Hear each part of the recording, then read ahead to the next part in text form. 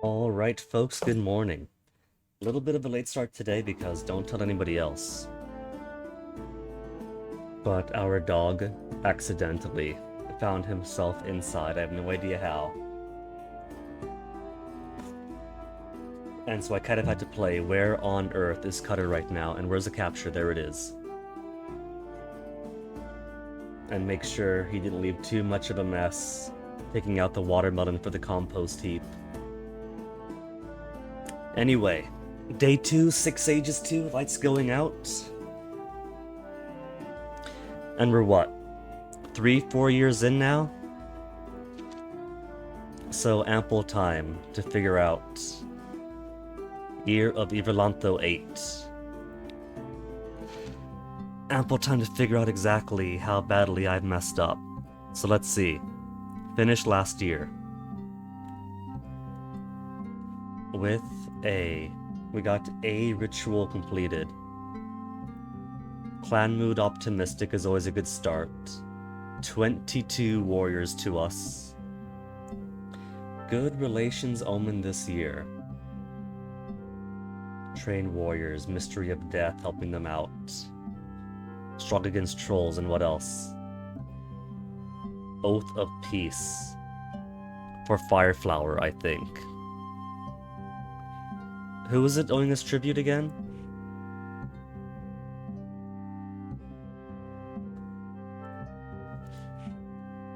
Was it Fireflower or... No, it's Starshine. Fireflower were bullying because they mock us sometimes. Starshine agreed to the 5 cows of goods of tribute a year.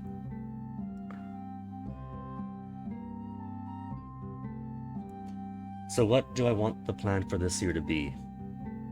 I want to send out exploration teams. And we do have trained warriors in Mystery of Death this year. But everyone and everything is telling me to explore more. So perhaps the theme for this year is just send folks out more frequently. But sea, we're going to need them for the planting. Earth, we're going to need them for the harvest. And fire, I can't really send out too many people during the fire season, if that's the time of raids.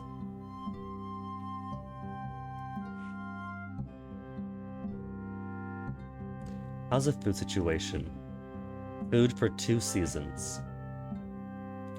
Berry is not providing ripen right now. Food in sea, fire, or earth. Cheese is curdling. Food yield of our herds. Our 7-15 herds gonna provide more food. Who's trade wind? Good deals when we buy, good deals when we sell. Help fight chaos.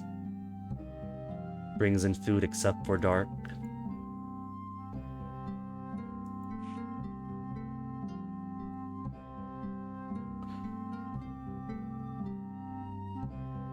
Ceremony is still ongoing.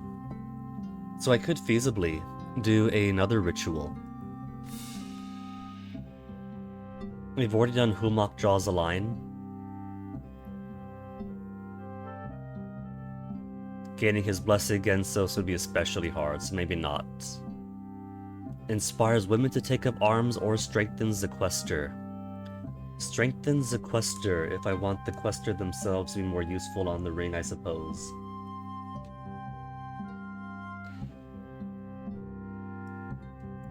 Of course, what I need is more rituals in the 3.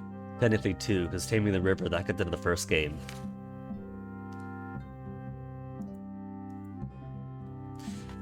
We could possibly downgrade one of our existing temples. Because we are at the max right now, not enough worshippers to support one more shrine. So we could downgrade or tear down what we have to Ronalda, Izariz, or Orlanth. There's only a residual spark remaining. So I'm not getting too much out of it.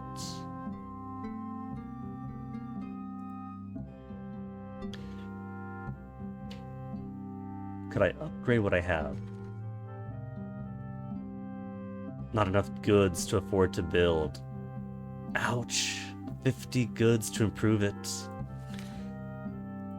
Okay. Currently 2 like us, 1 fear us, 1 hate us, but no mocks. 47 goods. Alright. And it's good relations omen for right now. Let's take advantage of that. Who else is around? Let's at least try to get all the riders visited. Jade Cult is all the way over there. Flame Singer's a little bit closer. Blue Crest are on good terms with already. This would be quicker. But I kind of want to get more guys into Blue. Fondness for exploring. They might have information for us. They like horses. Give a few horses out. Rada. Excellent combat. Renowned diplomacy. I'll give you 5 bows. And a complement of 5 swords. That should be enough. It's not a full-on raiding party after all.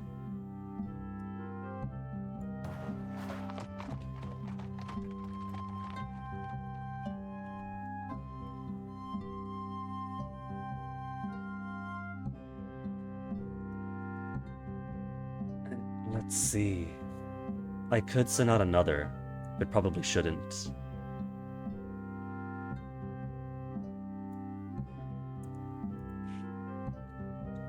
Because that leaves us. I mean, I could send out a smaller team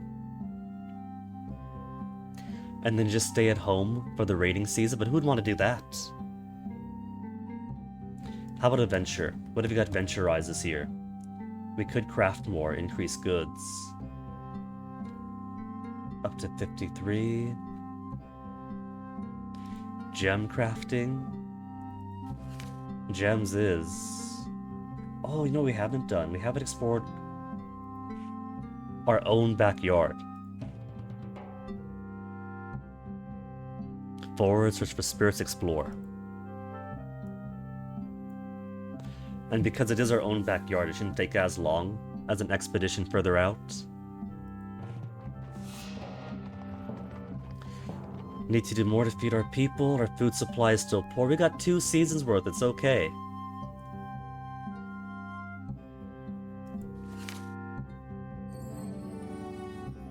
Saradin Singh is a proud father, named my hale and healthy son, Sarastev, and hope that he follows in my footsteps, both as a worker of wood and a seeker of truth. Oh wait, isn't this the, good lore atheist who works wood, but wants to see the kingship restored? It is. Is that going to be an overarching plot for the rest of the game? Flamesinger Settlement, just give the gifts. Like +1 and more mood.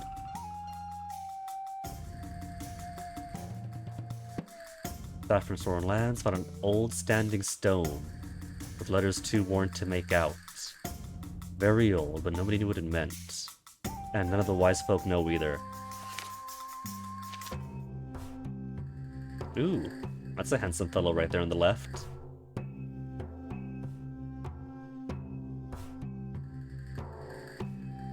And I would say that this looks like quite the kisser, but the expression on this one reminds me of an ex I had. Devotees of Vakboth. Their very body is malformed and twisted by their unholy worship appear at your gate. As you reach for your weapons, they shout to inform you of an upcoming raid from the forces of chaos. For a mere 20 cows, we could teach you easy and painless prayers to Vakboth, which would divert his mighty forces to another target. I don't think I want to proprietate Vakboth.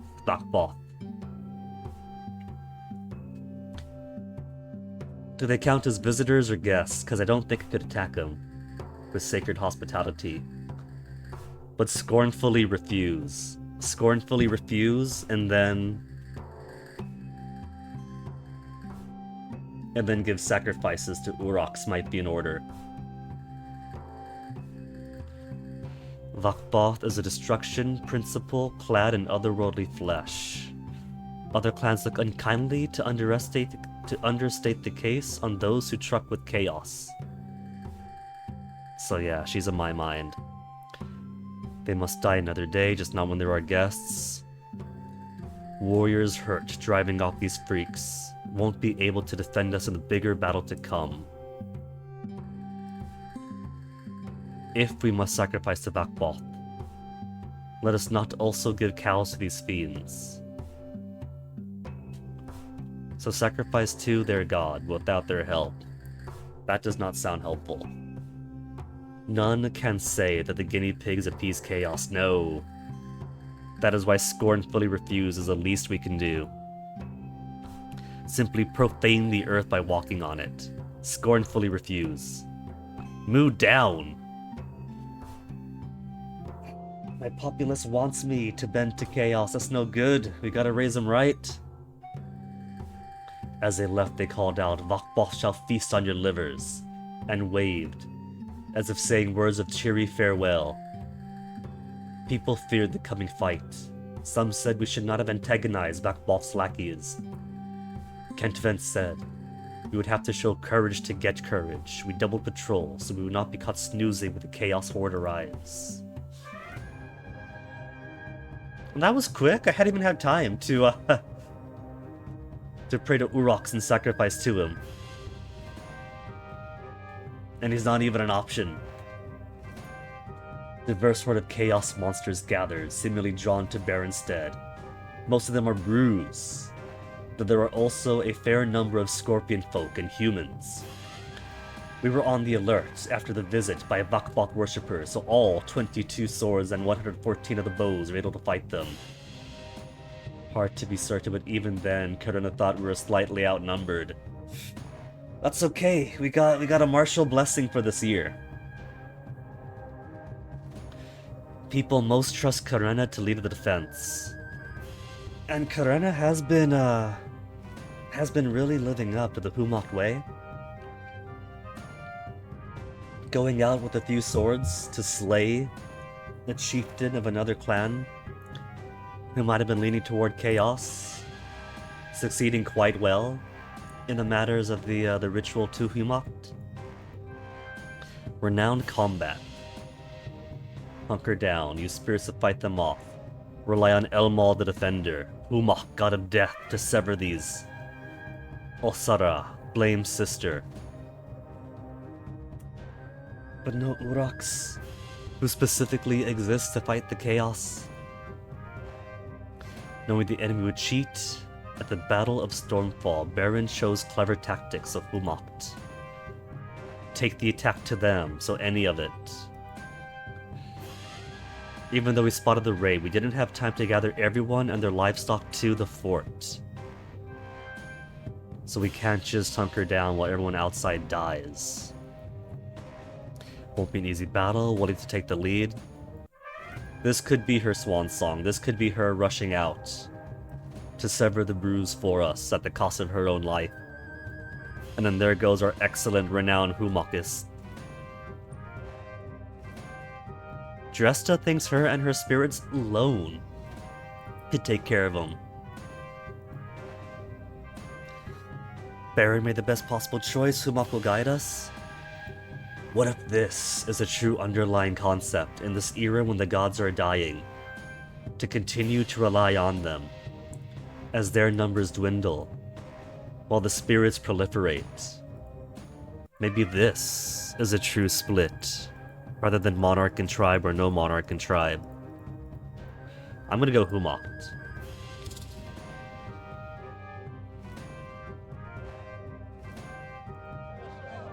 How much magic do I spend? It is so early in the year.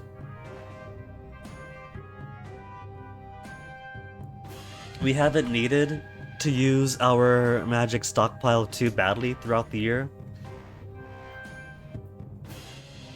So I think it is safe to say 2 magic to spend, and keep 1 in the bank. We have 22 swords, 114 bows against Chaos Force. Normally, Karena is our war leader, but could assign the role to Kormost. By Kormost. Excellent combat. Elmal Worshipper. So how does she fight? As many brews as possible, take charge of the swords in battle, lead our army. By killing enough brews, might be possible to tamp down the effects of chaos more broadly.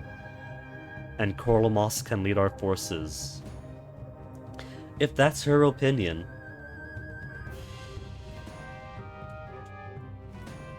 Alright, I'm gonna trust her in this matter.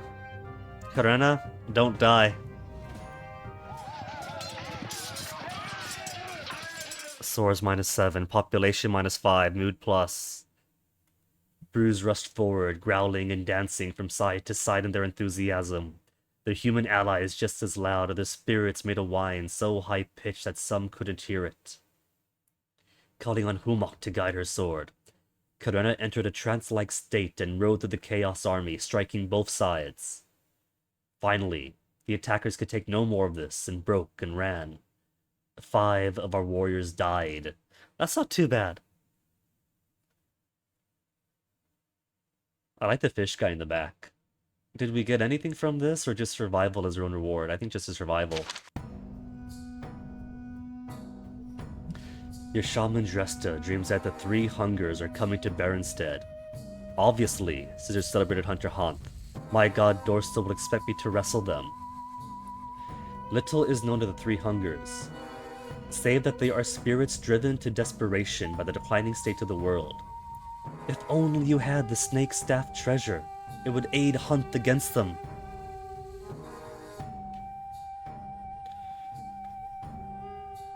Sacrifice to Dostal? Compared to the hungers we have much, this fuels their rage towards us. Bolster Hanth with a sacrifice to Dostal? Bolster Hanth with a spirit call? Hunting gods while close to the spirit world. So bolster Hanth either way.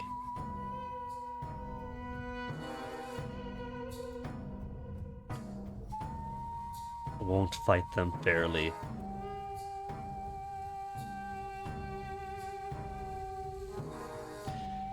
Spirits have been damaged by an enemy god, Daga, but that does not make them our friends.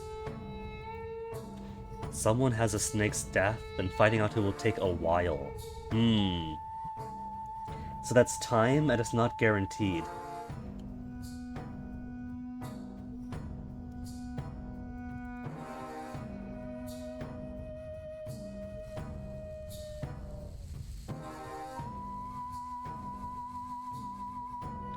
Gotta check my calendar really quick for something.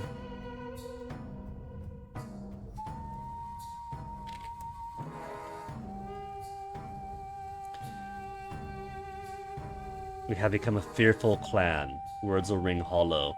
A fearful clan? He's calling us cowards, Kent Vents. I don't know about this guy's leadership anymore. We just drove off a whole bunch of chaos beasts and their human followers.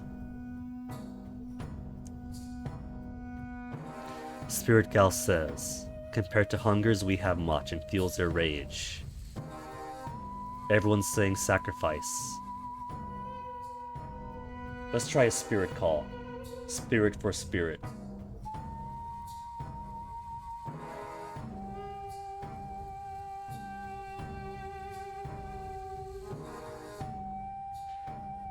If only you had the snake staff treasure, it would aid Han. Can I do both? Find out who has a staff and bolster with the spirit call.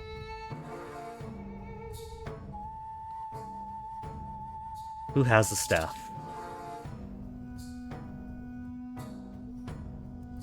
Rada will go about her diplomacy as par excellence.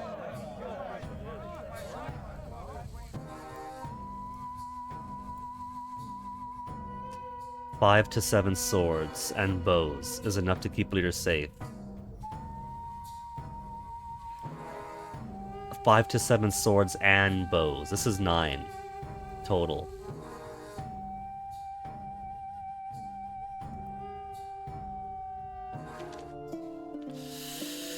So I can't do both. And it's fire season early. Ooh, more holes are showing up. And I've only got... Wait. 13 swords, 4 absent, and 5 wounded. Does this mean 13 available? Or does this mean 13 minus 4 makes 9, minus 5 makes 4? Let me test something. No. 13 total available. I was worried for a second. Okay. Either way, I need more. So, let's start the fire season with a recruiting drive. Only 2? Come on. Rated by Chaos. Okay. And now that we have at least a couple for home defense. Mortosivax, if I said that right, thank you for the follow.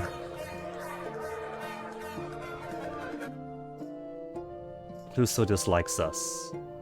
Nobody's mocking us right now.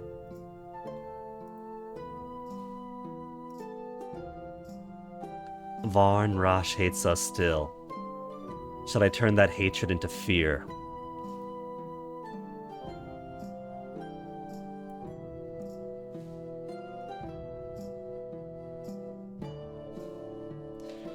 And a few folks left behind for home defense. 5 and 50 left behind for home defense.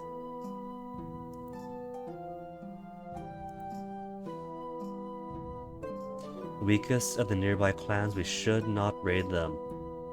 Jurandona, why not? They hate us. We have no ongoing tribute relationship with them. How's it going? You just came from a game of this. Ooh, good luck with it. You hope it ends better for my clan. Well, that is a hope, isn't it? It's been 2 years since I played Six Ages 1, and so, on top of forgetting some of the important lore that might help me out, and some mechanical stuff, kind of doing okay so far. We haven't starved yet, so hopefully we keep that up.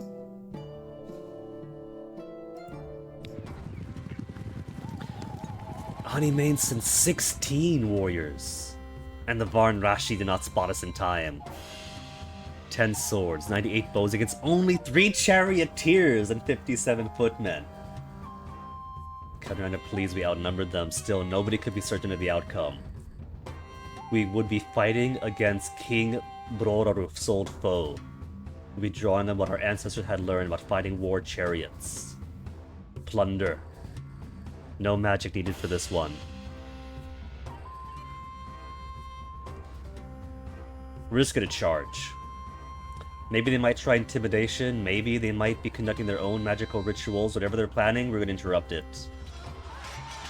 Before they could complete their ritual magic. Oh man, we're gonna destroy them. Take the advantage for plunder. A clay jar poorly hidden. Secure it. Valuables worth 4 whole cows. Alright, press the attack. They try to fight cleverly, but not clever enough. And then fight fierce. Victory now seems close. I'm worried about what to do next, where there's no more mighty warriors, and nothing but regulars left. Press the attack.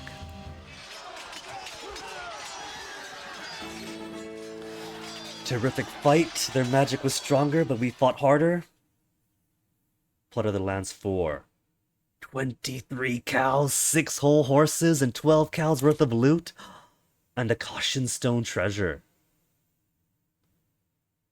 Kept 1 warrior from dying, healed 4 of the wounded. Cool! Only 1 actual casualty, and it's just a regular wound. That from inquiries to report that the Sarandings possess a snake staff. They might be willing to part with it if sufficiently remunerated. I keep wanting to swap the N and M for that one.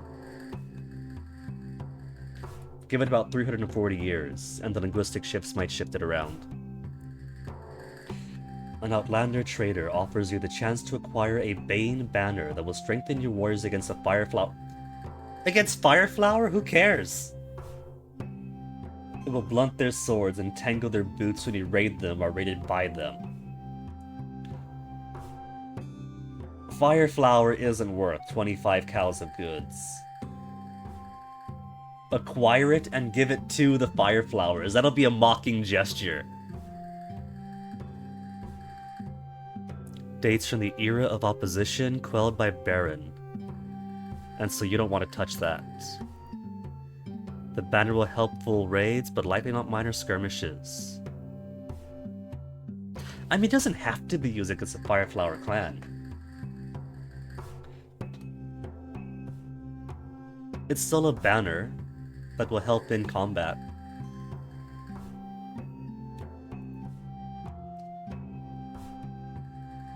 We don't need a banner to beat the Fireflowers, Karana gets it, but that might not always be true. Treasure could be sacrificed to the rituals. That is true, but I like hoarding them. The right to manufacture such banners is lost. It's not worth as much as typical treasure because it is only useful against one. Oh, so I have to use it against the Fireflowers? Or spend 25 cows worth of goods to please the gods in a ritual if I want to sacrifice it. When I already spent just about as much in sacrifice, maybe a slight skosh less. Nah.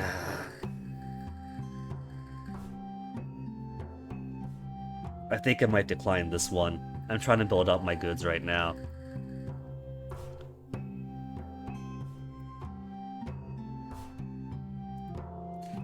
Gonna have to say no, plus the last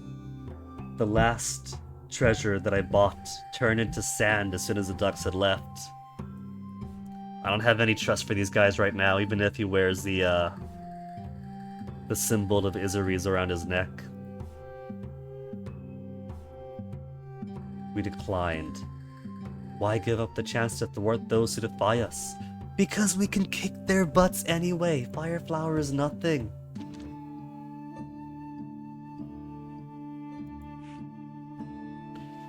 Clan mood optimistic still, so it's fine, didn't matter.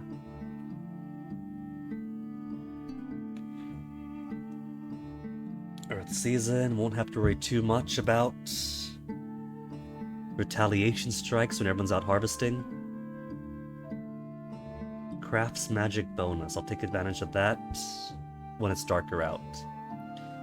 For now, I want to take advantage of our good relations, Omen. Maybe turn some of these reds around. Fireflower, do you want me to start? Well, I've already visited them. And I visited Black Spear, who's still in the red. Jade Cult's not too far off. 7 stars is way, way off, but that'll make all the riders then. We shouldn't need too many defenses for the Earth and Dark seasons. So gonna send you guys out.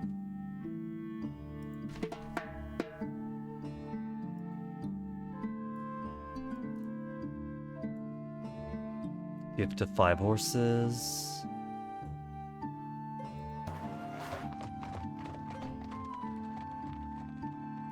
And that's the 7 stars. And then to the Jade Cult.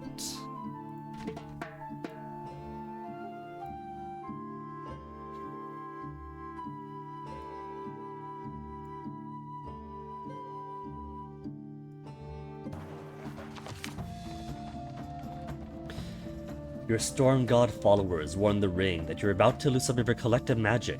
certain Lord Keepers, especially those of the Solar Persuasion, have taken to quoting the writer man-god Hyalor on a variety of subjects. They also say that we, the guinea pigs, are both riders and rams, when in fact we are former riders who became rams. Oh no, they might have it right, we have become heavily assimilated, but there's no denying that our heritage is both rider and ram. You might think this is a trivial matter, but it goes to the heart of our identity as the heirs of Beren. Is that what it comes down to?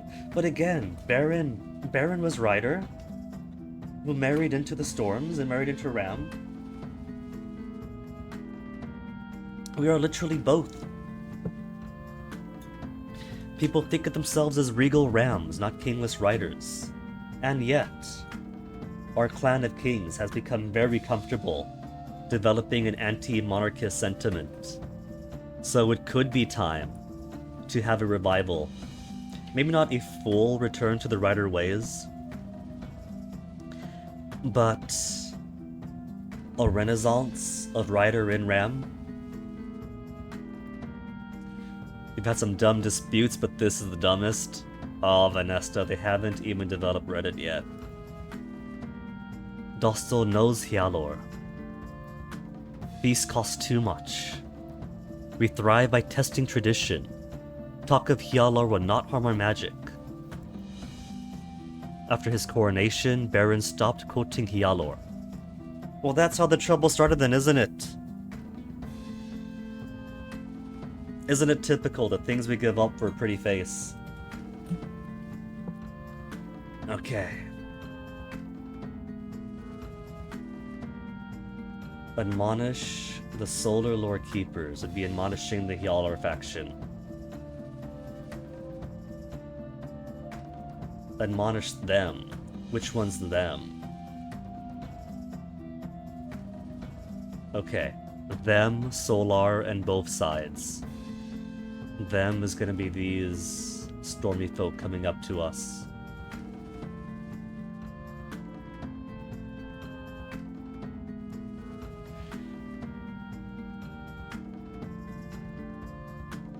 Admonish Solar. No real opinion. Admonish Storm. No feasting. Admonish somebody. Admonish Storm. So, 2 for one, 2 for the other. I am going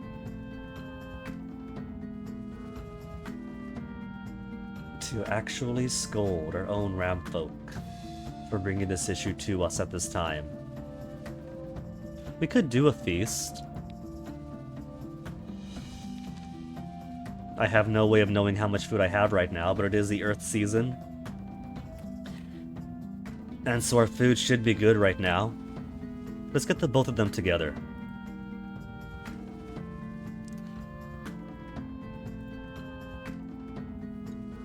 Lulled by beer and beef, the two sides agreed that the dispute had been exaggerated. The scholars of Hyalor grew unbearably smug when no ebbing of the magic occurred, proving them right and the Storm devotees wrong.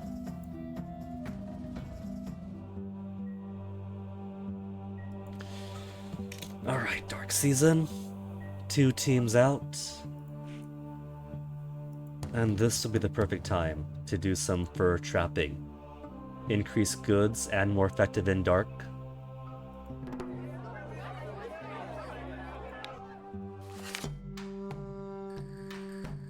Oh, that is cool. Who made that? In-universe. Your shaman Dresta complains that Seredin has been distracting local spirits with his curious discourse. He's gone from distracting the kids to distracting the spirits too. Should not spirits have the same right as people to question their existence? They do not come to me against their will, which is more than I can say when shamans bind them. Oh no. The dragon dude's giving us a robo sight. Mentioned something about having to see a different way or something. I was kind of worried that might have meant that maybe antagonizing the wheels is wrong in a new way. But what if this means that Seradin actually has a right in here? Their new understanding will occupy them for a while, but will allow them to aid us more generously later.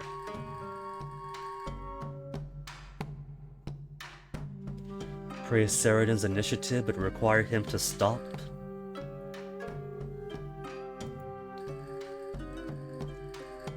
Apparently, shamans aren't the only ones who can talk to spirits. Dresta talks plainer than Seradin. All walk Death's road, some faster than others. Now the highlight says it's allow him to continue. But Karena, when you say that sounds kind of threatening. Like allow him for now, and the problem will erase itself eventually.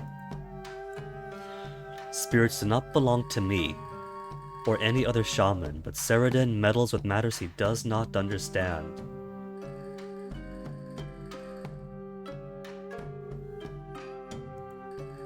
Earth Witch taught our Ram ancestors how to deal with spirits. Taught the Ram ancestors perhaps, but the writers also dealt with spirits.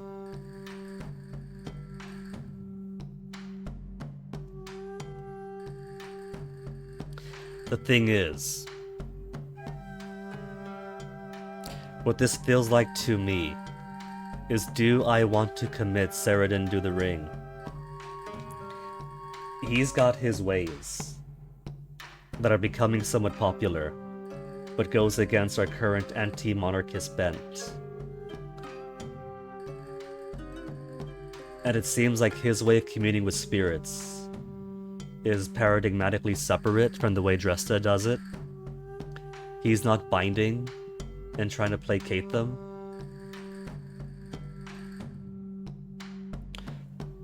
But what's he doing?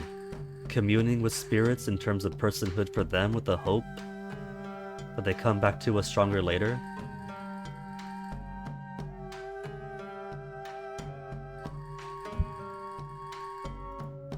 These are dark times for the tribe, and it feels like things are going to become very different from what I understand. So part of me wants to keep an open mind to see what avenues we could explore for later. Dresta has always had a special way with spirits, but will she always?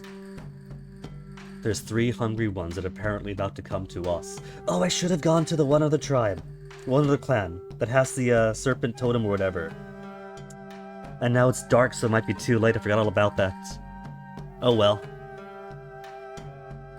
And he's already produced a son that he's going to raise the same way.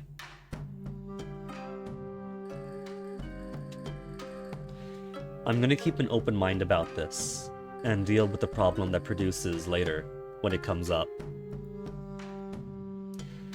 We need spirit aid now, people worried.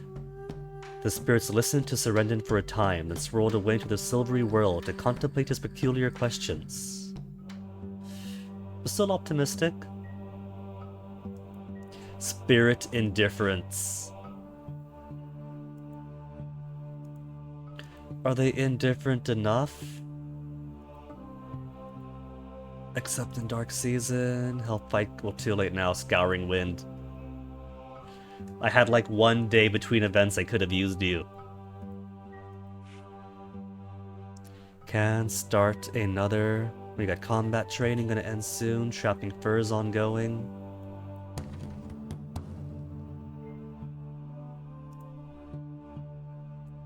Could produce even more crafts.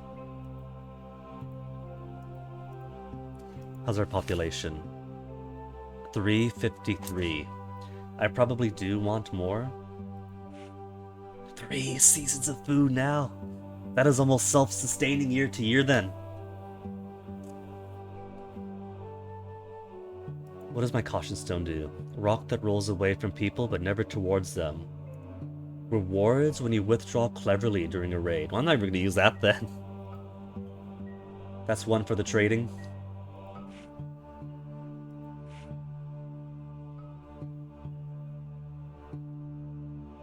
Who had it?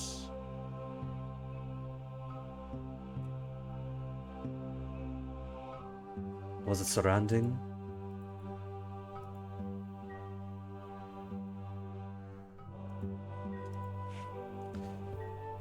That's fairly close by. We could send out a caravan in the storm season.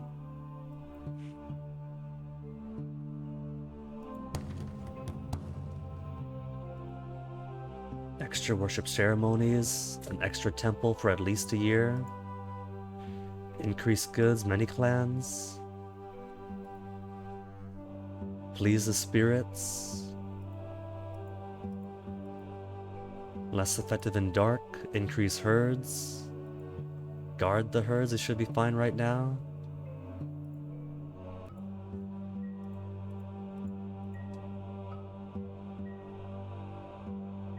You know what, let's get some rocks. And get these spirits happier. Along with a small escort, spend weeks looking for the kind of rocks that spirits prefer. Found good new stones, including one in the shape of a drum. Please the spirits at least a year. Cool. 7-star settlement. Just the gifts.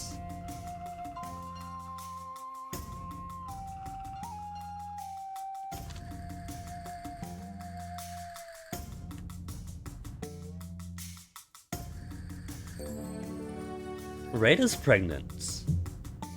Husband overcome with joy, she says, when she returns from a far distant field trip.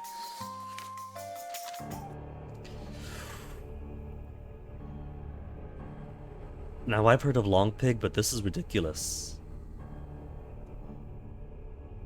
The people of Baronstead panic as the world comes unwoven. Literally, reality weaving apart, dang. Baronstead comes apart with them. This manifestation spans but for a moment, then everything snaps back into place. Imagine how freaky that would be if everything around you and yourself just unraveled a bit and snapped back a second later. That's disorienting, that's disheartening, that's panicky. Just as the guinea pigs begin to calm themselves, it happens again. This time for a longer period before normalcy returns. Spider spirits to weave on the fraying world? But we have weaker, apathetic spirits right now. And if our spirit stones have done anything, it probably just brings it back to neutral. Call it the Storm Bull to stomp on whatever chaos causes caused this. Aid crafters with magic as they weave a map. Is this what they meant? By exploring more helps the world. If we don't explore the world more, our understanding and knowledge of the world weakens, and if our understanding of the world weakens, well then how was the world to stay as it is, right? Maybe this is on us. Maybe this is on us for not having explored as much as we should have. Aid crafters with magic as they weave a map. I think I might go with that then. The timing isn't right for spirits. This might not be Chaos God doing this. Felt myself coming apart. I know. It was weird. But we need solutions, Jorandona. Know a thing or two. Okay, Vanessa's got this.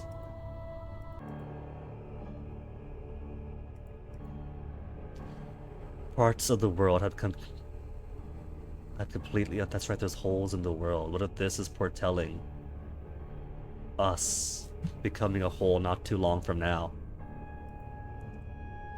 Spirits never demand cows. Small spider spirits whisper of a great spider spirit. Through them I may be able to reach her. I want to believe that, but the timing with what just happened with the other spirits, I don't know. We have spirit indifference at the moment. Our magic is strong, can afford to tax our bonds with clan spirits. Can we?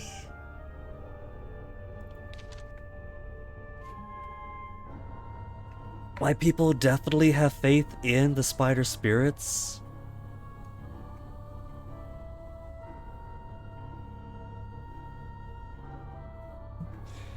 I'm gonna trust them. I want to take the weave a map option. But I'm gonna trust them despite the spirit indifference that we're currently experiencing. I'm gonna tax the bond for now.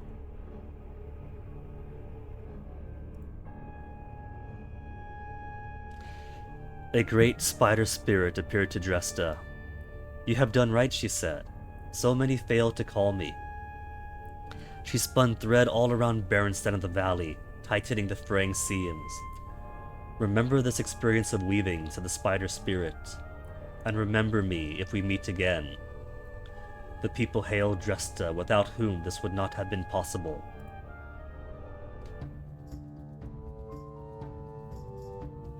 Okay, the spirit apathy is gone. The spirit indifference.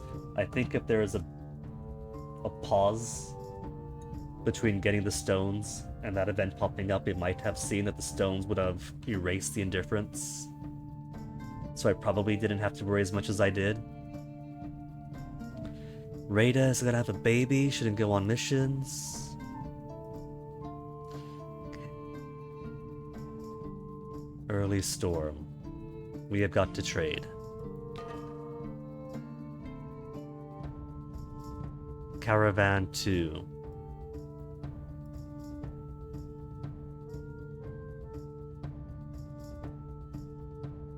I think it was surrounding.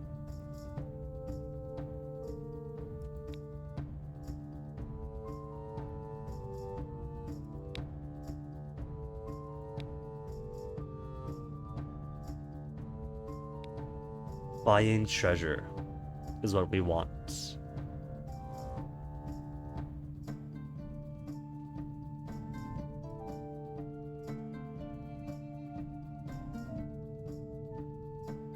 And it's close by, so it shouldn't take her too long.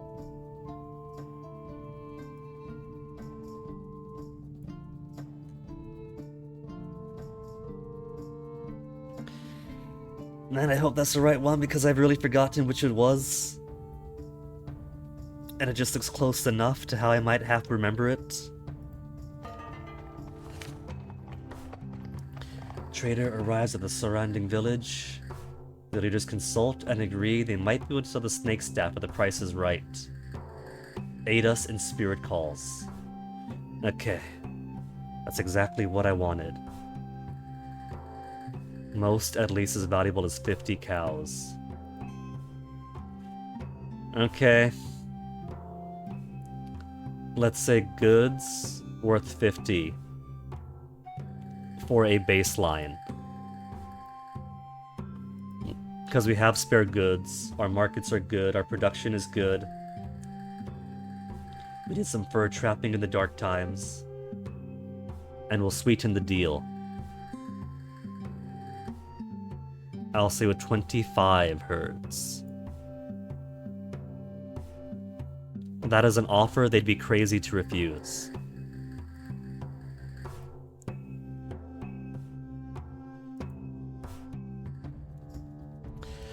Cool.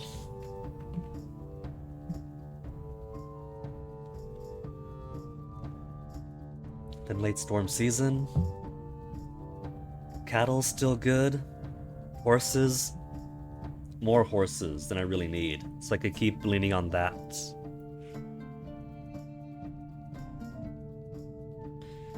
So we could send more and more out if I wanted. How many... Have I visited all riders yet? All the riders, except Blue Crest, because they already like us. We'll set a small team.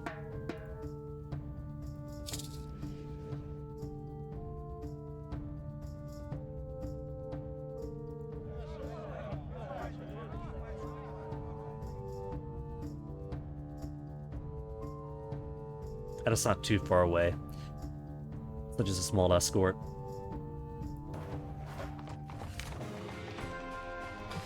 The king and his recent bride. Oh, population +1. Durlindia announced the birth of their son Venuf. The barren line of kings again has a male heir, which it has lacked since Iverlantho's sons from his first marriage were killed by a suffocating wind. Oh. That doesn't bode well for this new boy then. Look at my boy, Iverlanto declares. He will grow up strong of mind and sure of thought. When I am gone, he will lead the Barantelli to glories untold since riders and rams met and became one. I mean, these riders and rams met and became one, but there's other rams who aren't riders and plenty of riders who aren't rams. Lore keepers say that this would have earned us an increase in clan magic, had we recognized the crown by selecting Iverlanto as chieftain. But where is the regalia? You can't talk to me about recognizing his kingship if he hasn't got the regalia. Encourage harmony, royalists and their critics. Not yet, man. I'm a critic too until I see the bling. Celebrate the renew of the royal line. Remind people that Venef's role is largest ceremonial. Blessing from Elmo to throw a feast. Elmo might give us a traditional gift attending the royal birth. Cows. Okay. We'll take that as a sign then. If Elmo blesses us with cows, as is proper for a royal birth, if this is actually a royal birth and we get the cows, maybe I'll consider overlooking the lack of regalia.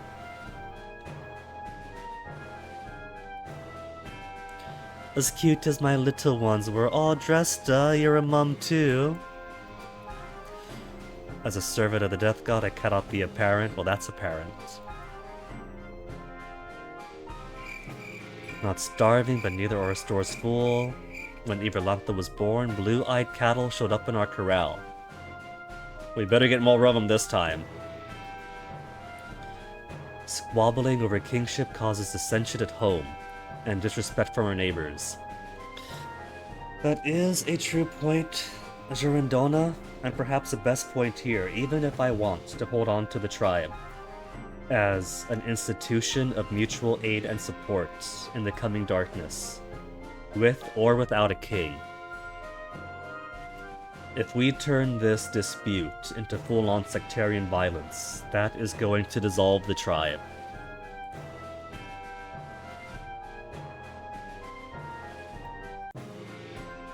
Free cows or harmony?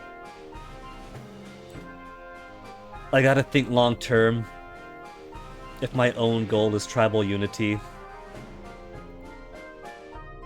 Mood soured. People resented the ring's attempt to throw a blanket over real differences of opinion. The bad blood between the two sides are too entrenched. Well, since this is all the riders visited, I should start visiting rams more too. Maybe that is how we'll hold on to things.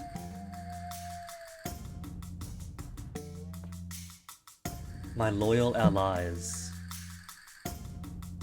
The two kinds of people in this world, Mortosivax. Those who ride and those who ram. I'm giving you 20 points for that one.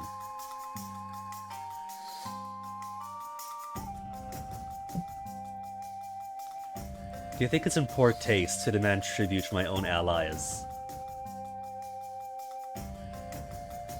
We're just gonna give a gift to maintain favors, or to maintain relationships. Visited by 4 Sivuli explorers, travel to the south in search of small sons to slay. What have they found though?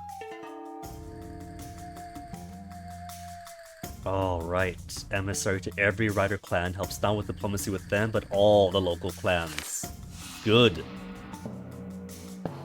Sarah died of old age. Well, seemed glad to be going to sleep with the gods. Farmers and herders will miss her advice. And that is why I gotta make sure that nobody gets too old on the ring. Since death is always at the very end of the year. Vanesta, you're getting up there yourself. Even though heroic bargaining, she's gonna be missed.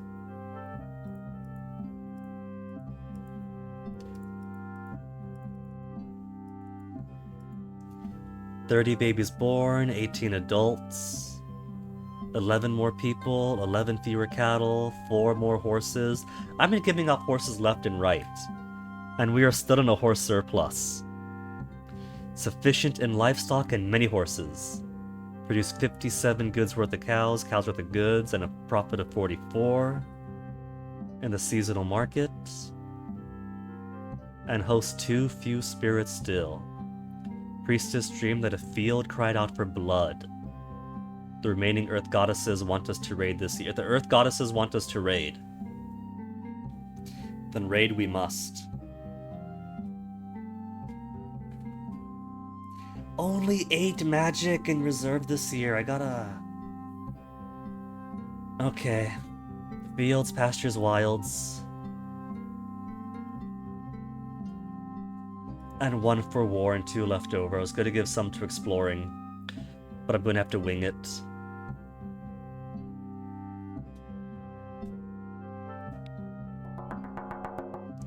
A disturbing dream. Not an ordinary dream, but a prophecy. Was a cosmic owl there? Our land was ruled by dragons and dragon men, and men with the tongue of dragons. And in the sky, even the clouds and sun were dragons. It was strange seeing such a bright sun. Will we be saved by dragons?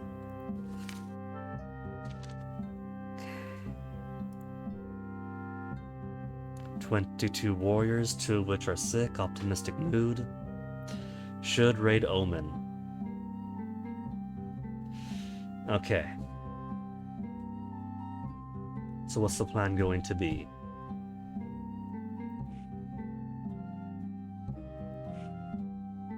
Plan is going to be, first things first. Could I build 1 more shrine? Not enough worshippers to support. In that case, we'll sacrifice for the Fleethoof blessing. For travel time expeditions down.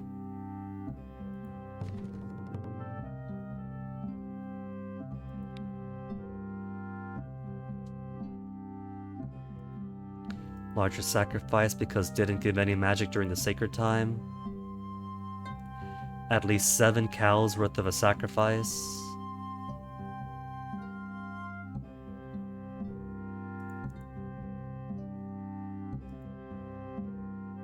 At least 7 cows. Is that at least 7 cows, accounting for we didn't allocate any magic to rituals?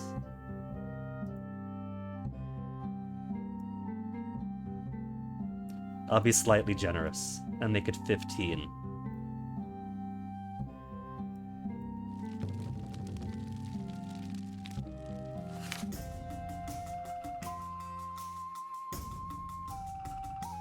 This is a very nice picture right here, the composition of all this.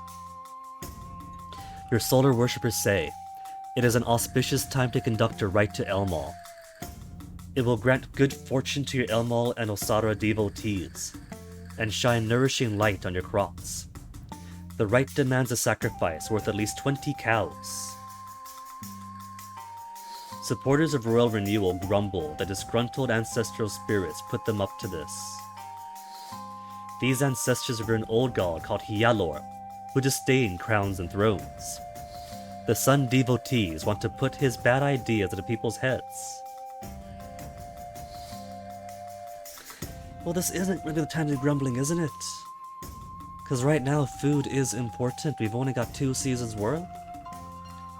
That'll hold us through sea and fire, but then who knows how much you're going to get in the harvest season?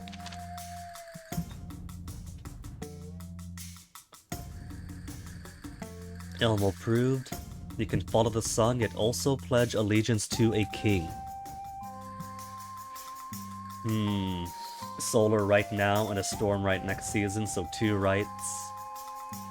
The petitioners belong to our clan's oldest bloodline. Ancestral spirits from our rider days have been vocal lately. They do not value Orlanthi ways. Maybe what I should do is put an ancestor worshipper onto the ring.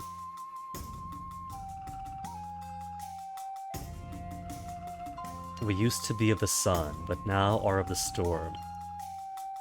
We must be frugal. and won't be shy about saying that.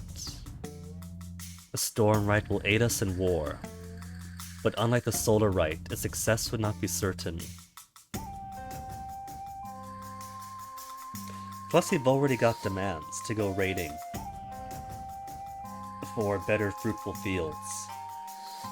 So I'm going to count that as being blessed for combat already. We don't need the Storm Rite right now. Storm and fire must be held in balance, both protecting their bride, the earth.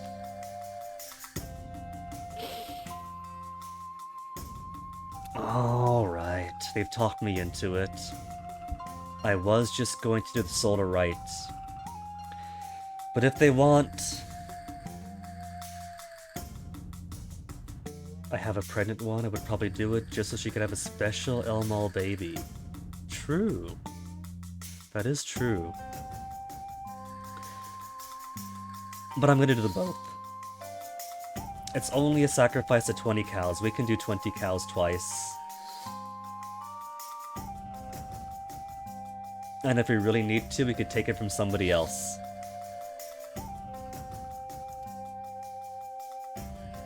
Solar right now, and equivalent Storm right next season. I'll say 5 and 15.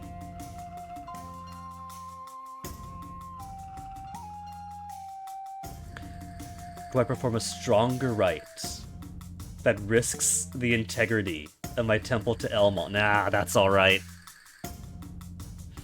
Elmal's light shone mightily through the poison clouds. Good. And now that it is late sea, we have our fleet hoof,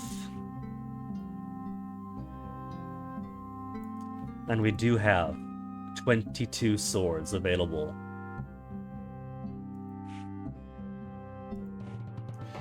So we're to send off to Whisperlands, Orsan. Let's go more southerly. I want to see what's between here.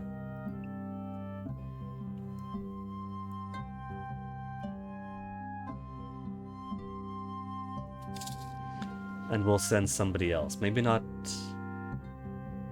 Excellent combat, good bargaining, good diplomacy, excellent, very good bargaining.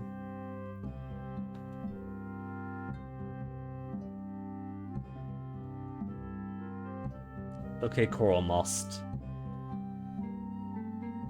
Let's have this be your, I see some new faces in here, I think. We could send Seredin away for a while to get out of our hair.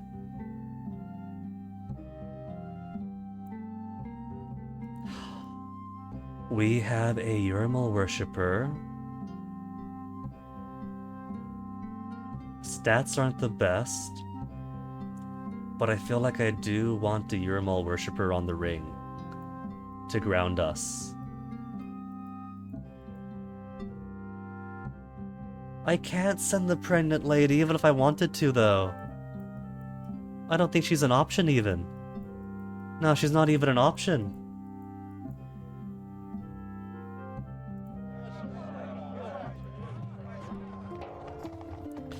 Alright, fire season. Should raid Omen. To hate us. Who? Who dares?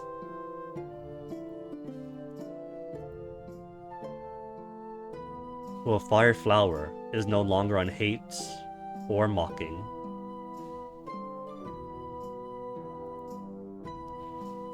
They hate her, the profaners of the dead. Red, but not hate. They hate us, but they're too far away. Okay, so Varn Rash and Kurander. You think they might be friends or close enough?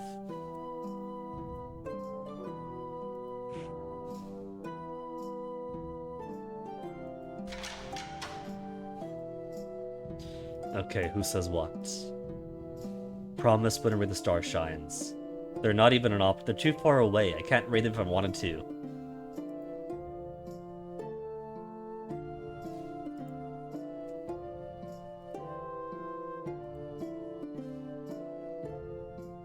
They're weakest, but they're also dirt broke. Known for their poverty. Why would I want to raid somebody known for their poverty? That's not gonna get me anything.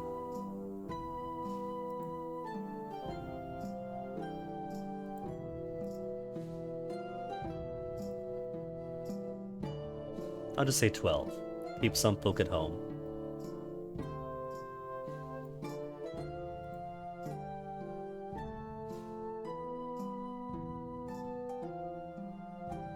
In fact, we might not even need allies for this.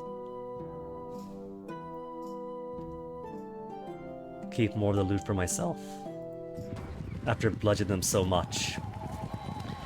Every year we raid them, and every year they don't spot us until it's too late. 13 and 93 against 4 and 55.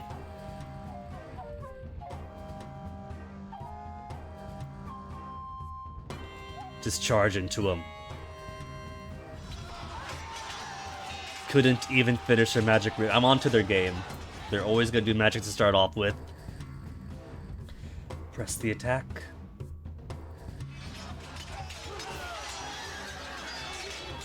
And press the attack. 0 casualties all around. 21 cows, 5 horses, 12 cows worth of plunder. Storm devotees for the right we promised last season. Okay. We promised an equivalent, so it has to be 20 minimum.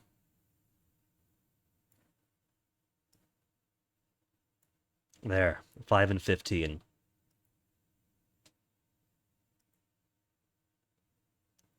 Memory of Orlanth filled our swords. For the next 8 seasons, good luck in war. -8 swords, 115 sick, population, mood, what? As this season's Stasis Week begins, all the clan Orlanth worshippers, nearly half the adult males, become gravely short of breath. All the Orlanth worshippers. Not even a breeze moves, and everyone can tell that the air feels dry and lifeless. Mardranor, 8 swords, and many farmers and herders are gasping and unable to even speak, and 5 old men have suffocated. The shamans who deal with wind spirits are laid low as well. Sacrifice for the afflicted, seek help for the afflicted from spirits. We do have the staff now, so spiritual help should be bolstered. We don't know exactly how Orlanth died, but since he was the most powerful air god, it is not surprising the air is no longer good. Could ask the fire flowers for help. Why them specifically? The ones we've been bullying. Only be able to appeal to the closest clans, and some of the weaker men have already died. Can't tell if it's just bad air or affects Orlanthi across the entire world. If it's all our Orlanthi, I'm going to assume that the morphogenetic field tugs specifically for that. Loss of labor hasn't yet affected our crops, but probably both men will recover. So many wars able to fight, extremely vulnerable. I was even going to do a cattle raid this year. Was gonna do a full raid to keep the wheels in place and a cattle raid for profit. Since we're down to sub 700 now.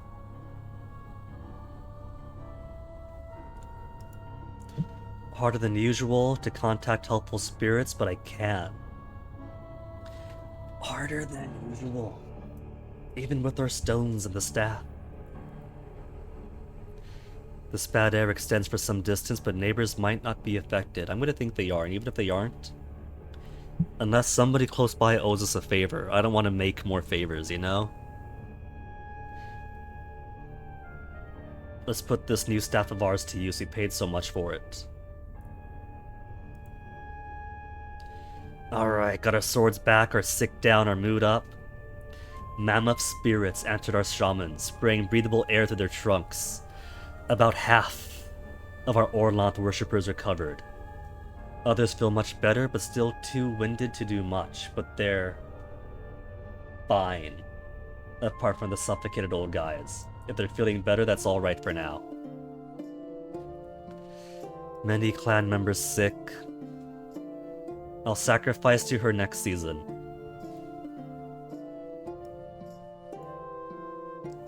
For now, it is still fire. And I want more herds. I've only got 13 swords though, but if it's gonna be a cattle raid, I'm probably gonna want a smaller group anyway. Oral Marthings raided us for cattle, which means while they did raid us, it technically wasn't as big of a deal. It's lads being lads, stealing cows. Who hasn't?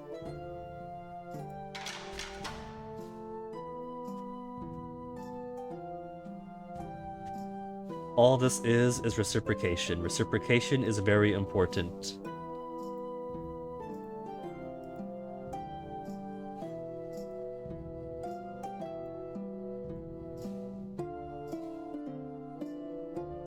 If we send too many warriors, we'll be spotted and have to fight. But if I send too few and they get spotted, then that's no good either. I also want to leave people at home in case somebody sees us empty. I'll say 15 bows and 5 swords, that should be enough.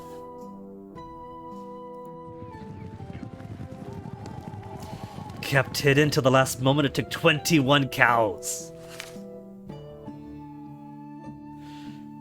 Alright, and that is made up for.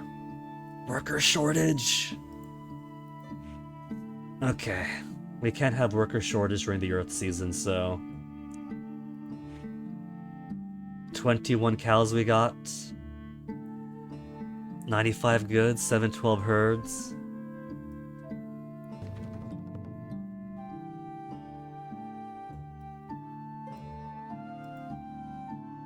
At least 7 cows worth of sacrifice. 15 worked well enough last time, so I'll say 15 again.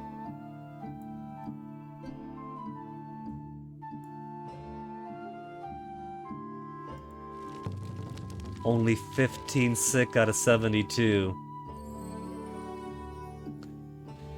Well, more swords, more mood, less sick folk.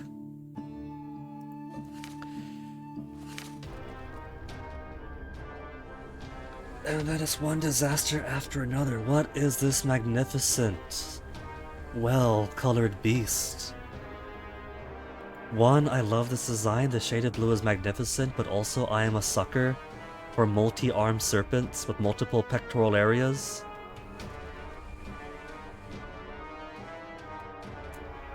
If I were to pull out my old sketch pads, you would see creatures not too dissimilar from this, just not as well drawn. Char Orisei struck a bargain with the Chaos God Tegan. Char Orisei is now on our shit list. Known as the author of Swords, he fought Elmal and was slain by him. But things of chaos do not always stay dead. Tegan offered to visit doom upon a clan of their choice in exchange for the simple acknowledgement of his glory. The Char Orisei named the Black Spears. Tegan went to that clan and attacked the warriors, eating their skin. He killed half the finest warriors. Stay out of this is not going to be an option. Reprisal raid has to be the bare minimum of what I do here. If they want to consort with Chaos Gods, they are going to get material response in the mundane world. Time to sacrifice the Storm Bull, I might gotta. If I had enough population for one more shrine, given the era that we're in, I might put one to Urox. A promised raid will hearten our people. Kenvent gets it, but then Kenvent is also the jingoistic one. That if he feels that the people don't like him, he starts bullying the other clans in our tribe, and then people love him again for it. They might accept guidance from someone, but it won't be us. Smashing them will feel right, but it won't impede chaos. It might, though. In a similar bind, we might have... No, I don't care what you say. No, we aren't. As a stronger clan, we can lean on them. Maybe we can. Demand first, and if they say no, then raid them. Continue dalliance with Chaos or turn their land into a Chaos nest. We can only do so much to bring about a neighbor's repentance. But then I can't raid them though, can I? Because every time I want to raid, it only shows me neighbors. We'll demand first. They have acknowledged that we are the stronger tribe between us. Yeah, I can't, so I'm going to pen a very strongly worded letter.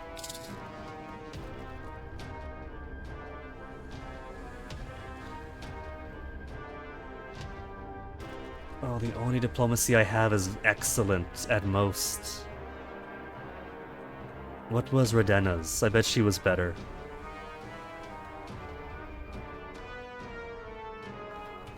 It's asking for diplomacy, but I could send good and renowned combat instead. What better diplomat do I need for stop doing this thing or else than our renowned combat Humacht worshipper? Now we'll send our diplomat. Jorandona, good luck.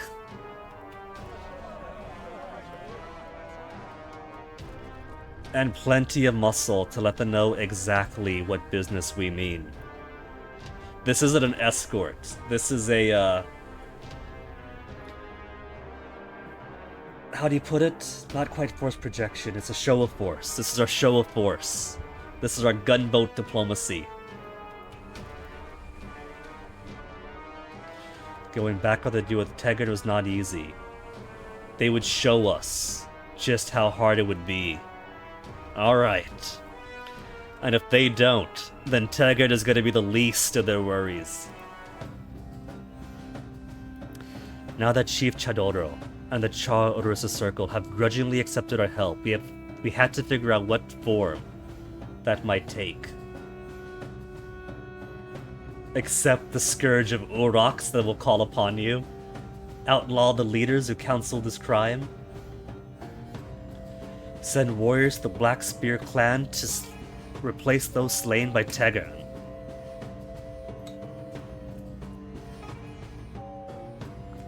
That's gonna help out the Black Spear clan, of course. Well, that's not gonna do much for Char Orisa. The whole point is you're accepting our help. And so this is our help for you.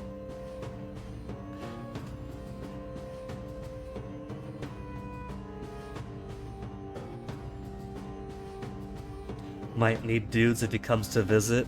Yeah.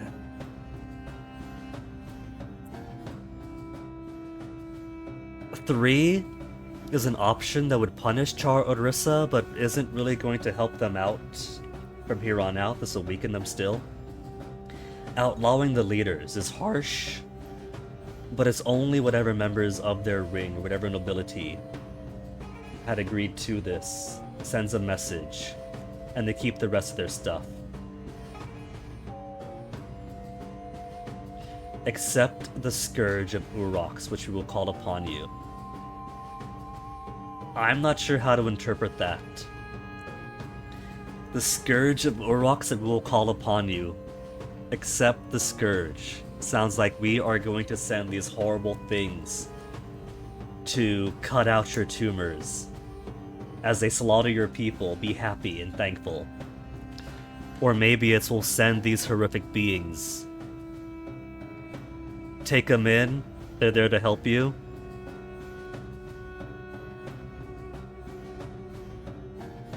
At the very least, I'm going to say, outlaw the Chaos collaborators. Their Wadi chieftain, Chadoro, rejected this out of hand. I have saved this clan from doom a dozen times. A month after it exiles me, it dies. In that case, accept the Scourge of Uroks. I tried to be nice. 90 goods, 700 herds.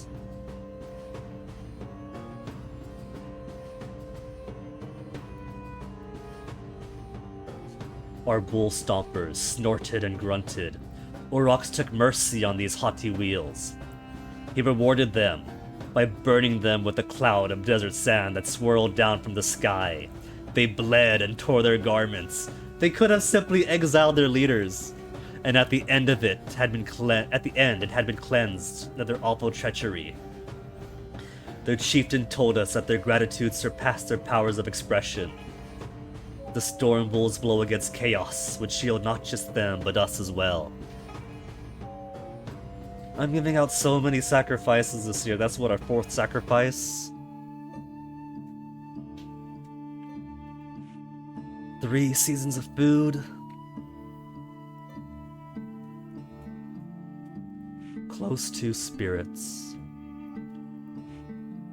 Let's see. It's Earth season right now, gonna be dark pretty soon, so it's probably not the time to send out exploration parties. They're gonna be out when it's all cold and dark. So instead, let's take this time to talk to our spirits. Food in sea, fire, or earth. We haven't spoken to Barry in a while.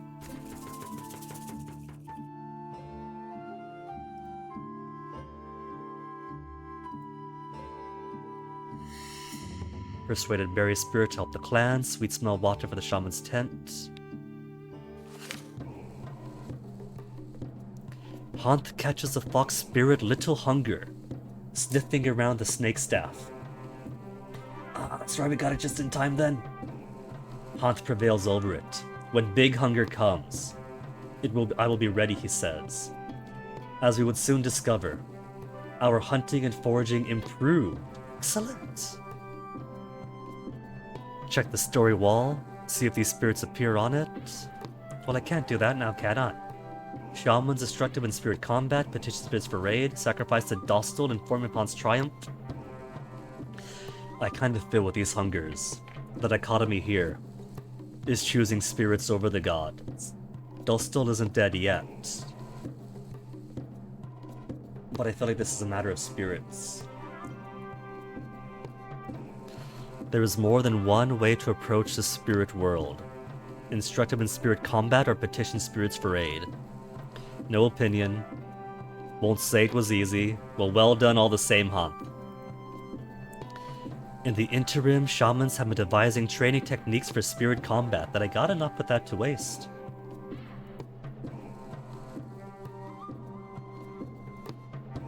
Spirit combat it is. They taught him tricks useful against animal spirits, which a hunter of flesh and blood beasts would not consider. A lost spirit came to us saying, "A clan whose hero can outsmart Little Hunger is a clan that will provide me safety and shelter." It pledged itself to us, and we entered covenant with us. You hear that, Haunt? The lost spirit says that you're our hero. We have a hero in the clan now. Baby has been born. Rodar, the son of Reda. Auspiciously, a birthmark shaped like a horse at the base of his spine. Aww. Oh, we got a new lost spirit. Keeps unresolved disputes from souring clan mood. The clan is alright so far, but that's cool that we have it. Food yields of our herds. We haven't done any venture this year yet. Spirit Rocks is the only one currently active. Let's do herds. Let's do a herd venture. Extra attention to the cattle and sheep in these dark times.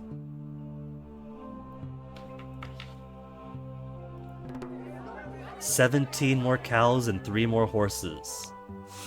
That would have been lost to attrition.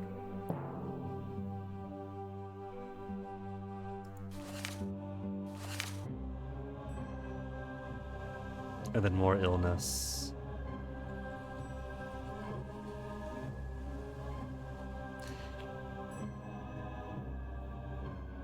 I have to say again, the art is really remarkable. This isn't just a very clear image of sickness and squalor, but the color choice too. The dominance of grays and purples.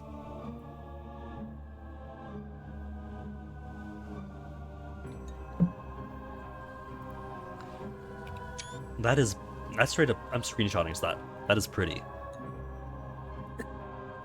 Illness has swept through the clan. 1 in 10 has fallen prey to a sickness that causes shaking, grayish skin, and agonizing pain. Lore speakers say that disease has grown stronger as chaos tightens its grip on the world. Some people say that propitiating Malia, goddess of pestilence, would persuade her to free us from the disease. Others call this idea a fool's bargain at best, and a terrible crime at worst. We do have option 4, Chalana Arroy. But Malia isn't chaos herself, she is a goddess. And I do have vague recollections of propitiating her for one thing or another back in King of Dragon Pass.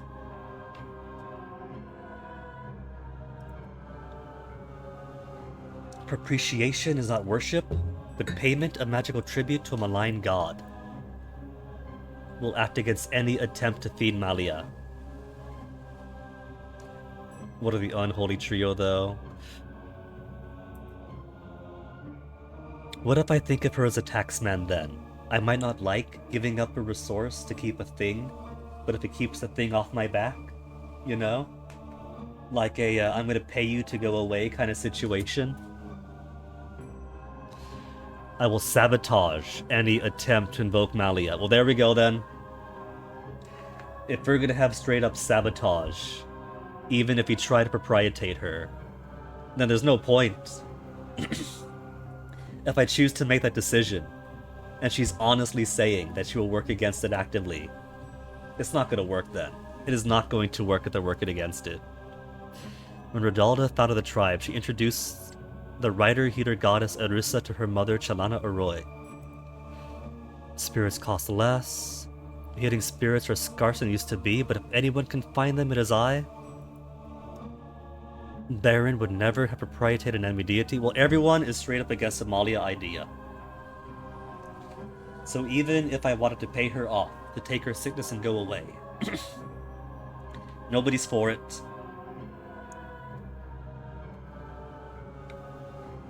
I had people on my ring saying, well, if it was us, in their situation, maybe we would have dallied with chaos too. They are more welcoming of dallying with chaos than they are with propitiating Malia.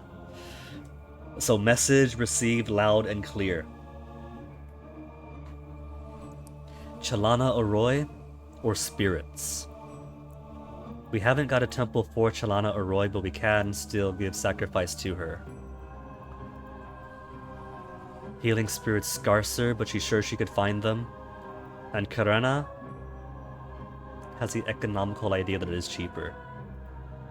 Spirits to the rescue again. Healing spirits have come and driven off the sendlings of Malia. Auspicious birth, close to spirits. Venture still possible, or it is still dark.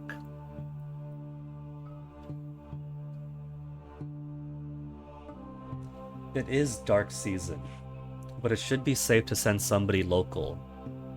If we explore just at home, they might get driven off,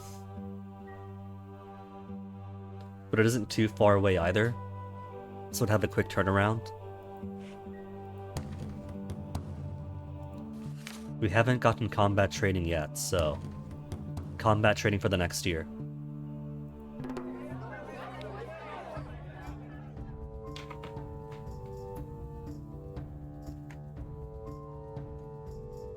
Now, one thing I need to do before spirit time comes is consider, is 61 years old too old? Is 69 years old too old? Heroic bargaining though. I need an Izaris person on here and her bargaining can't be beat. Everybody else is fine age-wise and probably isn't going to die. What candidates have we got now?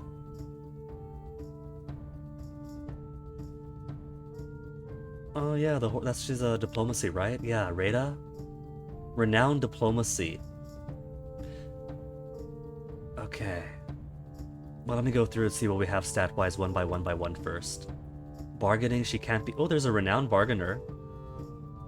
That'll give at least 20 more years. So we have a replacement for Venesta, who could retire now. Still have a place of prominence and authority in the clan, just not so much on the ring. So bargaining, we should be good on. Combat, we got going for a good long while.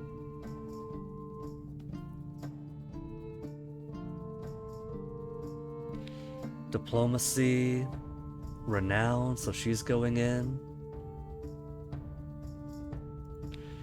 Food is phenomenal. Heroic food, heroic food, heroic food, so we are good for food at least. Heroic food and an ancestor worshipper. I did say I wanted an ancestor worshipper. Renowned food, King Iverlantho, maybe not for chieftain, but he's got his strength, and his strength is food. Leadership, renowned, very good, very good.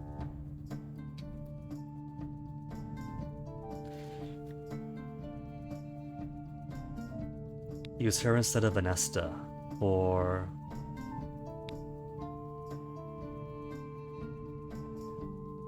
Well, Venesta's getting old, so as far as Izuri's bargaining person goes, she's getting replaced. I'm sorry, Venesta, but your time has come. Lore... Very good, excellent, renowned. Trouble is that as much as I like Ceradan's stats, he's not really bringing anything worship-wise for spiritual representation. Magic, we got a renowned shaman, so Dresta's doing excellent. And renowned shaman again, if I want to go younger by just 3 years. So shamans are good for now.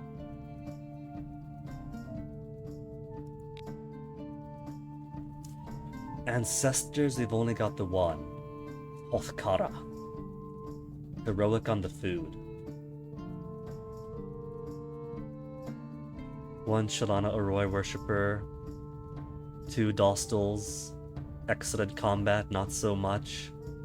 Heroic food, so that isn't going anywhere. Elmal, Elmal, Elmal. Between the 3. We could put Iverlantho in place. Good leadership. But Coralmost has very good leadership. And I am not touching Iverlantho or his line until he's got the leadership stats to justify it. Or if he produces for me the 3 royal regalia.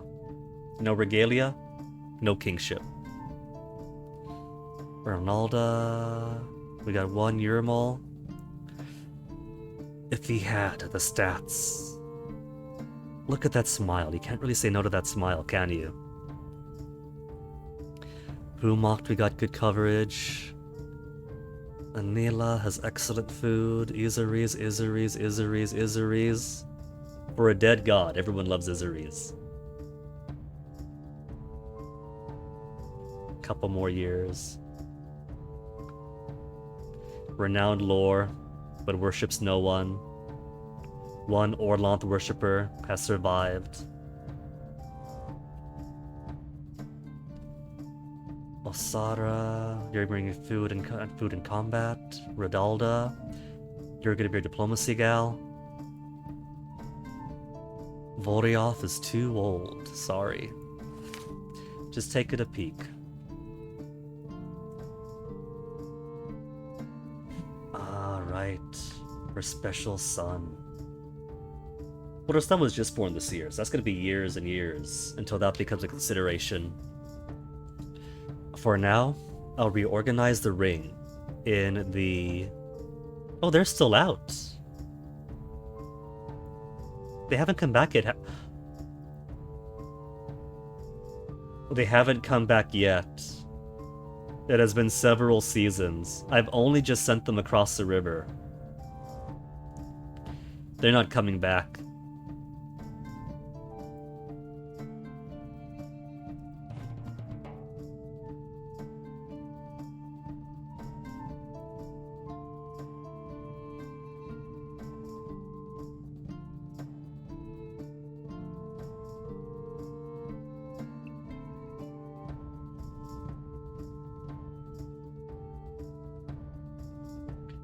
Okay, who to send out? Maybe send out Vanesta for one final trip. And while she's out, take her off the ring.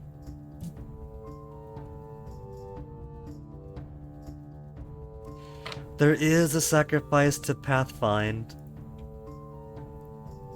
that I could take, but won't.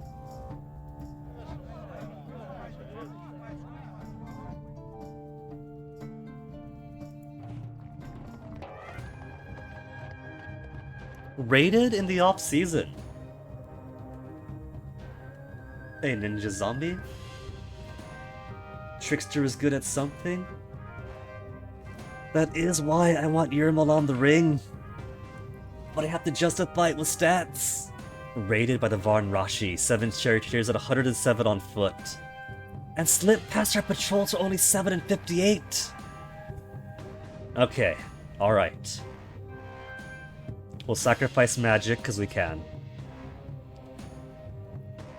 For the actual warriors, it's 7 and 7, and we did just get combat training in.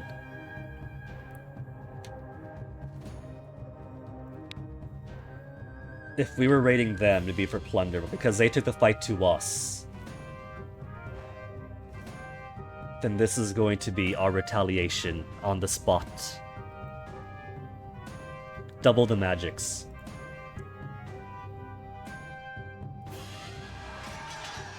Smashed into them as they try to maneuver for advantage. 7 and 58 to 707. Take advantage for slaughter. Enori and the fighters closest to her managed to cut off a large group of Varn Rashi. Have a good chance of killing all of them. But this will take Enori away from the main battle. Do I care about Enori? Not so much. Attack! Some escaped. I'll accept some escape, that's alright to me. That lowered their number some, it's almost equal. Fight fierce. Oh, they got the advantage right now, though. Counter their berserk rush with fierce precision. Battle began to swing our way, but the numbers aren't very confident. Our combat abilities seemed better. Fierce again. Oh, they got him pushed! Tried to press the attack, we fought more fiercely. Take risks, fight cautious. Now we gotta push it, fight fierce, push him out.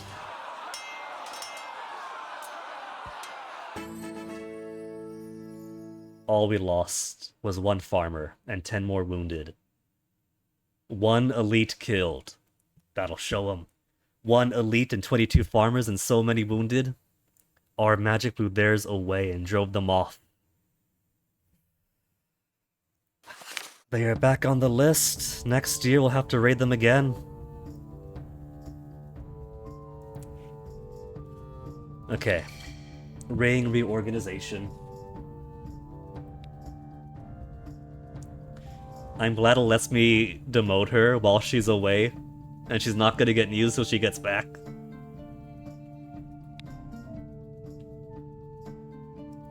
Renown bargaining.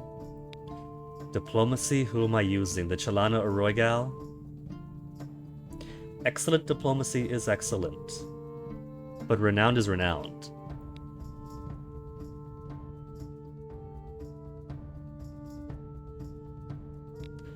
Food is phenomenal. Leadership. 61 years of age is kind of worrying.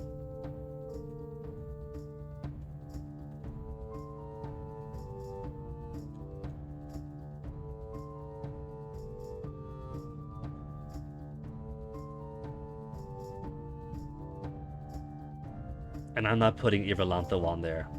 His leadership is only good.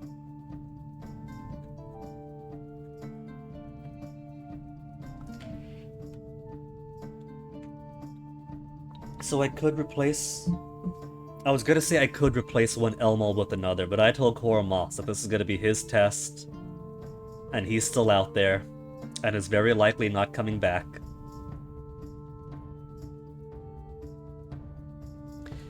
So we'll hold on to Kent Bent for a bit longer and see if anybody else produces themselves. We have a very good leadership with an Orloth worshipper. Or maybe Harmast can be the new clan chieftain. Put a Yermol worshipper in charge.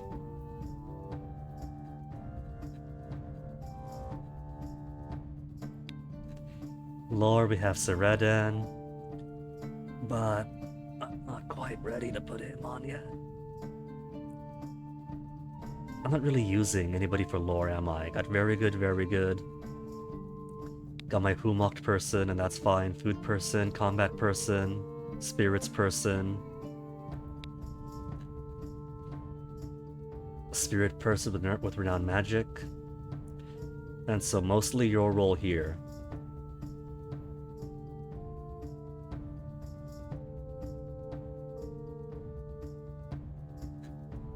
Not really providing anything else stat-wise.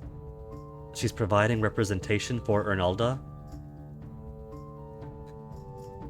but otherwise isn't really doing much else for the ring itself.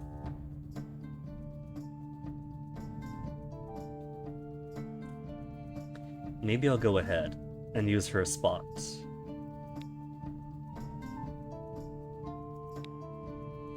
Maybe for an ancestor. Maybe for a Yermol. Ancestor or Yermol.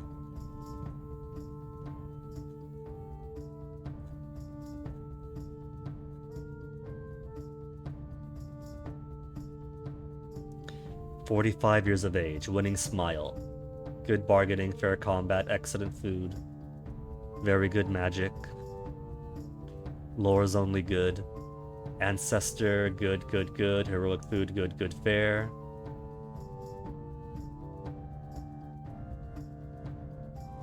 I'll put Ancestor. We need somebody for Ancestors.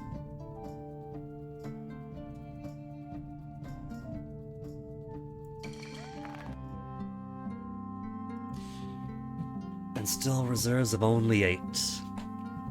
28 baby born, 18 adults, 37 fewer people.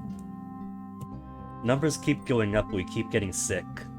10 fewer cattle, 20 fewer horses than last sacred time, sufficient and many horses. Good goods. Too few spirits even with the inclusion of law. Good year for hunters. Now known for being bullies. Alright. Oh, we have 1 field less because we swapped out our last ring member. Pasture and wilds. Ritual again? It has been a while since rituals. Let's put 1 for exploring. We'll do ritual to the next year.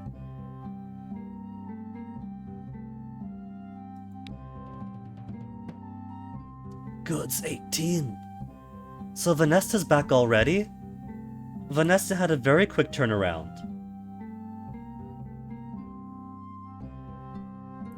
Traveled to the northeast, came across a ragged Darahapan sun priest and his warrior retinue. Overcame their caution.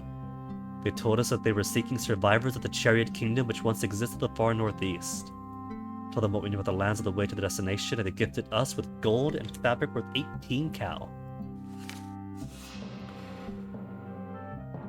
Visited cultivated land, getting concerned, raising blood, millet, and rye for about 5 years. Tried to convert pasture to cropland. Okay, he says we could wait a year. So we'll do the rotation. We'll do the rotation in the dark when it's cold. Are not the clans suffered from darkness falling on their lands in a literal sense?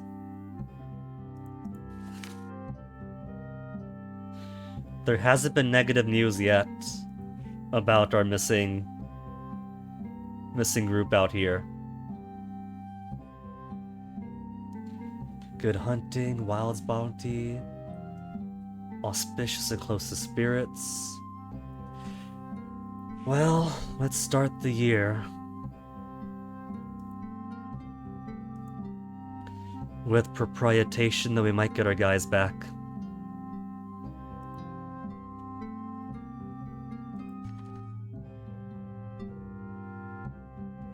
We can't increase it. But we can reduce. Dare I reduce Orlanth or Izaries or Ernalda? I feel like between the three. Orlanth wouldn't be too upset if I just gave him a small reduction, would he? He's dead right now. It wouldn't matter too much. They're dead, but they won't be forever. He might take offense if he comes back and he finds out that we reduced his old room. Stopped giving him votive offerings while he was away. Cut off his internet. Cancelled all his subscriptions.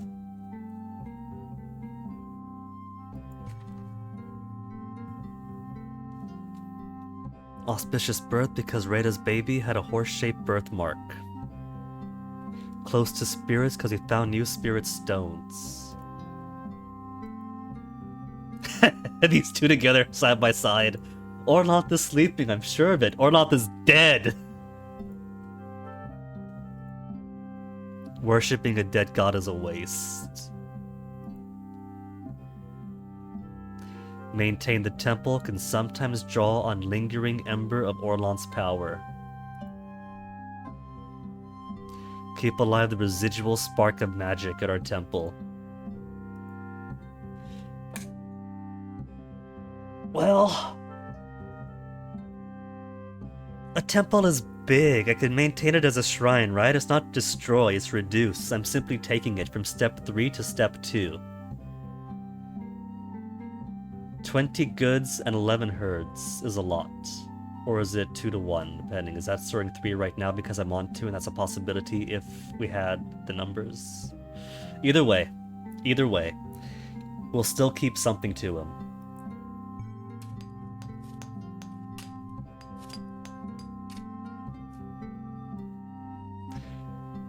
And there's no going back from that because he's dead. If I choose to reduce... that reduced to the same icon as these other ones. Okay, so from that to shrine then. Which means I should have the ability to build now. I do. It took the entire sea season to reduce though. So I could upgrade one of these to full temple status. Or I could produce another shrine. Gain the skills our ancestors showed when Uralda gave her milk gift. People gain the skills our ancestors showed. Is that to mean that more of our potential ring members will have a good stat? Rider virtue, foraying outside clan lands, exploring or searching for something.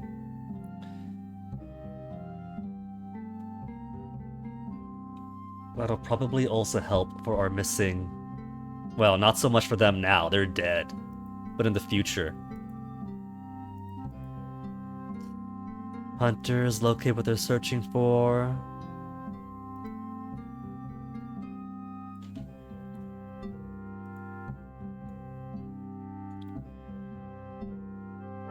True sword for fighting with the strength of 2.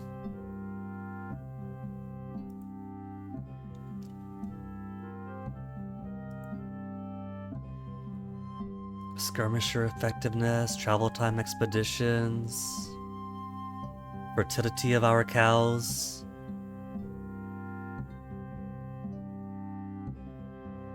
There are many things I could simply make a sacrifice for when needed, but fertility of cows is herd increase over time, and more cows make more cows, and more cows make more cows.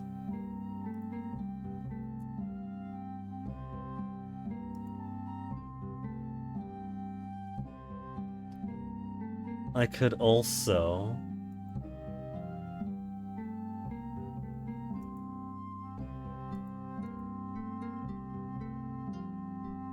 I'll smite chaos when I'm ready to smite chaos.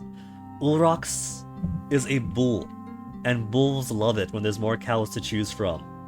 If I have many babes for him, then Urox will come to our clan more often.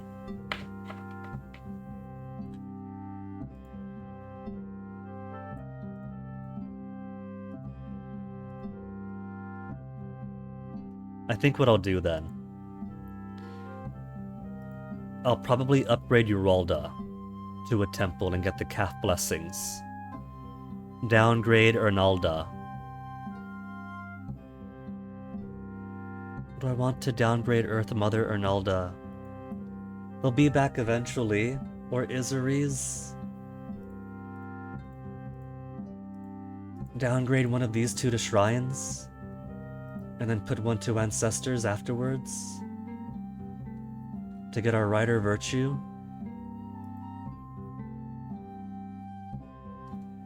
For now, I do want more fertile cows.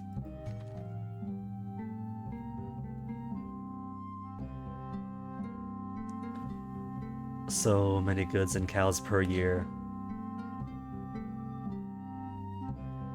But maybe I should be weeding off the gods and leaning more on spirits. Because we are close to spirits right now. And so we could get more food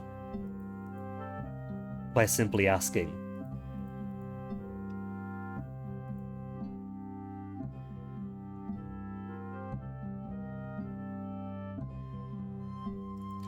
We'll ask for now. If I want to mess around with the shrines and the temples, I can do that in the dark. That's the perfect time to do large construction work.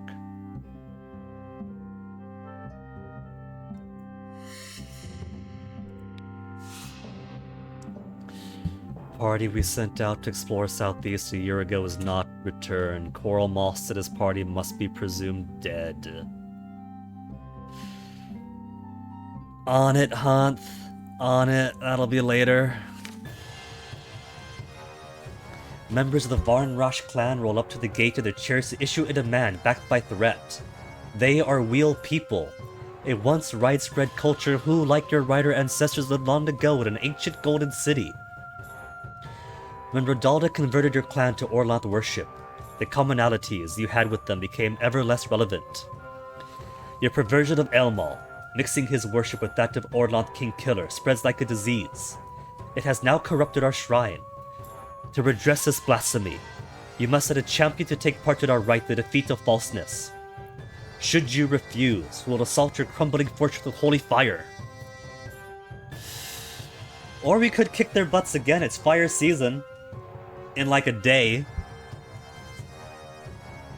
Send me, show them with Elmal favors? Nah, if I'm gonna send anybody, it's gotta be her. Ignore their threats, we are stronger. Not be easy to persuade. You know how to disrupt their rotten rite. I don't know, I can't really risk my one remaining good Izaries person who wasn't 70. When Hjalr, first rider, healed the horse mother, the wheels tried to chain and enslave her. So don't trust. With a generous sacrifice, we can conduct a counter ritual to strengthen our champion, on whose personal magic success depends. Ancestor riders never gave in to wheel bullying. If it's personal magic that depends upon, renowned.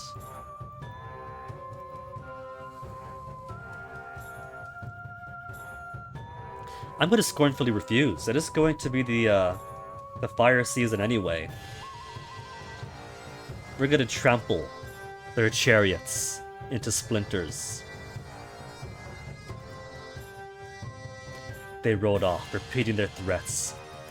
But with Kent Vensfira, the people welcomed their coming raid. Then we would prove with swords what we had set out in words. Okay, let them come to us then. Because first I need. We'll get more warriors right now. Let them come to us. And then in the late fire season, we'll retaliate.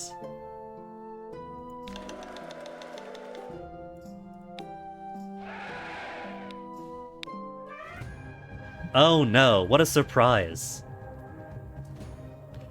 7 and 105 against 24 and 116. Don't even need magic for this. Gonna kill as many as possible.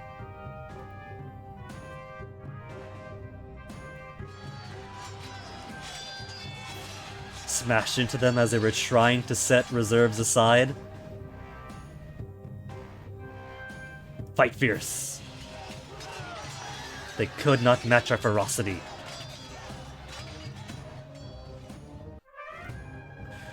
Okay. What to do then? They might try to maneuver. They might try to berserk. They might try to be fierce. There's only 2 of them. Fierce again.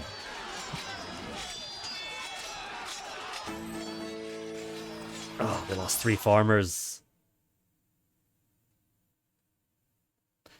But they have 5 wounded warriors and 2 dead. And they are losing more and more farmhands every time we fight. And now for the counter raid.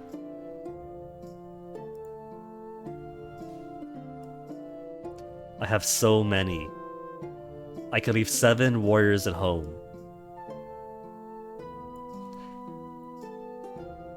And don't even need allies anymore. They hate us, but fear us. I think they might be ripe then to send a delegation to demand tribute. Yeah, they asked for this. They came, they threatened, and they dared to weaken themselves in our swords. They spotted us. 8 and 90 against 15 and 92. Just gonna be plunder. I'm a fair chieftain. If I'm taking the fight to them, it's not to wipe them out. If they take the fight to me, then they've signed their own death sentence.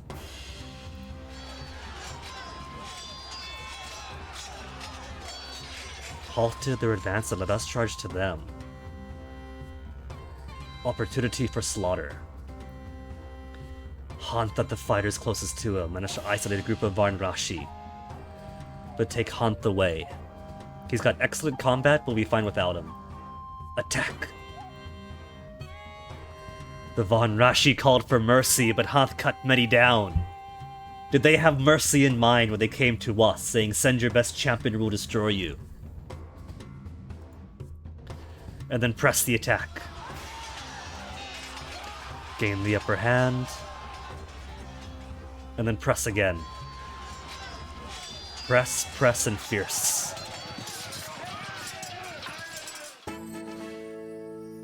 Just marched all over them, basically. 19 cows, 8 horses. No goods. They probably have no goods anymore. We've taken all their clay pots, all their woven goods, or false teeth. A pall descends over barren stead as a spirit big hunger appears in your wildlands. It wears the form of a gigantic emblematic wolf. Who will stop me from eating this place? It howls. Ant confronts it, using the new spirit combat tricks that he learned. After a fierce fight, he bests it, setting it yelping away. 2 down, 1 to go, he says. Your hunting and foraging advantage continues. Yeah, you see this? We have a hunter of the god Dostal who was learning the ways of the spirit, and he and our hunts benefit for it. This might just be the era of spirit dominance then. Ancestor worshipper was seeking the terms of stories for the descendants. Bade made contact with the shamans of the Honeymane clan. They are known for good shamans, aren't they? Known for their many shamans, and we're allies. If anyone can help convince them to help, I can. Well, they better they're allied with us. I can serve as spirit to the living, but not adept in spirit combat. Karena, you can take notes from Hunt now. Just let him catch his breath. We can turn wealth into greater odds of success with a gift to the honey mains or a sacrifice to Dostal. Wisdom from others, inspiring words must always be safe for the grimmest hour. Just to get out there.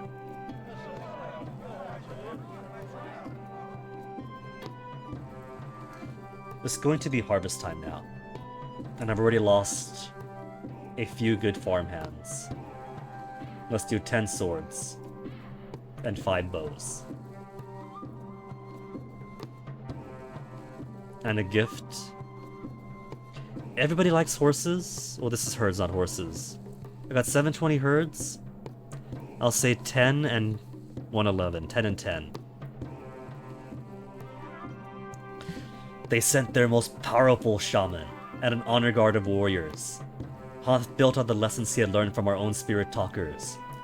No one is ever ready for biggest hunger, the shaman said. But you are as ready as any mortal. A moss spirit and a lion spirit made themselves known to us. A clan whose hero can beat down big hunger is a clan that will reverberate throughout the Silver Realm. They pledge to us and we to them. I'm not even searching for spirits, we're getting more each time. 1 the first time, 2 now. Helps our foragers be safe. Wins over bull-headed people. Okay, now that it's harvest. 24 warriors, 336 commoners available.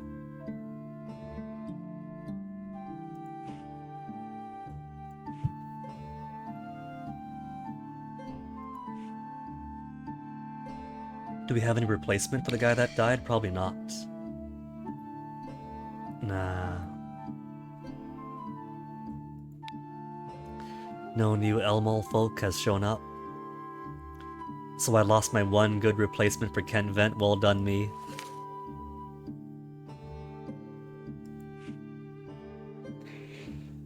So, seasonal markets so far. We could send out for more markets. Could start building up our relationships with the Rams. Since we've already been to all the riders. Let me send out. It's gonna be dark soon. What if I don't send out hunting parties before dark? Not hunting parties, exploration parties. Good hunting omen, Wild's bounty.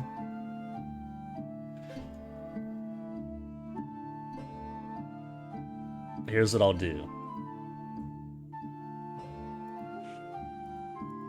Varn Rash, hate, and fear us, these profaners of the dead.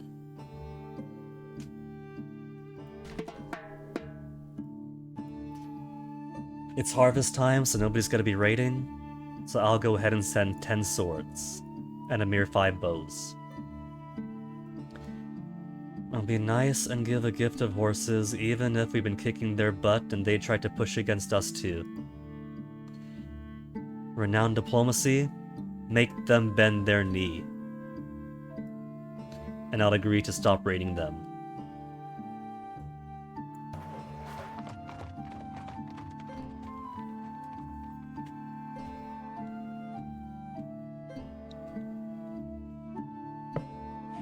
And now harvest time, I'll go ahead.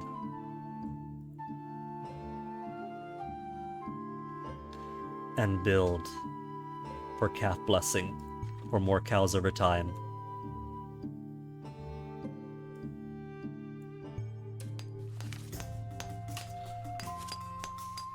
Alliance to one who hates and fears us. Tribute from one who hates and fears us. Annual tribute. We're demonstrably stronger. Well, they better agree to annual tribute. Goods, herds, and horses.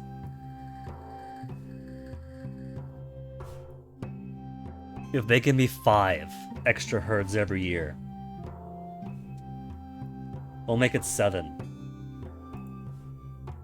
Unable to dispute what Rada's description would happen if they defied us, they accept her request.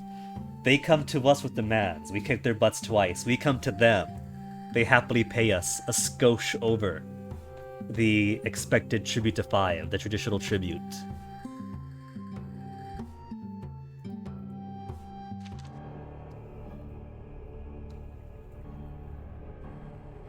Is that centipedes from the sky? The chickens are going to love this? But could we go back to the acid rain instead? A rain of terrible chaos worms, that's one way to describe centipedes, falls on Bear instead. I mean, centipedes are mostly harmless, but they look gross, alright? They spook the horses and slither around on the ground, wheezing in great gulps of air. Your spirit talkers say that they're draining the life from your sworn spirit. Already they've eaten the lion's spirit. Squishing each and every one of these appalling creatures, a necessary act does not reverse the harm. Calming the horses is the least of my worries.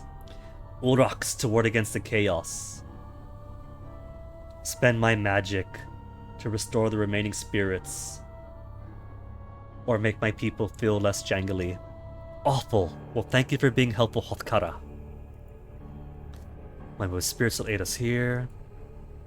A ward against chaos will keep away more than skyworms. Spooked horses, harder to raid and explore. Ugh. Spot on the ring, increase your chance of reaching Rodalda. That just calms the horse, it doesn't keep the chaos worms away. It's gotta be Uroks for this.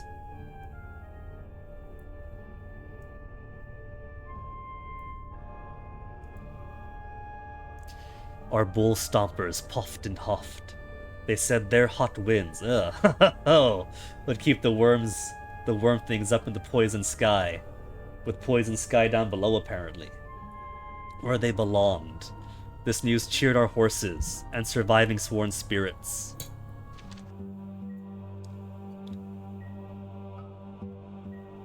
As many shrines and temples as our worshippers can sustain.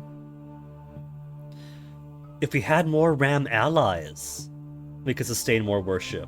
Okay. So even more reason then to visit more Rams. We'll pay them gifts to get us to like us, and then propose alliance. We got a couple of Rider allies, but nobody in the tribe itself. Well, let's downgrade Ronalda. Sorry, Earth Mother. Ernalda or Izuriz?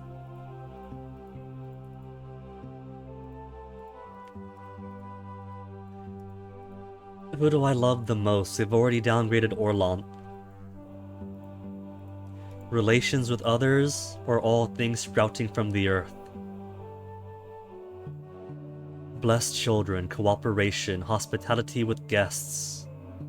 Now, I'm not reading all these to be like, which of these benefits do I want, but more like, what virtues am I holding on to as I choose which one of these to reduce to shrine status and which one to keep as a temple that isn't giving us much benefit but says something about who we are as a people. Traders, negotiators, markets more profitable, trading, extra food via trade. Sorry, Izuriz, it's all good stuff. But if I want to go for clan values, we're keeping Arnold at top.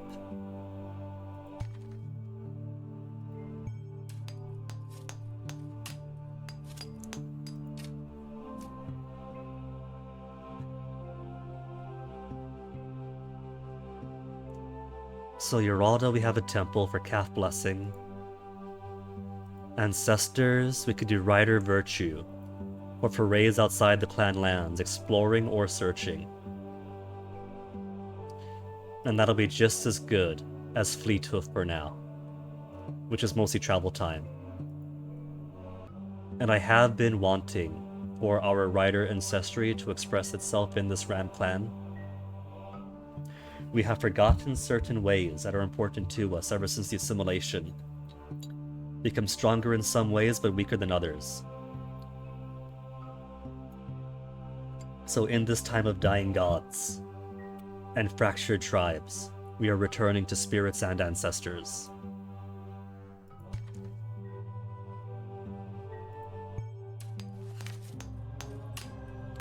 Acting on a hunch, Kareta spots a party of Chaos worshippers skulking in your wildlands. Insignia identifies them as soldiers of the army of Vakboth, the mightiest, most destructive Chaos god. And they aren't guests. They are invaders skulking in our wilds. So if we killed them, we won't be breaking sacred hospitality. They've not introduced themselves to us.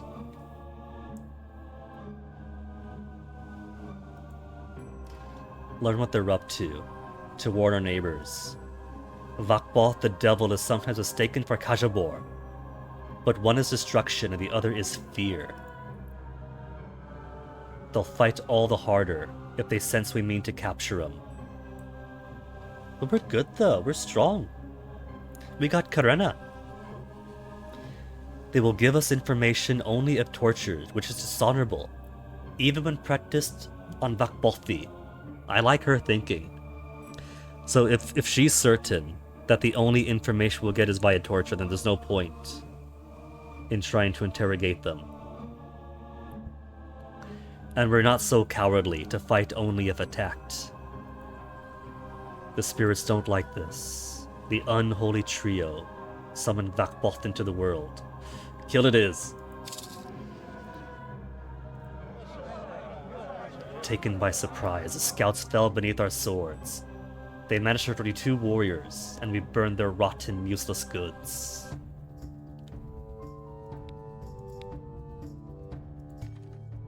Cool. Largest temple size for ancestors. And can't build any more, not enough worshippers. Okay, Storm. No venture this year. Okay. Who likes us? Who dislikes us the least? We got Purple and Slider Purple. And I forget which one's closer to friendship. Given that Ormarthi and I just cattle raided each other, we're probably not best friends, so Darker Purple is probably better.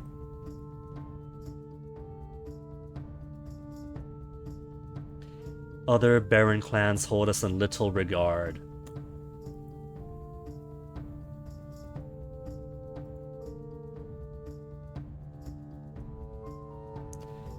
Von Rashi most respects our might. That is code for we bully them so much.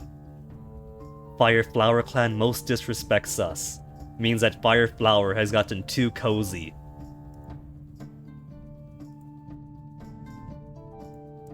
Okay, what's Inarthi known for? Known for eating rocks when the hunger strikes. Probably doesn't make him too popular, does it?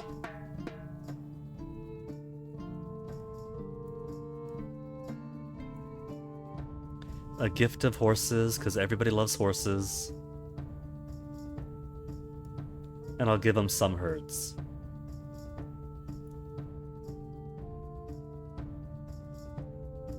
Best chance of forming alliance with the Flame Singers. Which are they? That's a Rider clan. I want to talk with more Rams right now.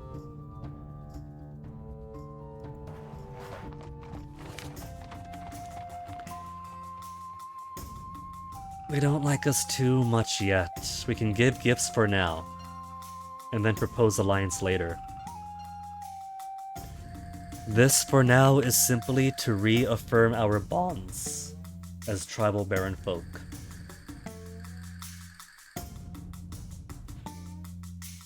They think well of us, but not well enough.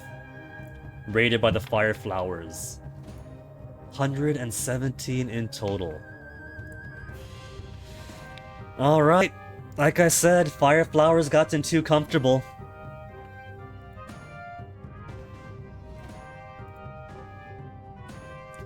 Do I agree to parlay? No. Charge. As they were trying to shift their lions. They've only got 6 warriors? 6 actual warriors? And that's why I don't worry about them.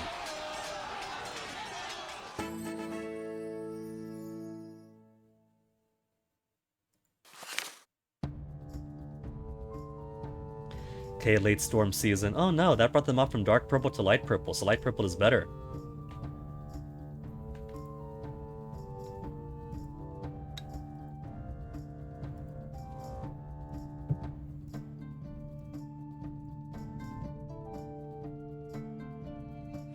Okay, well, we have to maintain combat training every year at a minimum. Oh yeah, the fields! It's been too long! I said I'd do it at the dark time. Thank you for reminding me of Hotkara.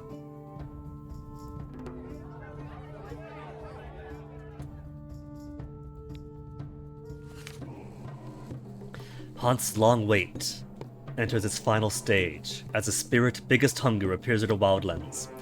It manifests as a towering, symbolic bear. I devour all, it growls, stuffing sheep into its coruscating mouth. Haunt leaps at it from behind, wrapping himself around its neck. Biggest Hunger struggles furiously to swipe him from its back, but wily Haunt does not allow its paws to strike him. Oh man, if I had some Ginga Nagaraboshi Gin clips of the dogs trying to fight the giant bears by doing just this. Biggest Hunger struggles furiously to swipe him from its back. Right. The spirit bear collapses and melts away into a cloud of bright blue shapes. Tell the neighboring hunters of Haunt's triumphs. Tell the local spirits of Haunt's triumphs. Tell the people that last this is over. Toast Haunt's victory in Baron's Hall. These are all good options. I feel like if I tell the local spirits, they're gonna have the big impress, and we'll get so much more. Telling the neighboring hunters mean everyone around us is gonna like us, I'm sure. In the tribe especially, all the Ramfolk. Tell the people for the mood. Toast Haunt's victory. What does my ring say? A mightier hunter after this. Tell the neighboring hunters. Inform the spirits to gift us with magic. Resume the true fight against chaos. I would like the hunters to know. This was his victory, and that is his request. Hurrah for Haunt. Inform the neighbors will gift us. He wants his fellow hunters in his profession to know of his victory, so... Ooh! Achievement! Gain the allegiance of 10 spirits!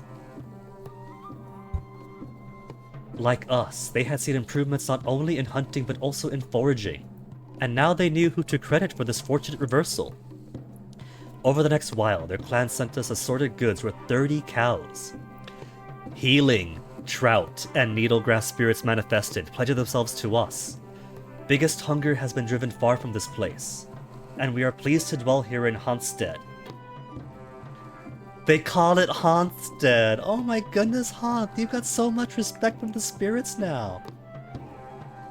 Although they insisted on this name for Baronstead, otherwise it became exemplary spirit allies. What's Baron done for us lately, am I right? Pass on tragic and shocking news that I heard from the Jade Cults. They found all of the Burnspeaks dead, the victims of a horrible plague. Burnspeaks. Due to the many hours of sparring and practice and sincere offerings to Osara, Humakt, and the other war gods, Karada's ability at arms on par with the hero of legend. Okay, 30 babies, 19 adults. We finally have more people this year. 2 fewer heads of cattle and 19 more horses. A little less on the goods from the seasonal markets, I think. Omens forecast a mild, dark season. We are now known for vanquishing Biggest Hunger. How do I keep that reputation? Okay, gotta take some notes here. Because I keep forgetting things. Where's my notepad?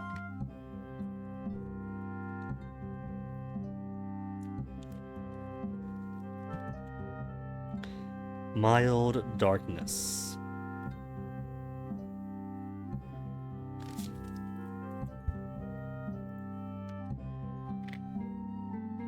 And back to 11 reserves of magic.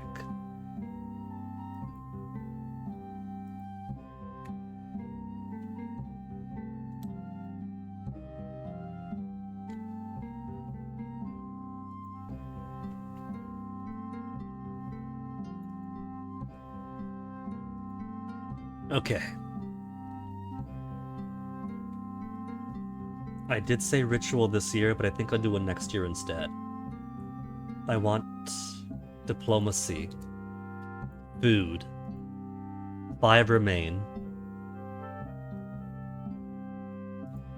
Craft and exploration, I should say. Craft's fine. War! Fire flowers need to be reminded what their place is.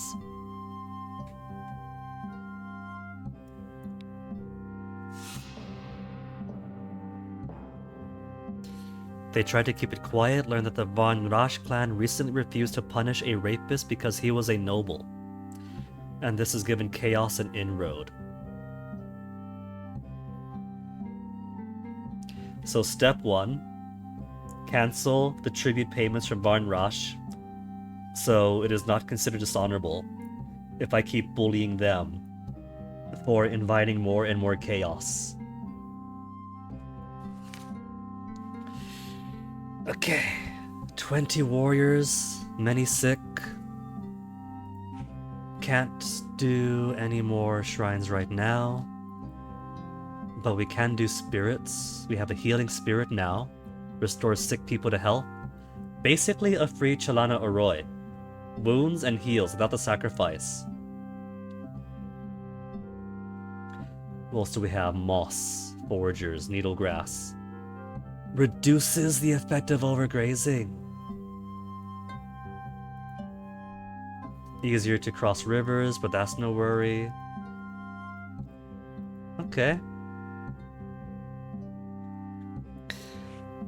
So, what do I want to do? 693 and 60. We could send out.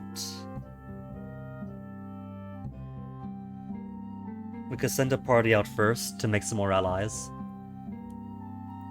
Who's known for what? Ganadari? Known for strong magic? Could want that on my side. Surrounding, we had a good trade relationship before. The Healthy Cow Secret. Give us that Healthy Cow Secret.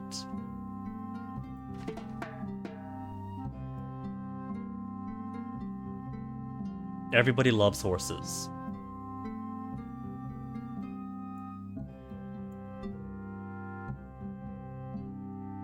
And I get so many horses every year.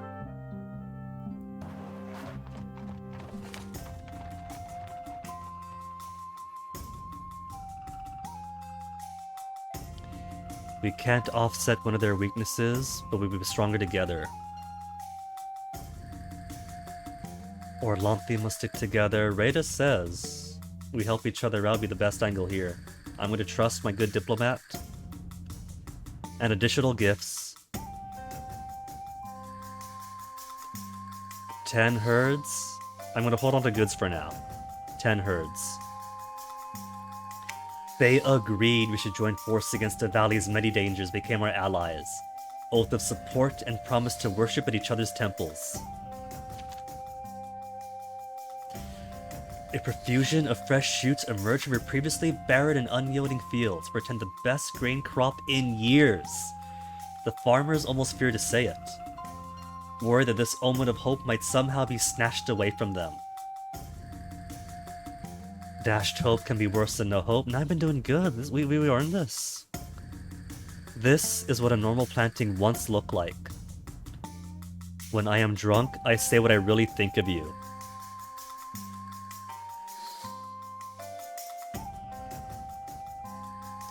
I would take that as an insult, but she says celebrate it with a feast. That kind of sounds to me like she's half coming on to me. Throw us a feast, and I'll get drunk, and tell you what I really think. Much can go wrong between planting and harvest, contain expectations. Chaos will make short work of those shoots, contain expectations. These better not turn into worms and I'm not looking. The goddesses of growth are dead. A spirit would be easier than divine sacrifice. This is the era of spirits. The people already have fantastic mood, so we don't have to worry about their spirits right now. So we'll use the spirits for protection. And if they see us go into these efforts to protect this bounty, I'm sure they'll like that just as much. They like that just as much. Wasp spirits say they would sting the entities of decay and disease if they came for our crops. Butterfly spirits promise that caterpillars would not eat more than their share. The people thanked Dresta for ensuring this. Oh, look at that little fertility totem she was holding, a little fetish. Okay. Late sea season. Ancestors, do I have the right one on right now? We do, Rider Virtue. And we do not yet have enough for... No, we do have enough for one more, with our one new Ram ally. Cool. So we could in fact...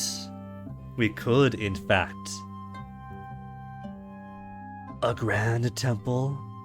No, that's the largest for Uralda. Rodalda, we could get permanent fleet hoof. Skirmisher effectiveness.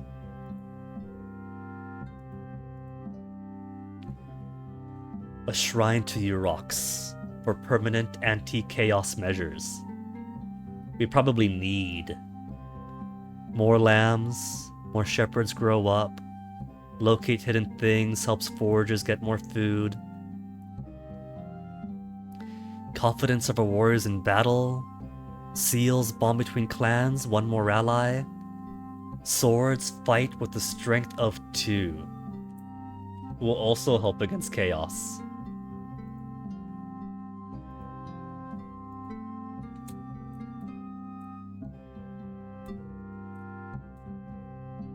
We're gonna get that true sword. We haven't done combat training this year either, so we do need that boost. And now I have more reason to work on the economics of things.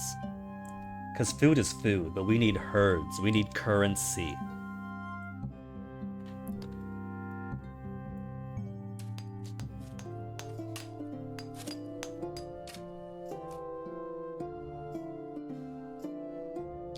Okay. We don't have an Oath of Peace. With Fire Flower.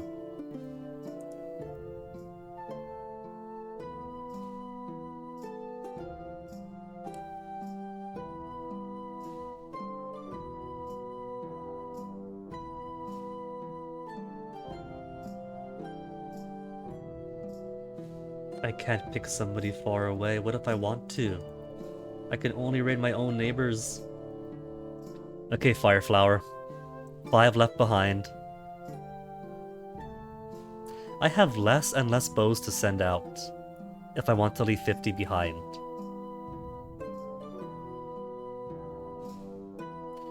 But if all of my swords fight for 2. 10 and 10 at home.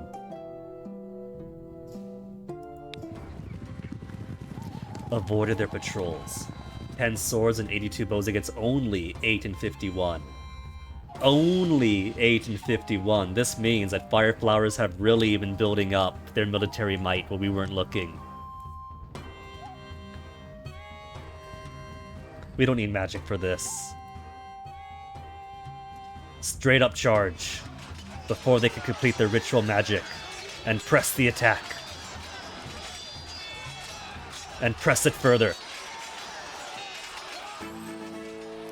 23 cows, 1 horse, 6 cows of plunder, and a treasure, the borrowed beard. Local spirits not pledged to Baronstead, who decreased in number after Serendon encouraged to contemplate have returned. Advantage surges suggested we would gain when they came back has not amounted to much. Like I said, I would give him the chance in these uncertain times to see what he would do. And I think this proves that I have been wise in being cautious about him and not putting him in any position of authority yet. I think he's proven what his... Treasures -1!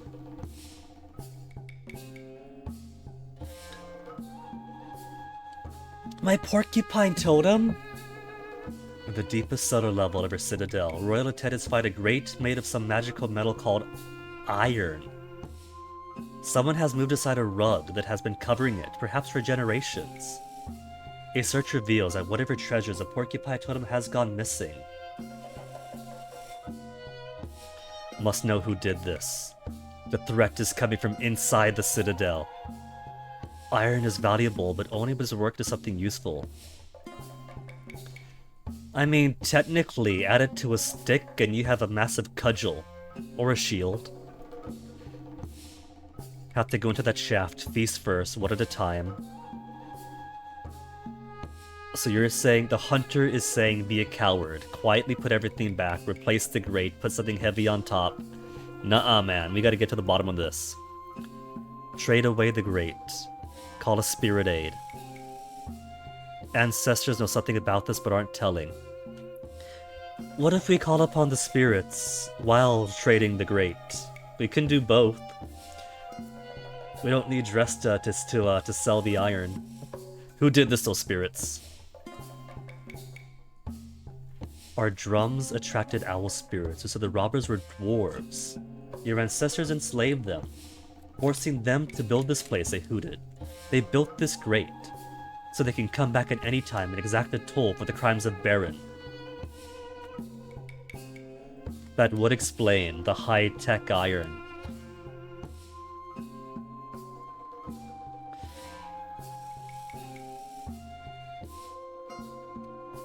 And this is kind of on us. We enslave a people, tell them to build our citadel. Of course they're gonna put backdoors into it. Baron's memory for protection against dwarves. Hunt down the robbers. Hard to defend from enemies beneath the citadel, and yet, this is a glaring backdoor into our most sacred and most defended of places. Today it's dwarves, tomorrow it might be chaos wiggling up from the rear chute. And I cannot be comfortable with that. We have to learn how to defend against this, otherwise not just put the grate back and put something heavy, but plug this up. Pour some sand, or something. Get some gravel. Haven't seen dwarves much since they were finished work on Baronstead. Iron is valuable, but work, yada. Now that we know Baron enslaved the dwarves, we must consider the morality of using his power to suppress them. And they do have good reason to dislike us. Well, that's why the ancestors weren't talking about. They were like, about that. Well, we know it exists. If we put the grate back, they've lifted it once before. We could at least get some profit for this. We'll consider it a trade. The totem for the iron.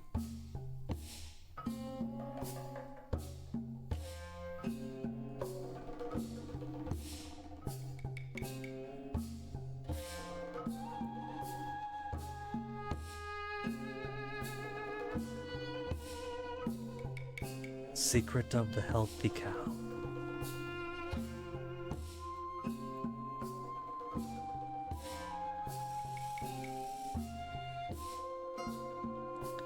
Known for unusual beadwork, would be fun, but they hate us.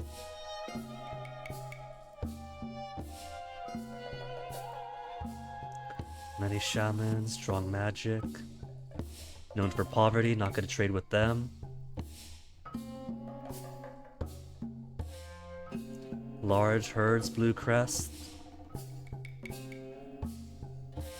Known for their amber it is. Trading to amber.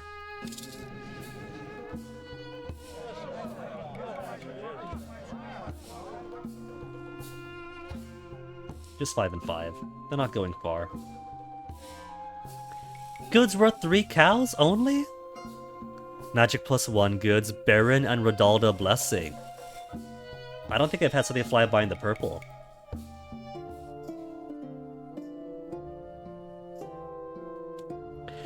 Okay, season. Late fire now. 21 swords remain. That means it is time to bully the Fire Flowers even more.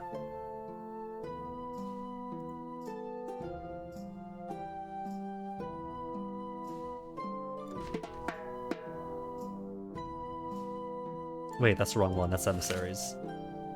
Emissaries of War.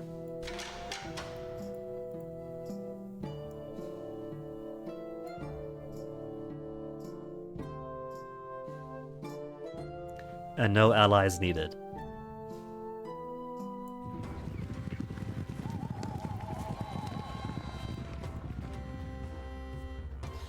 Eight and 53.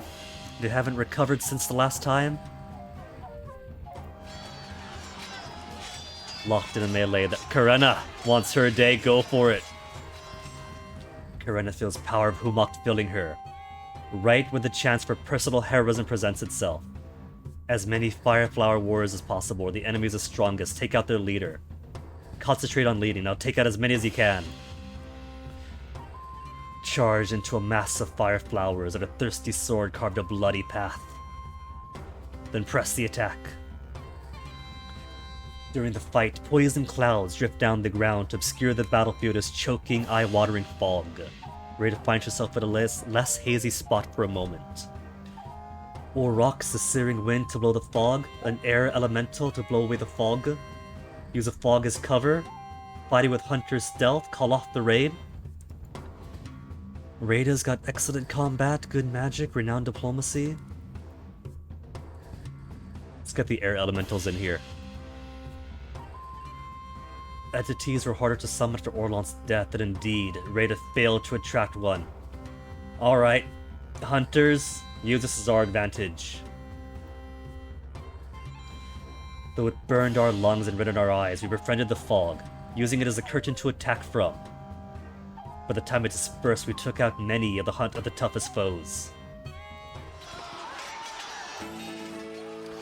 And we've only lost 6 farmers? 23 cows, 13 horses, and 7 cows of loot. They've been holding out on us the last time we enacted tribute, and they said no, we can't afford it. They had 23 cows to spare. Could be argued that by using poison fog against the foes, we accepted the aid of... Oh no! They use it against... Okay, alright. Fair. The fog came and we use it for advantage. We got 23 cows out of this. If we sacrifice 20, we still gain benefit, and we erase some of our shame.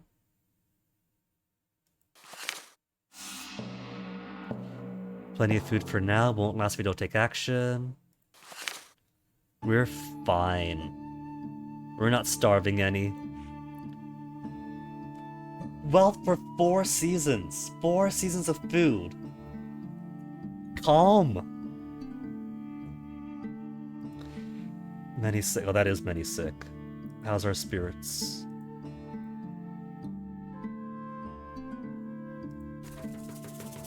Persuade for curing.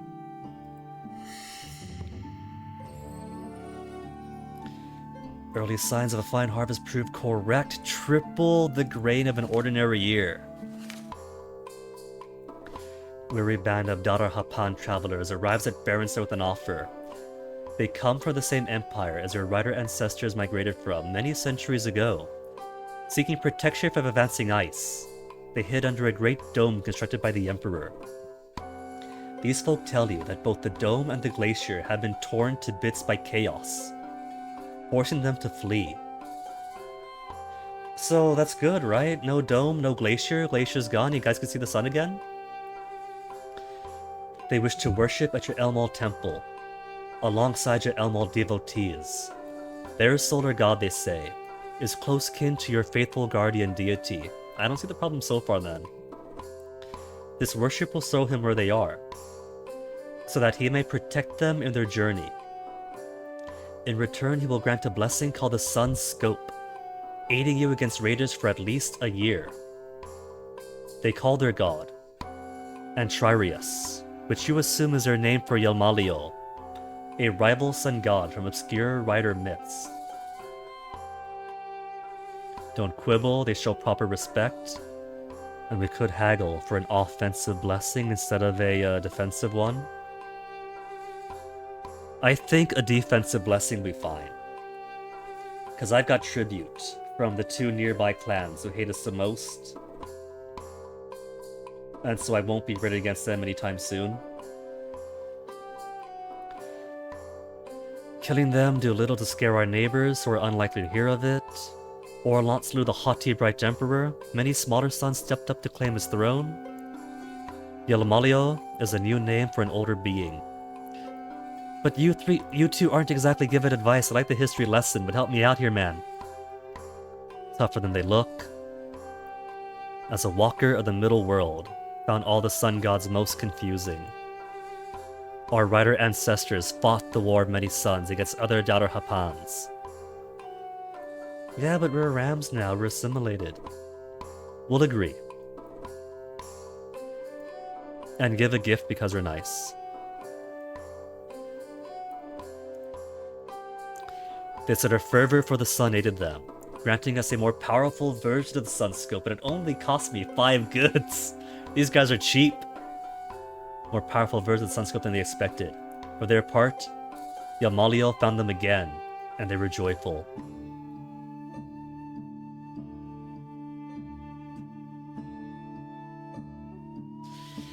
Okay, late Earth season.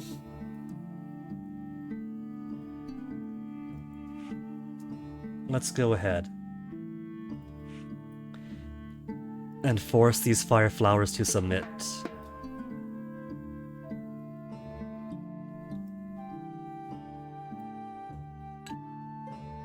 A gift of horses and a bunch of strong arms to ensure they know exactly where they stand in this relationship. Starshine Clan has stopped bringing us tribute.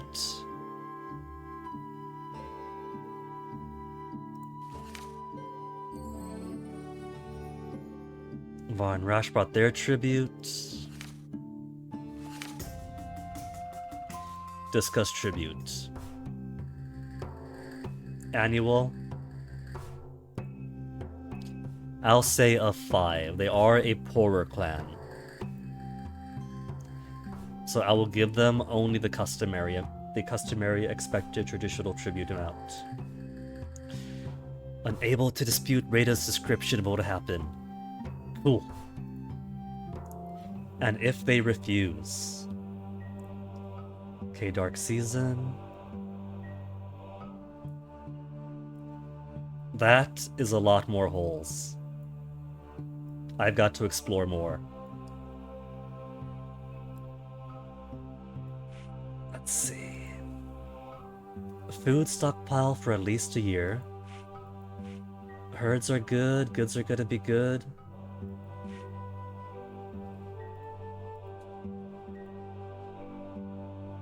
Goods any buy and sell. Fighting of chaos.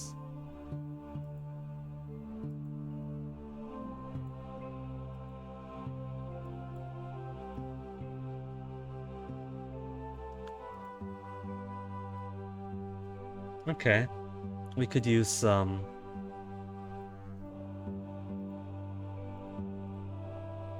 fight against chaos for however long.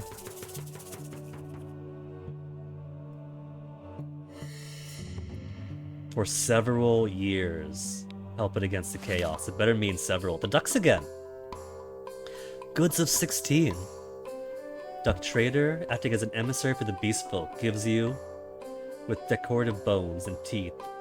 Gifts you with decorative bones and teeth for 16 cows. My furred and feathered friends recognize you for a wildness and ferocity that rivals our own. After Duck departs, remind the people that wilderness has its drawbacks. Have the chieftain pay elegant tribute to the duck. I don't trust Kent Vent. Kent Vent goes off on people he hates. And the older he gets, the more he's not going to care about the repercussions. Have the whole ring pay elegant tribute.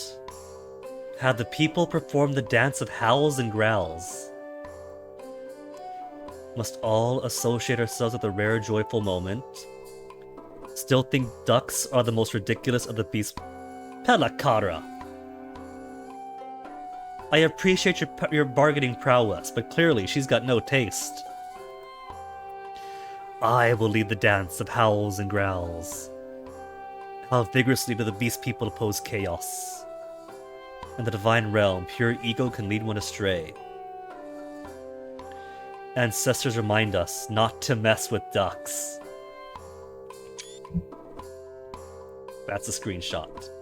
Okay. All of us will partake. I don't know about the people. The people could enjoy this festive moment. Retta and Kenfen spoke with particular eloquence. If the beast folk esteem us, the people ask, who else do we need? Okay. Got cheese. Venture still possible. 25 sick commoners. We've already got 313 available. That is not a lot. Fields to pasture is ongoing. More herds. Scour for chaos. Must need a shrine to Urox. We probably should.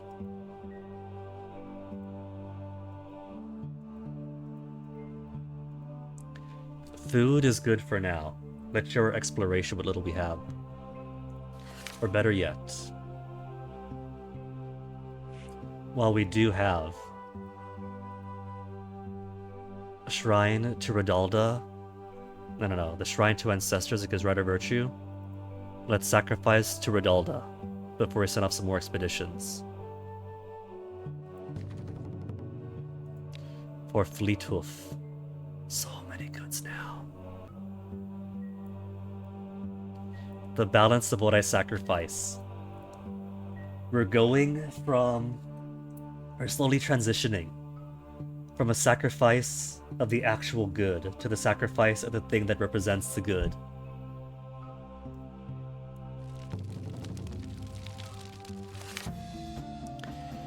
People, especially his fellow hunters, have been saying that Hunt should be chieftain. I can think of no worse punishment, grumbles Hunt. To this, his supporters say, the best person to hold power is the one who does not seek it. He doesn't have the leadership stat, though. It's not so much that he lacks the leadership stat. He lacks the leadership stat. Agree with Haunt, he is not suited. Let it be known that Haunt may soon be chieftain. Pay no need to chatter. Remind people of Kenfen's hard work. Though he's had some bad luck lately. A chieftain is stuck here with the clan hall most of the time. We won't know how he will lead until we see— I know exactly how he'll lead. He's got no lead. Did it start any of this? Will he vanquish chaos as he did Biggest Hunger? Hunt follows a god, but is close to spirits. Hunters put food in our bowls. Yeah, but they don't put food in the bowls from the chieftain seat. I'm gonna agree with Haunt. The man himself says he doesn't want the job. I'm not gonna force it on him. Haunt's friends took offense. Mumbling in favor of the Hunger Vanquisher's candidacy increased. Now look what you've gone and done, said Haunt. Aww! Raided by the trolls. 135 of them slipped past our patrols, could only raise 12 swords and 54 bows. And were outnumbered.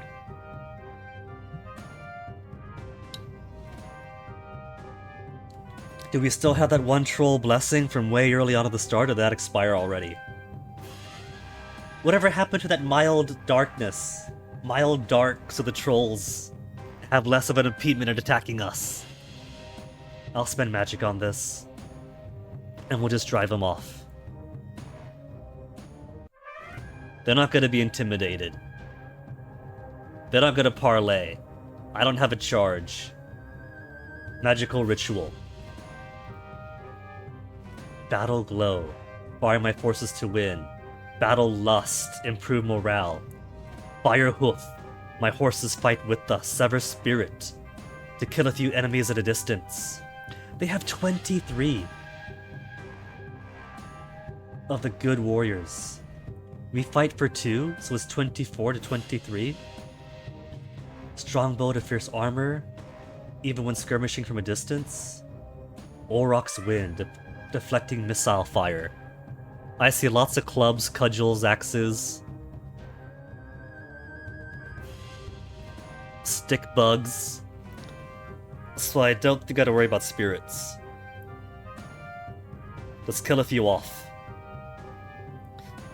Our Humok priests slashed themselves, then shook the blood towards the trolls. 3 fall dead. Only! As we performed our ritual, so did the trolls. The larger trolls began to sing. We couldn't hear of it, but only felt it in our bones. Skirmish. Too busy firing on trolls to be concerned by their drummers and now out of arrows. Maneuver. Oh, we lost some good guys! They tried to hold us off with missile fire. Use terrain to our advantage and fell their flanks. Slaughter them! Haunt. Excellent Haunt with renowned combat. The Hunter, the Hunger Vanquisher. Take him away from the main battle attack. But that was only their bows, not their strongest ones. Ooh! Fierce actually worked. They tried to press, but we fought back. Battle swings our way. Only gods could say for sure, but the fighting skills seemed better than theirs. Then push even further. Now how many good lives have I lost? 1 elite wounded, 4 regular wounded. That's it! That's all that we lost. Dang, that Sun Blessing actually worked out then. 19 troll elites wounded and killed. Okay, Storm Season. Many sick still. Ah.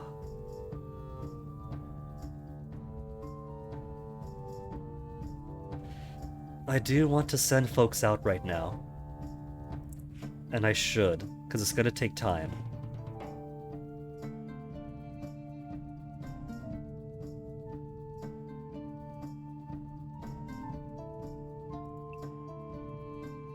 Better not take too much time.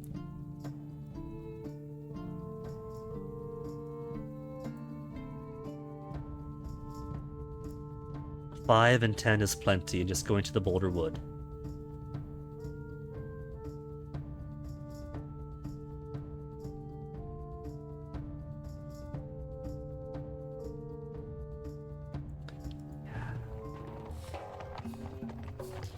One of your hunters downs a stag, which transforms into a human as it dies. Many express disappointment over this loss of venison. I mean, technically it was a stag, it just looks like a human. A few days later, a group of oddly attired outlanders appear at your gate, calling themselves the Damali. They demand a Vergild worth 20 cows for the slaying of their brother. Are shapeshifters ruled by women? Not a physical threat, but capable of magical retribution, maybe? Their truth is not our truth? Shapeshifters have been dwindling in number, and so it doesn't matter if we deny the law and the Vergild. These aren't the shape-stealers who killed King Vinglin. They're shape-shifting folk who occasionally travel through our valley.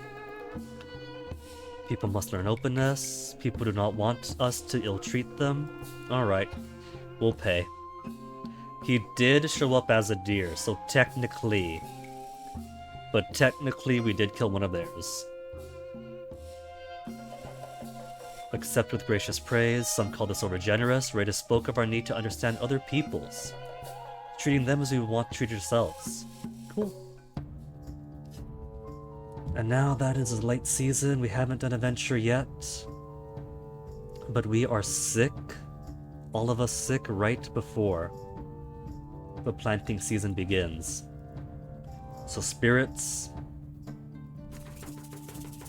Gonna be leaning on Healing Spirit a ton.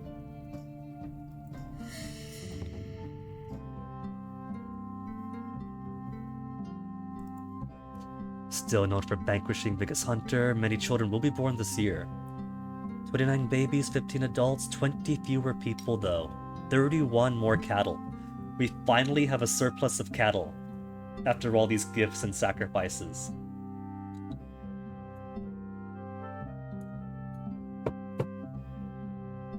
$85 goods produced and traded. Sufficient spirits. And only 9 reserve. Field, pasture, wilds. We'll do exploration. And that'll be that. We should be okay on diplomacy. And then next year for sure we'll do a ritual, I promise. But first, it's been 3 hours, I've got to BRB and make myself some more tea, so I'll be right back.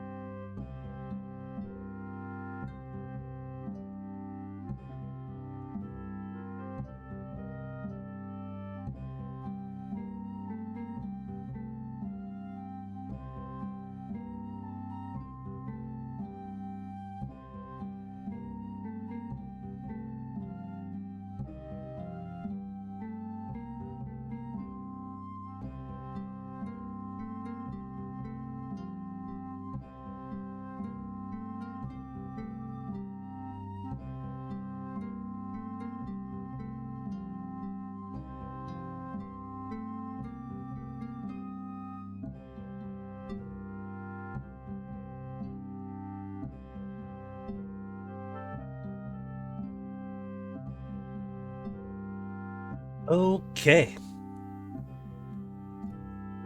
Goodbye, Irlanto 11. Dedicating time to exploring. We have one group out already.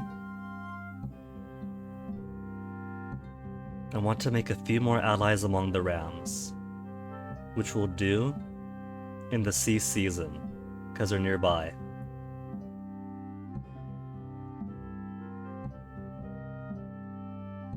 Do I only want to send them out in Storm though? Because it is a dedication of people to send out too, but I could maybe send some off in Harvest. But I don't want too many because people can attack out of Season 2.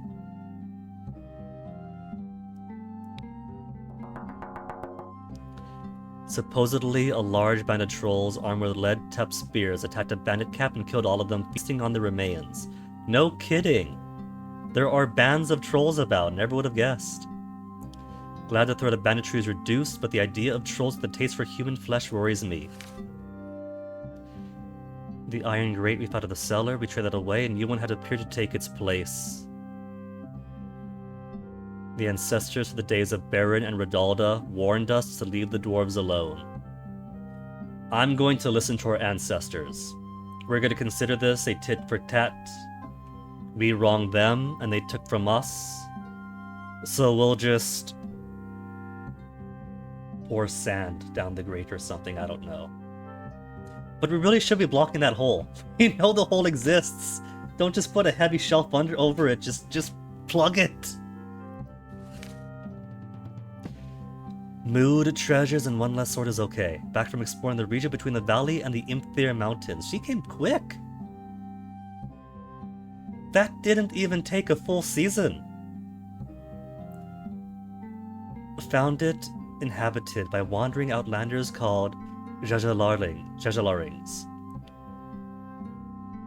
They hunt with dogs and worship the canine death god, Jajagappa. They challenged our presence in their land. They heard of Baronstead and its greatness. They said they would grant us a great reward if we would dispose of a band of mixed chaos foes that had taken up residence in a nearby ruin. We followed their directions and indeed found the mixed chaos foes. Taking them by surprise, we pressed our advantage hard and they never rallied. We slew them all, and only one of us was wounded. Not even dead, just wounded. It took some time to find the wandering dogfolk who had charged us with this mission. When we showed them the heads of their enemies, they gave us a magic amulet, the Bone-Chewing Dog, which would reward us with magic whenever we successfully skirmished against the undead. Well, now I want the undead to attack.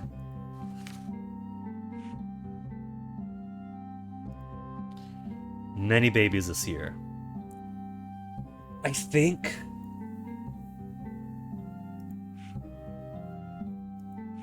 that when time comes to build another shrine, it will be to Chalana Arroy, just to maintain the sick that we keep getting. So surrounding our allies, who else among the Rams?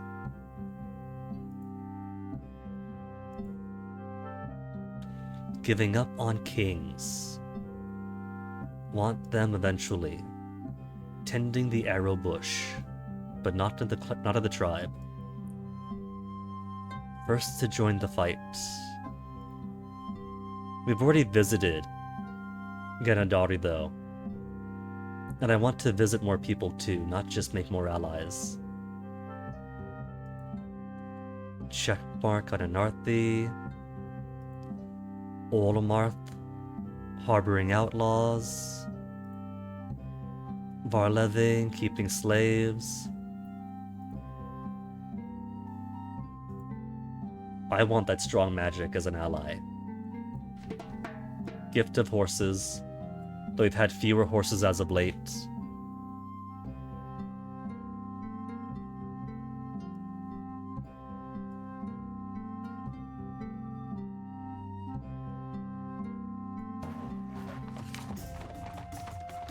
Propose an alliance and additional gifts.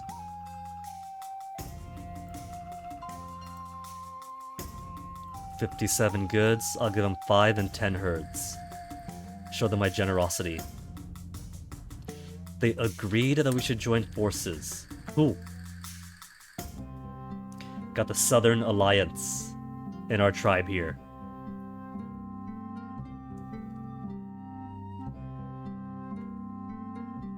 Is that extra ram ally enough to make a new shrine? Build a shrine for permanent blessing. Okay. Gotta do it.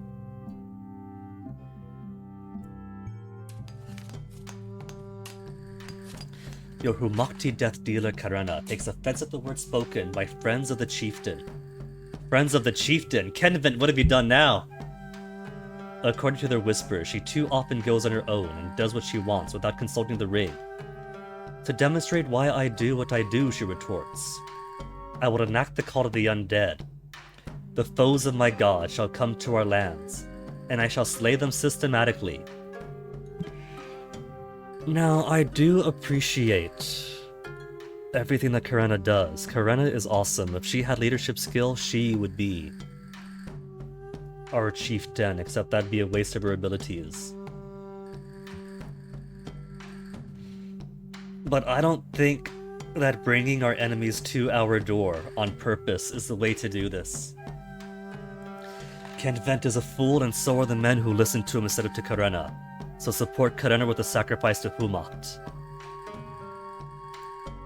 She has a point. So either let the undead in, or force Kenvent to toast her. By systematically slaughtering the undead, I shall reduce their local numbers. That is true. Technically, all she's really doing is attracting them with bait or whatever. Pulling the local undead over and slaughtering them in a venue that everybody else could see. But people might take it to mean, look at her, justifying her position by bringing her enemies to us, by bringing our enemies to us. She has that ability to command the undead. Sure, this time she succeeded, but what if she hasn't? And what if she doesn't? If she doesn't succeed, then we have undead outside our door.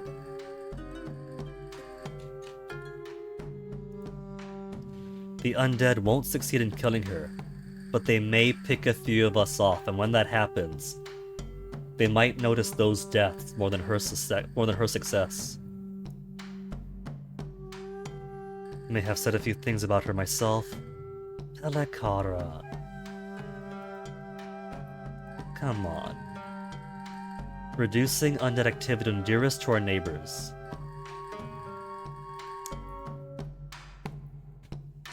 But consider the danger, though. There's physical danger in bringing undead to Bernstead. But there's also political danger in enacting the call of the undead. Kenvent Toaster. People were glad to see the chieftain renounce the whispers against implacable Karena. Your support will bring courage to the people when the undead come, she said. Okay, fire season.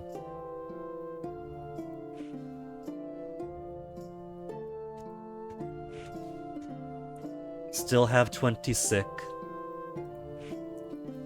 But we do have a shrine now that will help keep that down or help them heal quicker.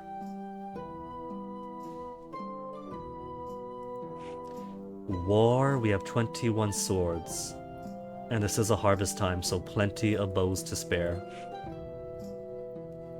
Out of 327 commoners,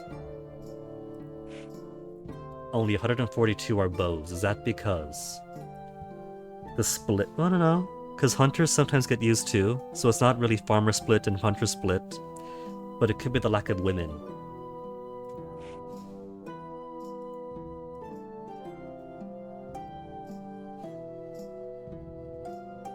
Effectiveness of skirmishers.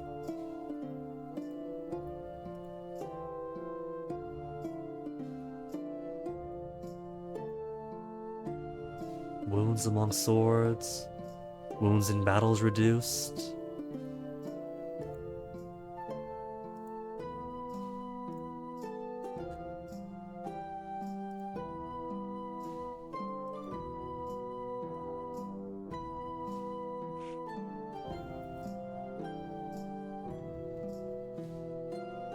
No venture in progress. Well,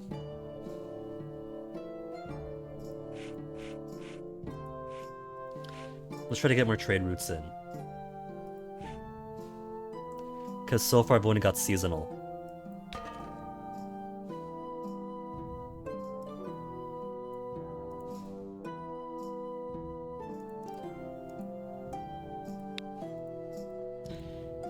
Okay, Amber is known for their wealth. So let's include them. Fire Seas will send a few swords and some bows.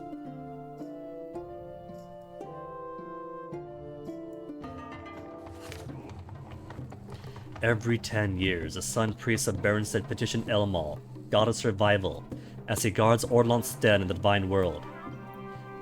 The officiant recounts your deeds, as committed to memory in her saga. Elmal assesses whether the guinea pigs have fulfilled their sacred duties and, if pleased, grants the great boon. In such dire times, survival is victory, the Shining God tells your Sun Priest. I have heard your deeds, and pronounced them more than commendable. Where many would have failed and been devoured by chaos, you persevere. The world needs Baronstead if it is to withstand Vakbof's final assault. You have won my praise, and as a reward, what boon do you seek? Protection from herd loss. For horses, from dislike. From the loss of respect, from population loss. I think I need population loss. The most herd loss I'm getting is from me giving cows away and sacrificing them on altars. No one's been taking our cows. And same with the horses. Dislike I can manage, respect I can manage. But population loss is death and sickness. That's less farmers, that's less defenders.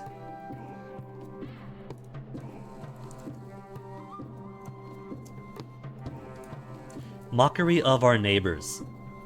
What mockery? We crushed that mockery into dust to create fear and hate.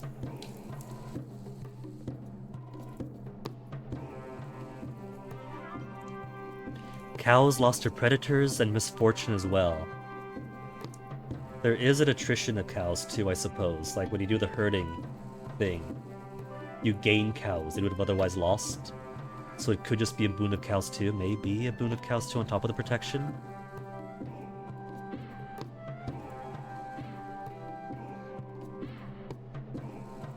No one is saying population loss, which is why I'm in charge here regardless of what the ring says. Elmal granted this. The priest said that Elmal would make his grant on the first fire day of the sacred time. Okay. And late fire, we've already got one caravan out, right?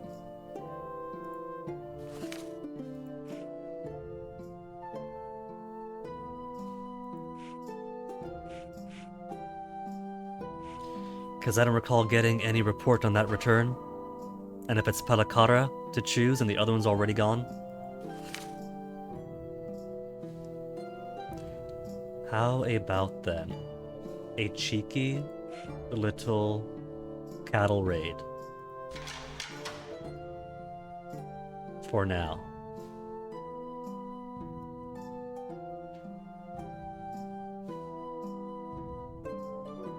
We can't raid Starshine.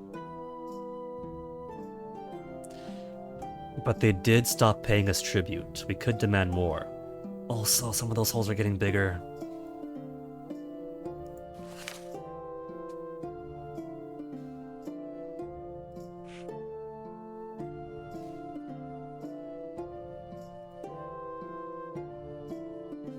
They fear us. Well, how's everybody else feel about us? Known for keeping slaves. We'll have them pay us tribute, since I can't go out and raid them myself. I'll send 3 horses only, as a show of my disrespect.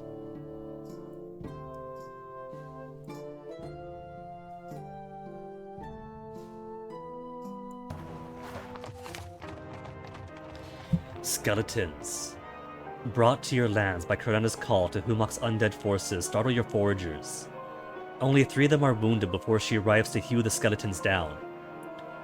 The people rejoice at this feat, which will suppress the depredations of the unliving. I thought I turned down that idea when I told Ken Vent to praise her, publicly.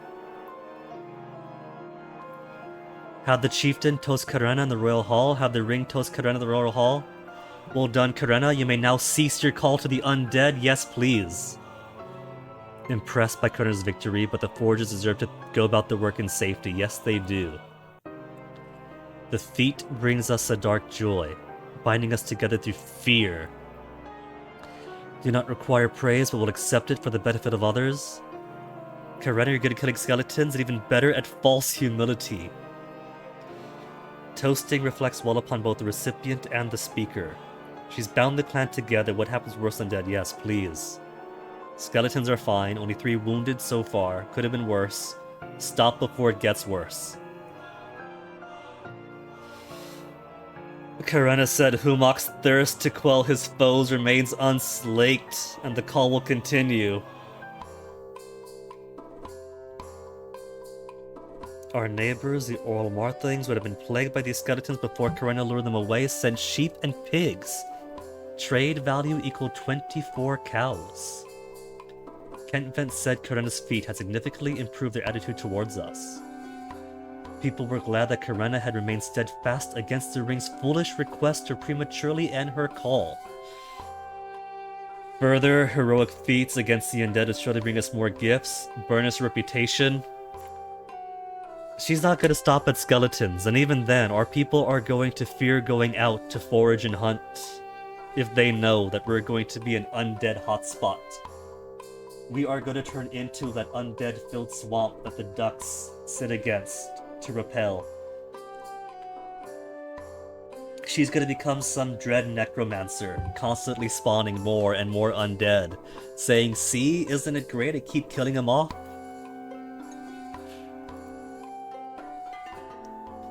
Caravan back for the Ambers. Pleased to receive our first caravan in recent memory. Access to more horses, always a good thing. Agree to trade with us on a regular basis. Okay, let's discuss tribute. They're stronger than us. This is something of a bluff. Nuh-uh, we're gonna say annual. But the typical 5 herd. They're stronger than us. Something of a bluff. Ask for a one time, and yet we got the annual. 5 extra herd every year. 5 extra herd, and I'll look the other way. Not like I could actually do anything to them anyway.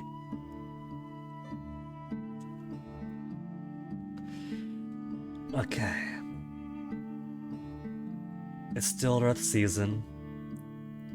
Let's do... Can I open more? Not enough worshippers.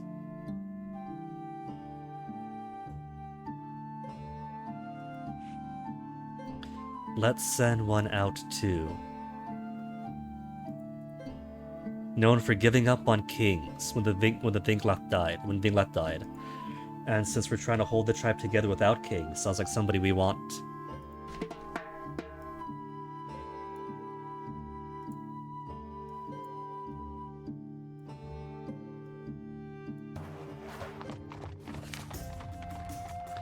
Proposed alliance. No clan strong without allies. And a gift. We'll give them 10 whole herd. 10 whole herd. And 5 goods. And they agreed. Cool.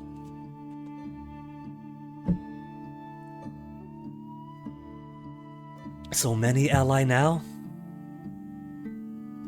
And that's more round visited?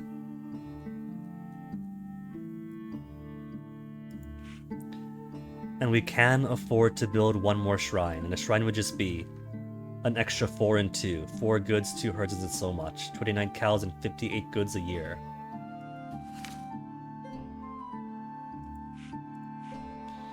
Still on the seasonal market with our trading partners. We can't really support more. Really? That's as much as we can do.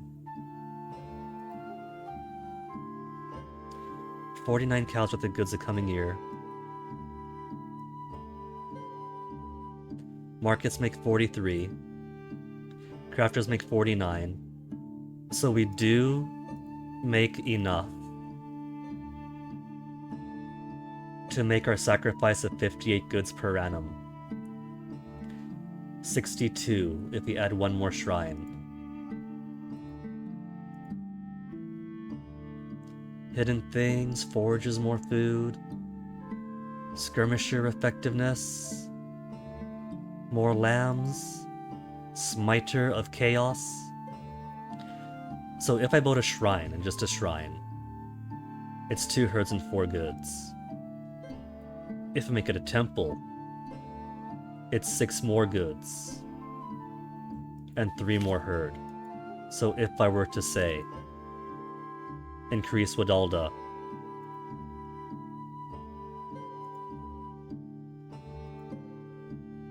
or give a bit more to Humakt.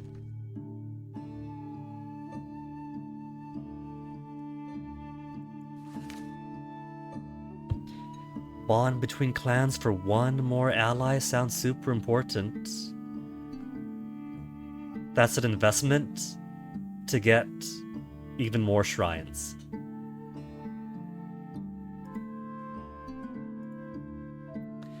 Trackers and hunters locate what they search for. Oh, no wonder. I have it on healing wounds, not cures. Ugh. Well done, me. At the moment, what I feel like I want most is Smiting Chaos.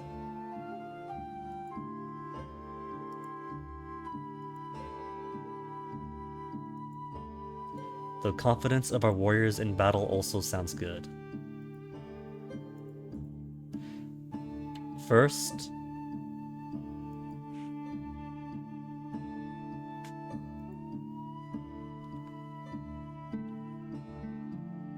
Earthling hasn't visited. First to join Baron's fight. Sounds like they're gonna be pro-monarchists.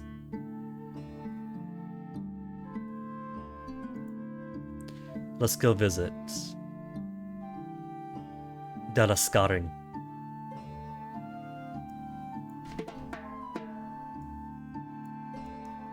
I can't give any more horse than that.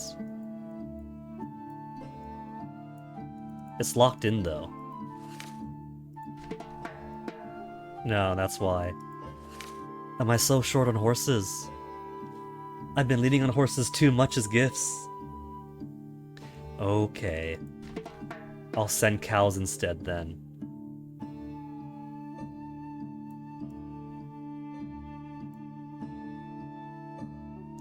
Gifts worth 10 cows or more. Likely to have an impact.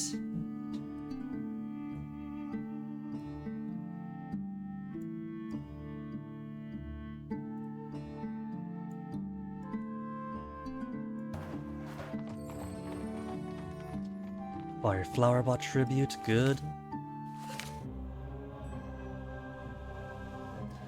Kadena detects taint of chaos among the Varn Rash clan. On multiple occasions, they have accepted favors from cultists of Vakbath, Ragnalgar, and Tiram, or other deities intent on destroying the world. Rancid gloom hangs over the Varn Rash's dead. Due to their permissiveness, Brews, undead, scorpion folk, and other chaos spawn have gained a greater foothold in the valley. See, here's the thing though. They pay me tribute. And because they have paid me tribute, I can't raid them. I have an oath to not raid them. And I'm sure it might invite even more chaos if I broke that oath. So of these options, keep an eye on the situation sounds worse than anything else. Sounds worse than giving them a punitive raid. Offer to help scour their lands of chaos creatures is diplomatic. I want to call on Urox to lash them again. 2, 3, and 4 sound good to me. This never happened to our ancestors. Your ancestors didn't live in times of darkness! They had to worry about giant elongated skull people coming out of a glacier city. They didn't have to worry about literal holes in the world and such. Fell spirits haunt their stead. A raid does not directly fight chaos. We can't raid now, we need people to the fields. Oh, it's Earth still. That'll be darkness by now. Directly or otherwise, they have succumbed to Sasiene, goddess of cruel temptation. Can argue for a joint battle. Okay. How about a purifying rite first?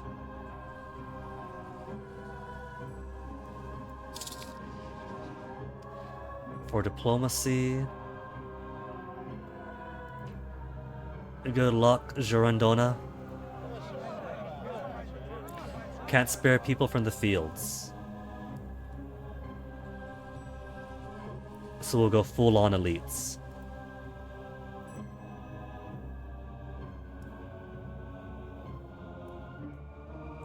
And a gift to let them know that our intentions are good, we come as friends.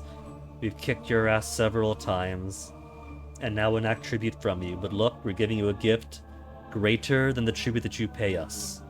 Allow us to purify your lands, ye heathens. They fell to their knees and begged for assistance. We thought we could compromise just a little and survive. Lesson for all of our folk. If things get so bad that we start thinking that it'd be okay for a little favor from the chaos. But before we knew it, the very land was changing beneath our feet. Sacrifice time then for this ritual? I'll sacrifice 15 whole herds. And 5 goods to round it out to 20. Together we performed the rite. Urox came to blow away the miasma of chaos. Chalana Arroy cleansed the wounds in their land and souls. They promised never again to be tempted by the blandishments of Vakboth. They better remember this. There's no upgrade in our relationship. They're going to do it again.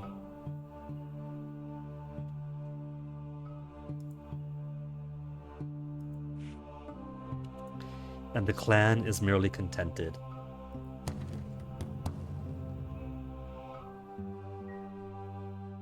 Well, during this dark time, have I built... I have not built my shrine to Urox yet.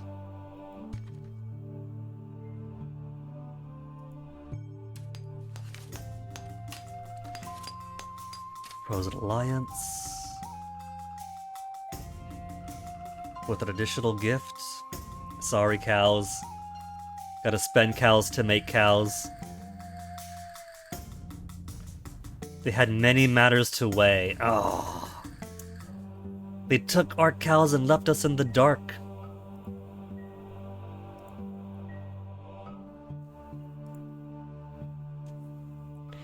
Smite Chaos. Let's go ahead. We'll start off with combat training. Good for a year.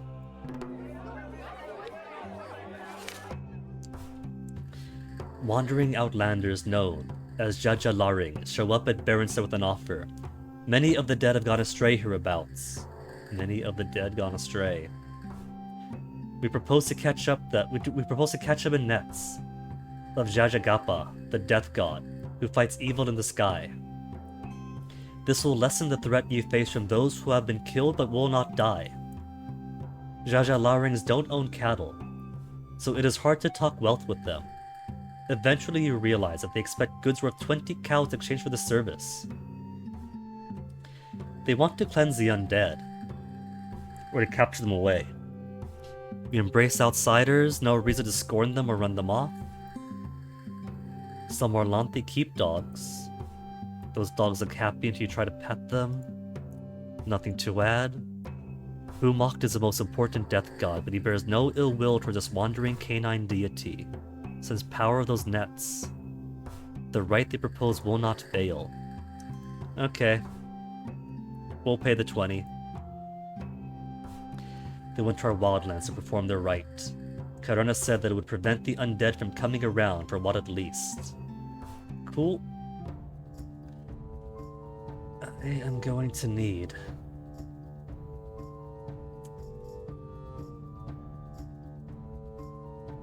We can start one more venture. I was going to scour for chaos.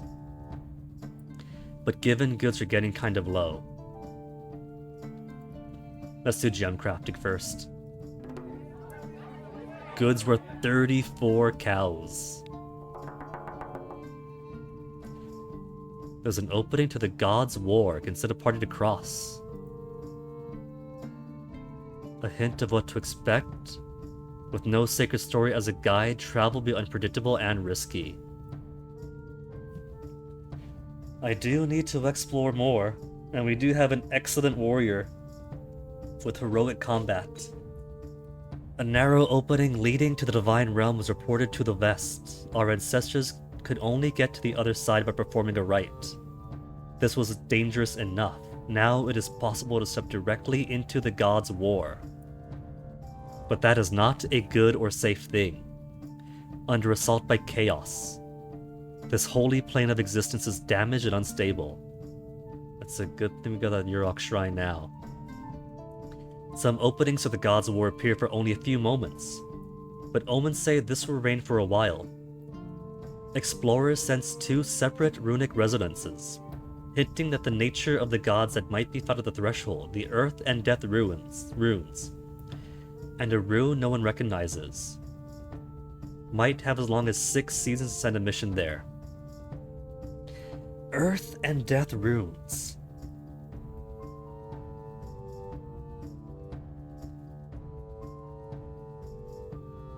Does luring the Earth Mother out of the world of death count as a part of the gods' war? Could I draw her out?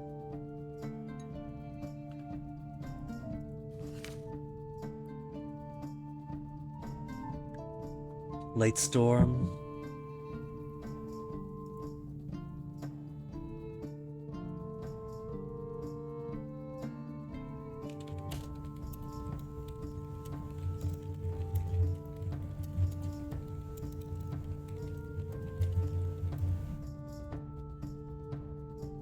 Only 6 wounded now, so I could destroy the Chalana Oroid Shrine. But let me see. Oh, look at that shiny thing right there.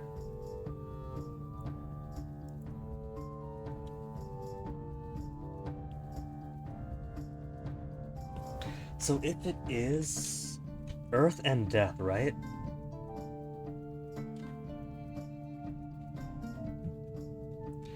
It could be drawing someone back out from the Cave of Death. But I think I'll just go for the guns.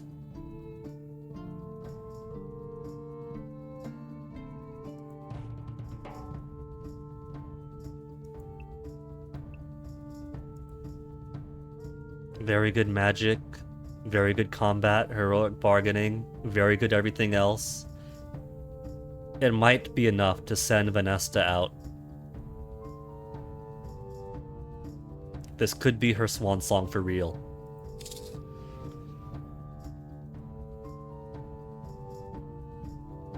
Who leads exploration mission is based on combat as a default value.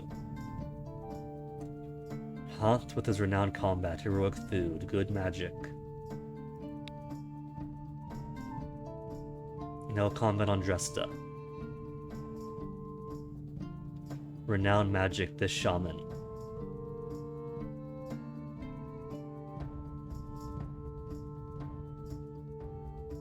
Two renowns is pretty nice.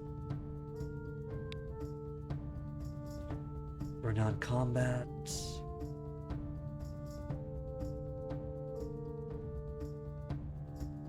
Despite combat being what it defaults to, I cannot send my Humoct person. She is simply not an option.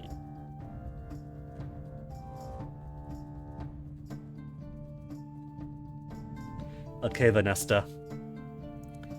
Izari's lady to the rescue.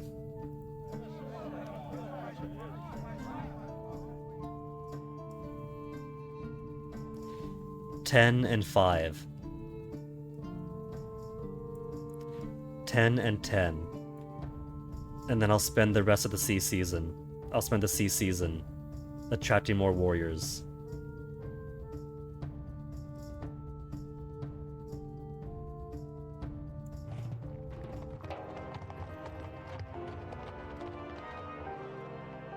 Mood up when these guys return. Karena's call to the undead foes of Humox brings more enemies to Baronstead. Shambling corpses of mutants corrupted by chaos kill 4 shepherds and wound another 9. They shriek, "Who dare betray profanes our god, Nontraya?" Karena steps forward and hacks him to pieces. The people hoist Karena on their shoulders, chanting her name. As our next chieftain, you'll need to concentrate on other matters. With a second feat, you have proven yourself, need to do no more. Toast Karena, toast the fallen shepherds, convince the people that their faith in Karena has gone too far. It has, and it's only going to get worse from here. Not to question her motives, but she started this when others slighted her. When you slighted her! Don't say others! This was your friends! Her actions help us with other clans. Wild-eyed grimness unites us now. An act can be holy, yet also attention-seeking. What shall my call bring next? Toast the fallen shepherds. She infects us with an unbending attitude that won't be easy to shake. Shepherds' family do not wish to think they died in vain. Could I do 2 and 3 at the same time, or 2 and 4?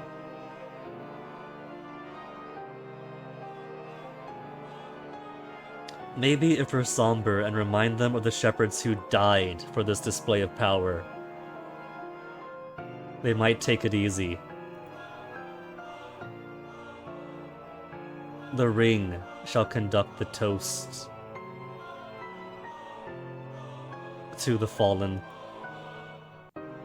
Kenvet and Drestka recalled the slain with special poignancy.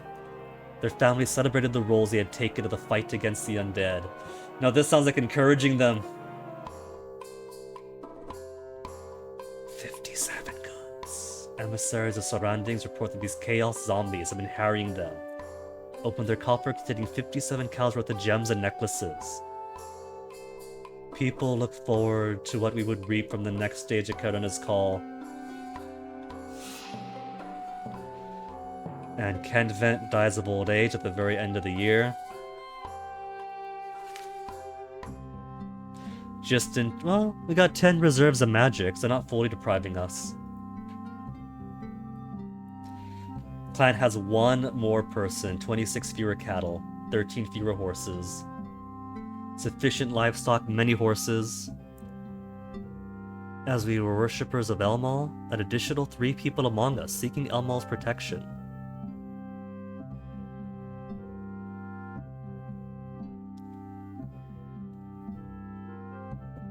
The seer saw a burning house, and our land covered with strangers. So the kingship is going to fall, and we shall mingle even more with the outside folk.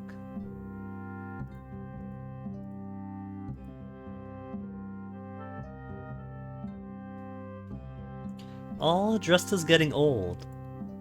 Changed her style up a bit.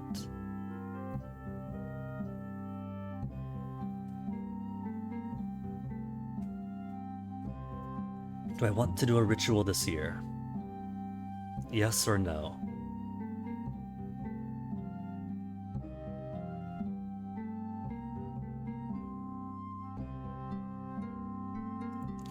We'll put summon to war, even if it's defensively.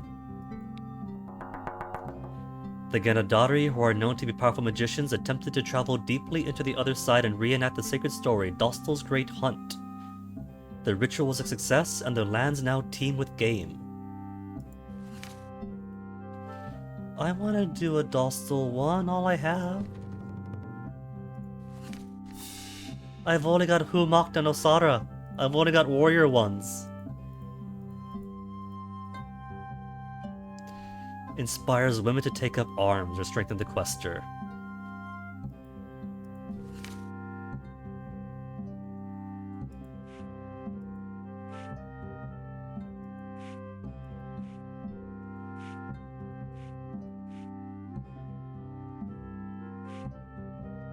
And off she goes. Taking our best warriors, 9 absent.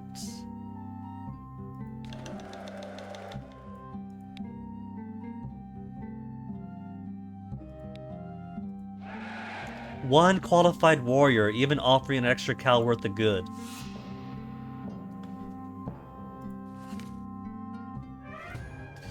And then trolls raiding.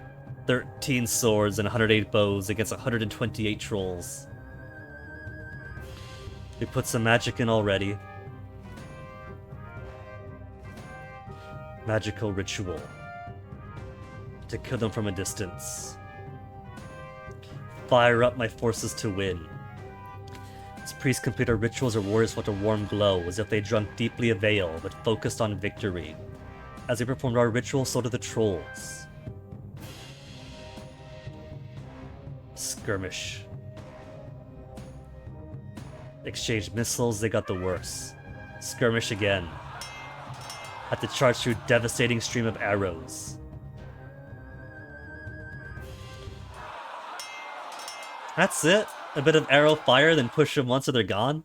I no longer fear the trolls. And we lost no one, just wounded. Look at all those kills! Okay, yeah, definitely don't fear the trolls anymore.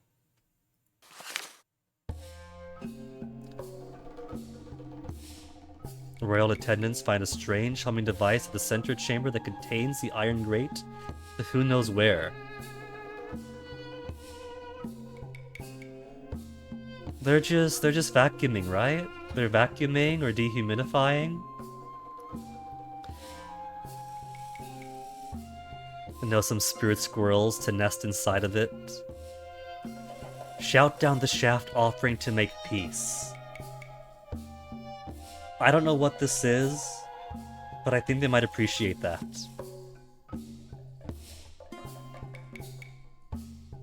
Make those stubby freaks bow down. Talakara, that does not sound like making peace. Offer a treasure. Skirmish against the undead. An array would make a berserk attack. Increasing exploring magic when we value fresh insight. Where's our chieftain? Died of old age and I haven't replaced him yet. Rock that rolls away from people whenever towards them rewards you when withdrawing cleverly during a raid, which I never do anyway. Oh yeah, Saracharanda were never really used. Rhaeda and her descendants would be stronger in combat, and wise when negotiating with outsiders. We have been using it. Okay, Caution Stone. We'll make a trade.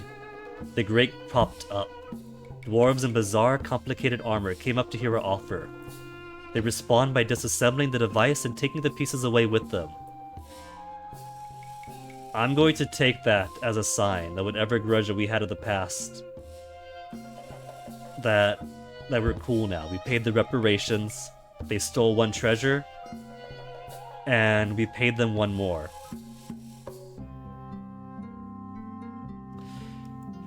So, no chief. Okay. Renowned shaman. Everyone good is so old, though. We have an Orlanth worshipper who's only 40 years of age. And very good leadership. Mard Renor, welcome aboard. And let's see everybody else. 47 is okay. 53 is alright. 50's cool. 41's cool. 56 is okay. Alright. It takes an entire season to push this button, though.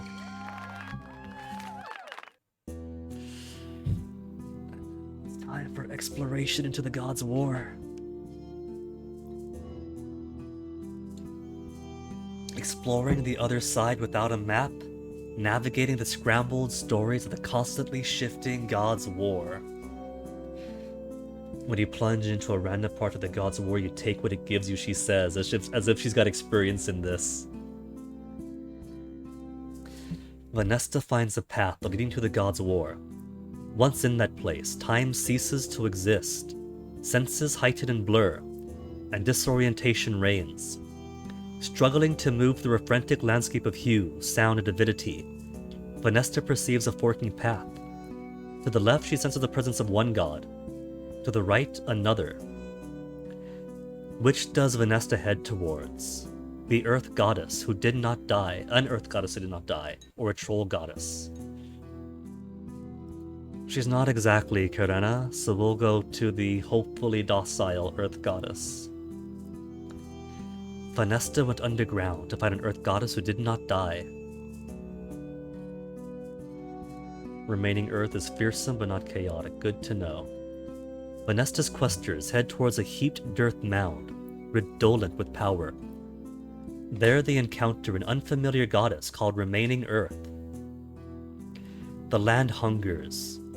The soil cries out for nourishment. What gifts do you bear, wandering daughter of dead Ernalda? Berries and greens, grouse and hares, magic, a life, cows of course. The earth hungers for life. We bring life. You know what Balurga needs, said the outland Earth Goddess. Accrue more power, and the value of your gifts shall bountifully increase. The questers bid her farewell and strode deeper into the god's realm, hoping to fulfill her direction. Accrue more power. The questers stumbled into the reeking vale. The chaos god Nontraya assembles more members of his undead army. He fashions them from the bodies of those his legion has slain. Don't care how we beat chaos, just do it, so any option? Arouse the spirits of the dead to turn against Nontraya. Attack with Stormbull's hot hatred of chaos. Attack with Humak's cold hatred of the undead. Sabotage his efforts by sneaking useless objects into his corpse pile. She's got very good combat, very good diplomacy and bargaining. Either one might arouse the spirits of the dead to turn against him. Excellent lore, very good leadership and magic. Let's lean on her strengths and arouse the spirits of the dead to turn against. The dormant spirits of the desecrated bodies awakened. They animated his assembled soldiers, attacking the undead god and driving him from his own valley. Oh, I recognize this from the last game. This art right here. As they traverse the god's war, Vanessa's questers felt a draining heat prickling their skin. Shargash, the demon's son, stands in their path. His hot words burn their flesh and singe their hair. In the name of Shadzoring Holst, by the robes of the demon choir, all who approach the destroyer must be destroyed. Attack him. Demoralize him with a song of mockery. Sneak past him. Even demons hate chaos, so unite him. To disperse the poison clouds, all suns must unite. Again, leaning into her strengths and her abilities. Shargash mused for a moment. I am destruction, it is true. But I am balancing destruction. Not the ultimate destruction of that stupid child, Vakboth. You are right. I will cloak you in power. Power get. So Alkoth and Berenstead might fight as one. Suddenly, the Divine Realm shudders, and Vanesta and her escorts are elsewhere. Ram and Rider heroes team up to battle a Chaos Beast. Poem will aid the heroes, which aids the heroes to achieve more than magic directed at the beast. Join the fight, pepper the Chaos Beast with arrows. I brought some bows with us, but are arrows going to do as much to this Chaos Beast as these heroes are? The Unity poem rewrite the storm to play the bard, befuddling magic at the Chaos Beast. I'm going to take her recommendation. She's the one on the ground. As we had guessed, our poem was about them, the first of our valley to worship both Orloth and Elmal. These words fed them strength and magic. The heroes chopped the Chaos Beast to bits. They began to recite a poem of their own, but before 3 stanzas were spoken, the gods' war shifted and we were elsewhere.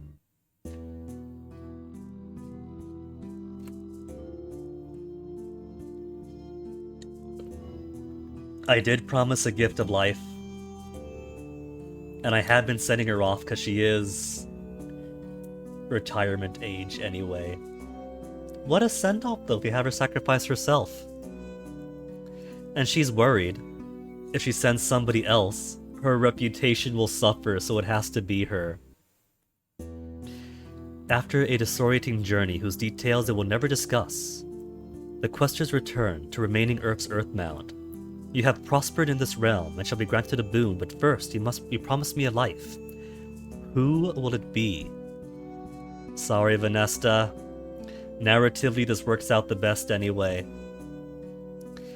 Vanesta shriveled up and died. Her spirit entered the mound. Remaining Earth's shallow skin brightened. Her bony form filled out. Remaining Earth asked what boon we would take in exchange for that payment in blood. Bless our fields, our pastures. Fill our storehouses with food. Give us a treasure. The fields are good. The cows are good. Food is good already. If we're going to lose, excellent Vanesta, I'm not leaving with anything less than a treasure. +2 treasures! Treasures are dead things in remaining Earth, so my mound is full of them. She gave us a blood seed, which would drive weeds from our pastures, granting good grazing. In recognition of our blood sacrifice, she then gave us a second treasure, the Thunder Stick. It increases the magnitude of victory when we attack to kill. She said that the blood sacrifice would also provide grain magic. So we also get grain magic in the end. Sorry, Vanesta. And now early fire season. Still have our 9 absent warriors, but they're gonna be coming back. They're just out for a bit. But I do need more to be safer in these trying times. Can counter raid the fire flowers? No, we can't. They pay us tribute. They pay us tribute. There's no raiding them. And Varlaving refused to pay tribute, didn't they? No, they do pay us tribute. It was Della Scuttering that refused. So we could take their cows.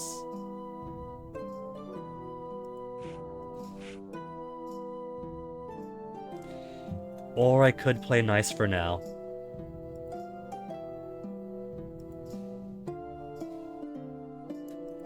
And instead of bullying my neighbors, I can keep my 14 warriors on the defense and spend this season scouring for chaos.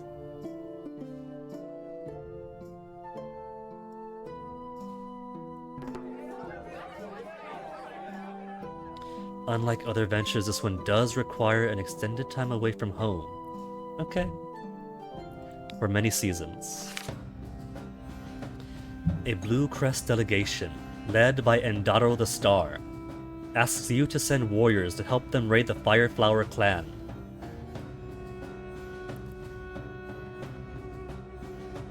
But they pay us tribute.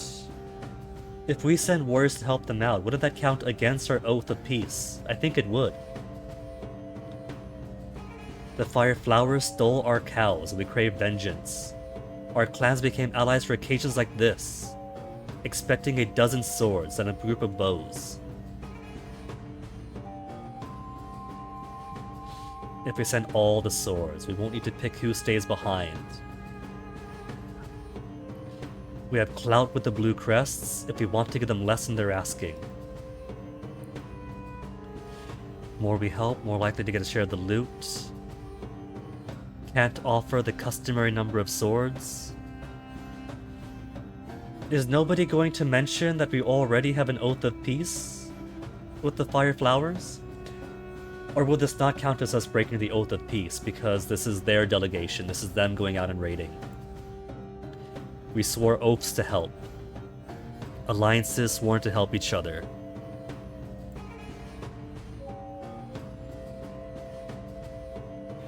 What if we sacrifice to a war god instead? We'll boost our allies' martial ability, but won't be partaking directly against our tribute givers. Awkward time for our forces rooting off chaos. I'm sure it's fine. 128 goods. We'll do 10 and 5.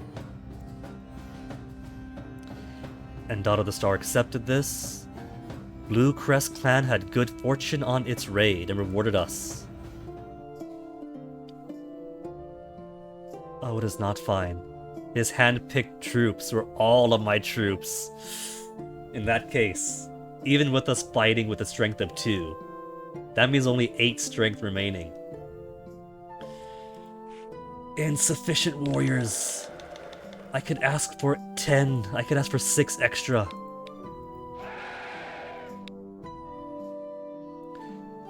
Han's wife has given birth to a son. Might have been a good omen or the like. Is Han's son gonna take after him and become an excellent hunter of spirits? Vardavan clan brought their annual tribute. Surviving questers back for the journeys into the gods' war. We must now mourn the great sacrifice undertaken by the expedition's leader. Our holy folk have already dreamt of our successes there, and told you of the reward we garnered. Sweet. Speaking of which...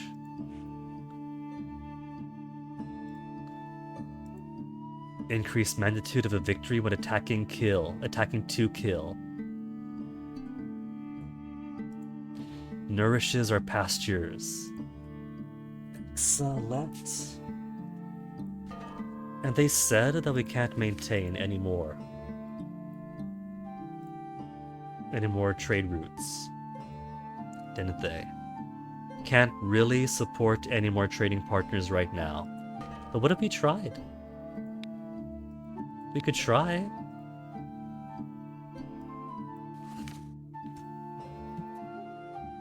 Seasonal market is nice, but I would kind of like to make that weekly or daily markets. And Earth season, so everybody stay home. Only 4 sick ones. 326 commoners all put to work.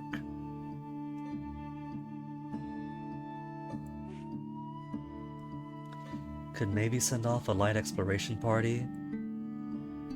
Let's do an emissary instead. We haven't met all the rams. Earth the Ling.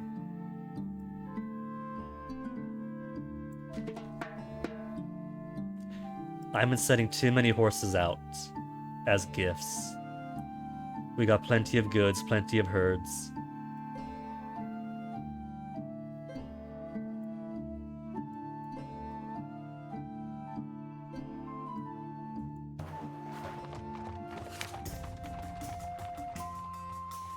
Already have as many alliances we can support, that's probably why. The ones across the river said no. Just the gifts for now then.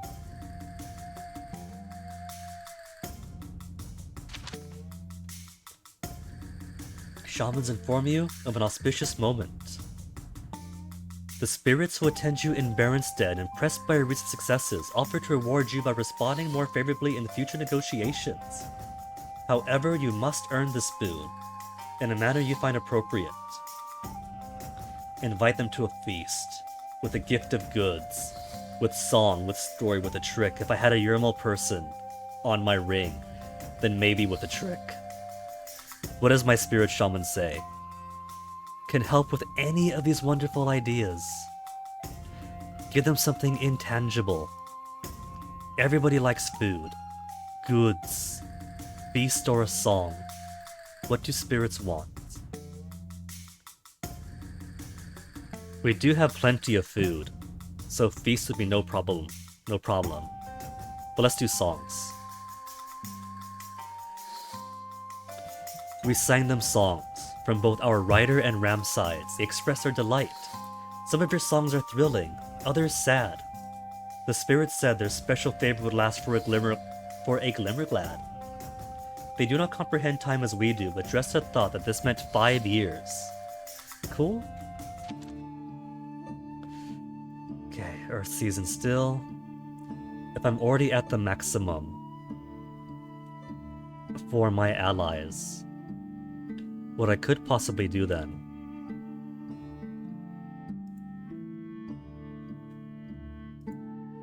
Oroc's good, Rillala good. We could do Oath to allow 1 more ally, but then I won't have my true sword. And then get 1 more ally, and then put true sword back. No. But I don't really gain any benefit that way.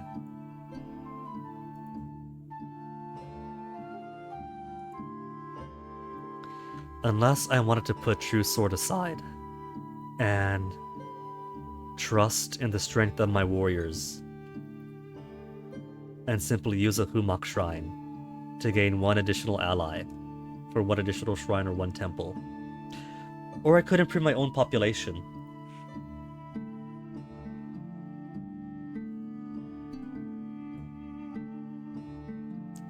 Earth season still. Let's set on emissaries. Emissaries 2. Rams who we have not visited. Oromarth, and anybody, that'll be the last one then. And then it'll just be wheels.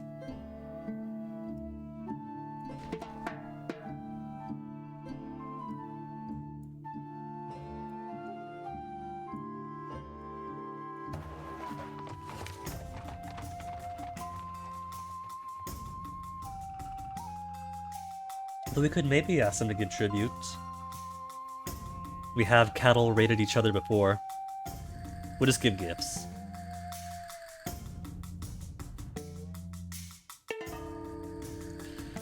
Emissary to every Vinkotling clan of the valley, help our diplomacy with them and all local clans. Of which only the riders we haven't, or the wheels we haven't visited everybody of. And so how do they assess us now? We should end our alliance with Ganadari, which has often wronged us? Not really! Prestige with the Barentheli clans is fair. Honeymanes like us most. Von Rashi hate us the most. Amber clan most disrespects us, do they?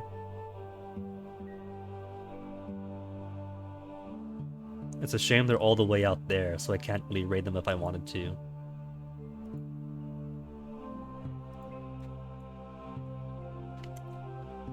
Okay, so this dark season, we can do one more venture. Combat training is ongoing. Trap for furs works best in the dark season. We could do worship every single year to maintain an additional shrine. But rather not take one extra effort every year to maintain it. Let's do a ceremony. And then we could do a ritual next year because it's been ages.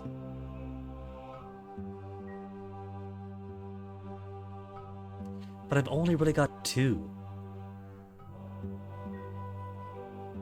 I should do more exploring. That's what I need to do. Let's do herding for now. 18 more cows, 4 horses we lost. And that is some trippy sky. Choking layer of anti-life that blankets the sky settles ever closer to the ground, pulsing with the green glow of chaos. It's poison detritus.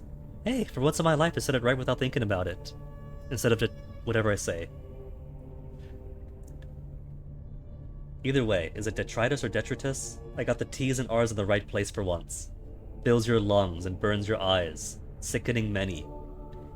People complain that they are breathing the nightmares they had as children. Shalana Arroy, Elmal the guardian sun to burn through it, Urox the desert wind to blow away the anti-life. I'm gonna say Urox. Heal the people later, first remove the cause of their suffering. See, this guy's already a good leader, he gets it. Only Urox can save us. Choose a god worshipped by 1 or more ring members. Or at least we have a shrine to. Shrine to Urox gods. People have been lax in disciplining moaners. But the discipline is out. No, never mind.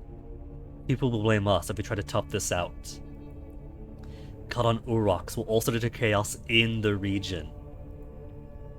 Urox it is.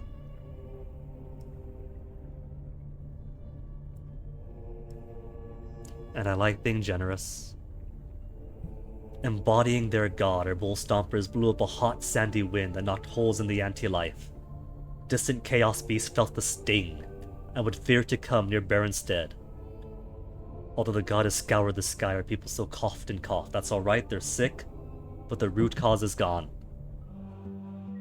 And Chalana Oroi and our spirits can help with that. That's our food situation, at least a year. So Berry and Cheese and the rest could take a break. Scouring Wind is still working, we'll do some healing. Bargain for curing.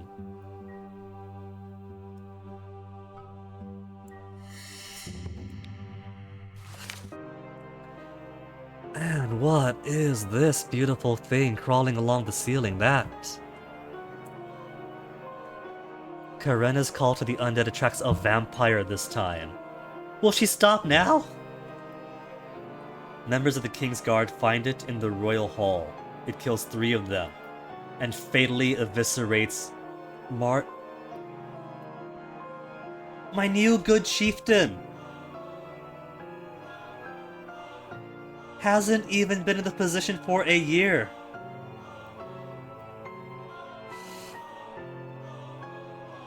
Fatally eviscerates Mar Draenor.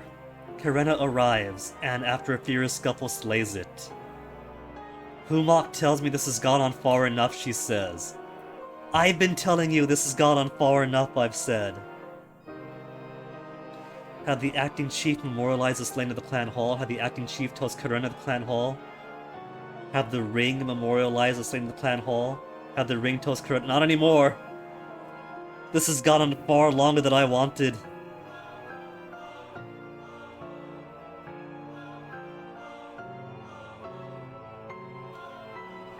Memorialize the slain.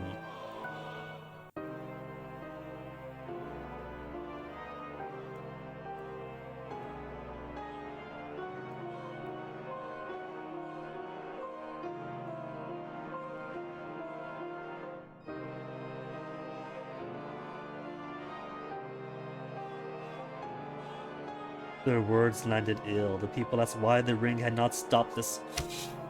I tried, and the people said, oh no, you're being a baby, she's doing great things for us. My people are so fickle.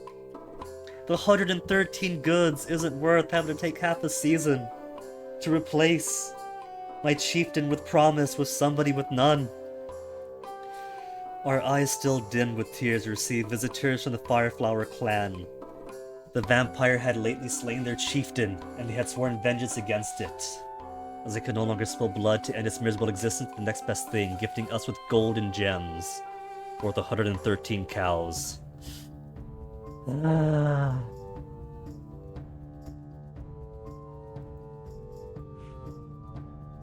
Twice in one entire year. Twice in 1 year. We haven't even made it to the next spirit time without a chieftain dying.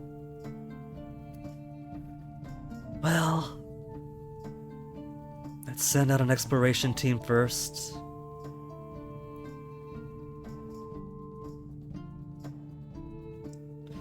The chieftain is dead, long live the new chieftain ninja zombie, but I'm running out of chieftain candidates!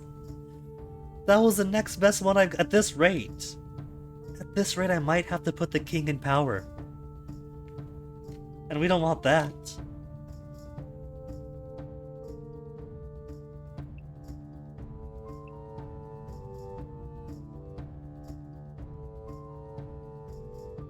Karena, it really should have been you. Who have we got for leadership now?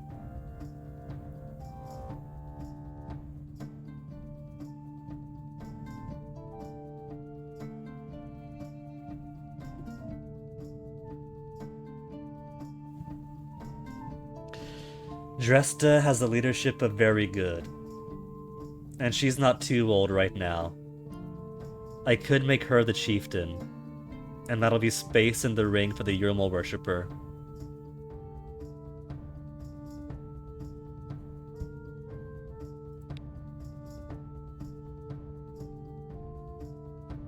What happened to our other combat person? Where's the other Humok guy with the huge smile? I don't recall him dying.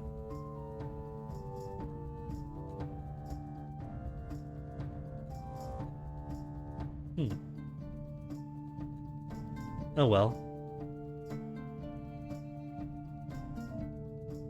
Let's send Tuva.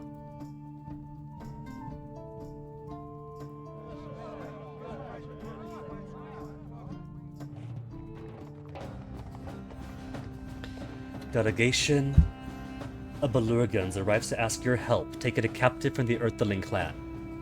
Their explorers came and carried off a young god talker, much beloved of our goddess Balurga.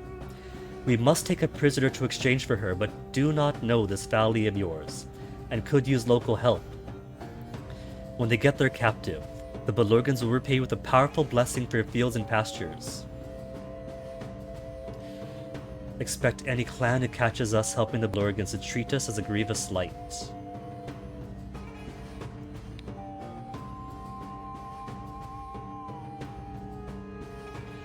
Earth-a-ling, how do we stand?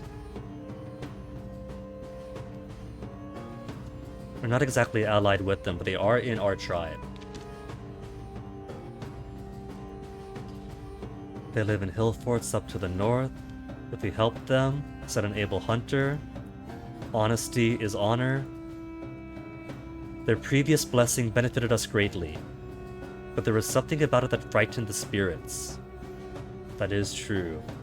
They gave us a good blessing, but the earth kind of felt a bit wonky afterwards. Nothing bad happened. But if our spirits are worried, and we're leaning on our spirits pretty strongly this time, we'll have to decline. If they came to us as guests, we won't drive them off. People praise the ring for avoiding further entanglement with these outlanders. Something was wrong about them. Is it the poofy skirts? Do they not like the poofy skirts? 9 warriors, 1 sick. It's a good thing to see season nobody raids. Okay. Leadership-wise, we've already got an Isari's man, and the leadership from here on down is only good. Oh, that's right, because John Rick's out scouring. That's why I couldn't send him out. He's already away from clan with his renowned combat.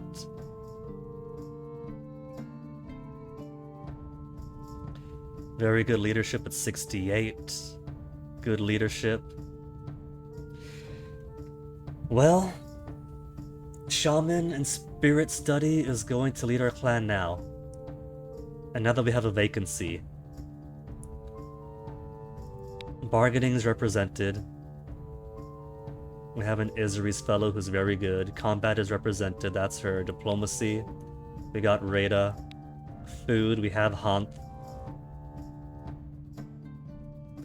Food, excellent Yermal. Leadership, we have Lore. Saren is getting so old I hadn't even recognized him. Chalana Oroy. For very good, we don't really have anybody for lore. The best we have is Hanth, who's merely good. And magic, that's Dresta. So do I put Chalana Oroy Worshipper, as she has very good lore and the best we have so far. 59, but no worship, so doesn't add anything for divine representation on the ring.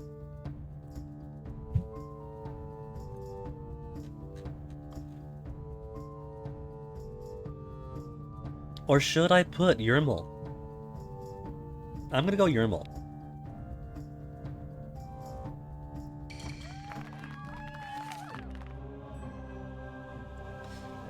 In the southern Orlanthi kingdom of Forosan, Tuva and explorers find a devastated landscape dotted with abandoned clan territories and ruined settlements. They travel for days without spotting any other humans. In places, the world appears to be falling apart completely. One day, they encounter a small group of Horus Silvuli, beset by enormous chaos monsters called jackal bears. Oh, that is so cute. They literally have jackal lanterns for heads. Gotta go with the tricksters. If you don't have at least one Raven or one Yermal on your team, then is it really a team? We're gonna attack. Join the fight. And Tuva is out. The beast roared in outrage. She wanted to attack, though. She said, "Attack, how was I to stop her?" From miles and miles away. As we rode into them, swords swinging, they fled before our Bethang blows, though not before one of us was killed, and another 3 wounded. The Thoros Silvuli thanked us for saving them, offering us a treasure, a dagger-like tooth from one of the region's legendary tigers called the Tooth of Thorosan. They said it would aid us in battle when we took it to raid any clan along the valley's southern border. That's mostly my guys, though, in my tribe. Unless there's more that we haven't discovered further down to the south. More clans than I know about. Later, Dresta studied it and said it was one of the 4 kingdoms' treasures. If we located the treasure of each of the southern kingdoms, we would gain diplomacy blessing that would persist as long as we kept them. Cool. 200 goods. Oh my goodness, my economy now. Just gotta get the herds going.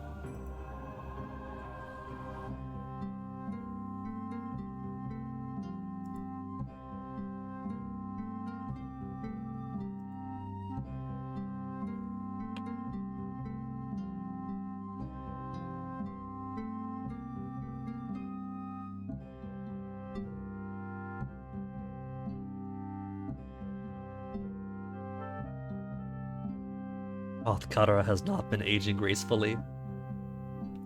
Members of the clan ring are popular. I'm surprised because they keep dying off. 30 babysat adults. The clan has no more people. What? They're all gone?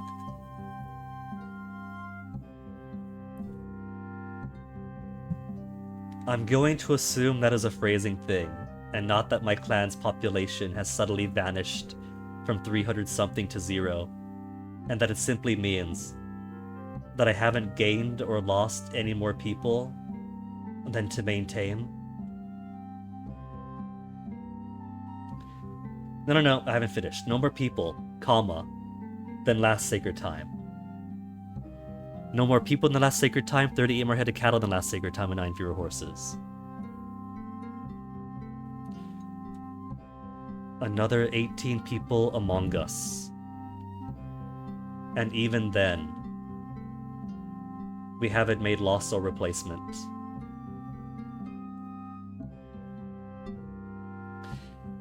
Fields, pasture, wilds always. I'll say exploration, ritual, and war. Because they're good on diplomacy now, we have lots of people. But war, if nothing else, is for the sake of defensiveness.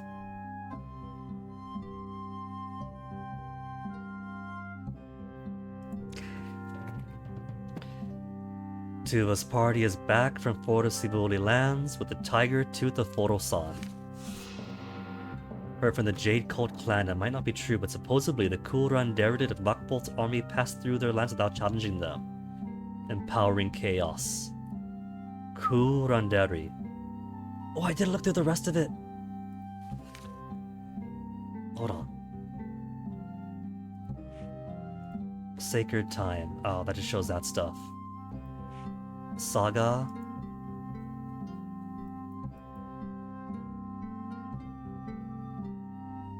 So that's how to restore. But I didn't see what omens we had.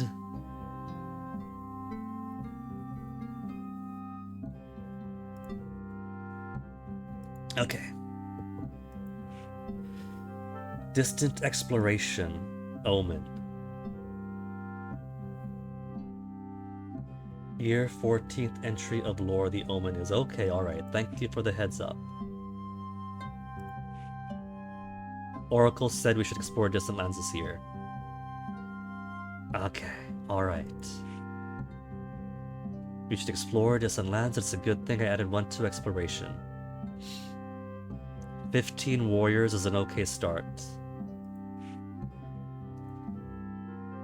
We put 1 to war, 1 to exploration, and we do have no Fleetfoot, but we do have Rider Virtue.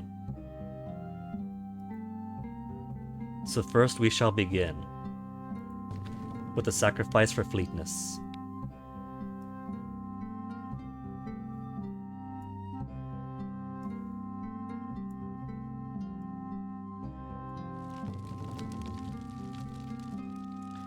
And then we'll send off. Distant exploration they wanted. How do I count? How do I count distant? Let's go all the way up to the mountain then.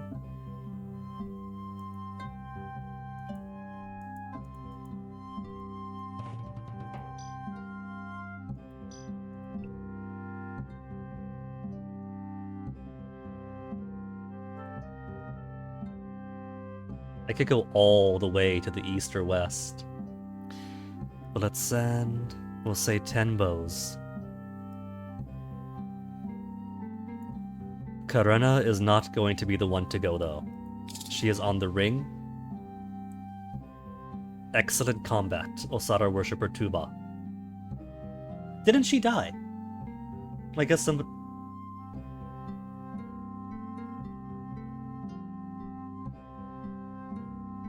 I guess she didn't die then. Alright. In that case, off you go again.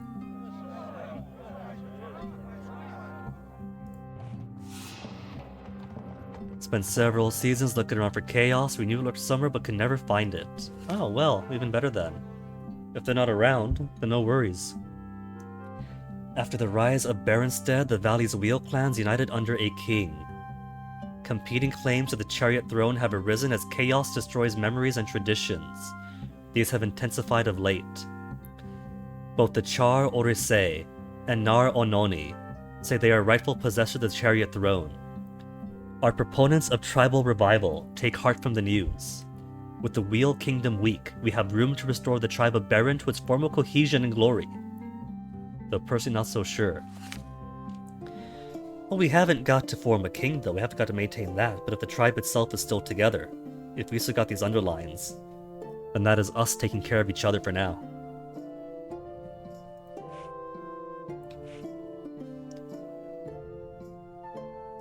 "17 swords is many. But I can't raid all the way out to those that I want though. Varnash, who pays tribute to us. And then my own tribe, raid my own tribe.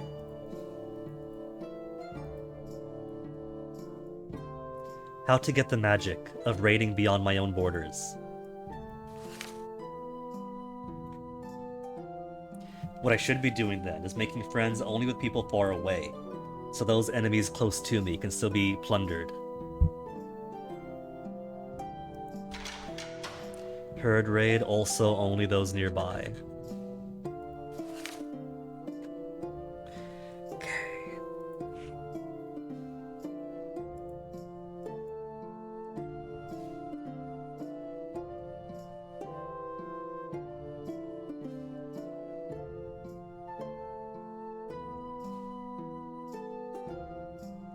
A distant clan would have to be feuding.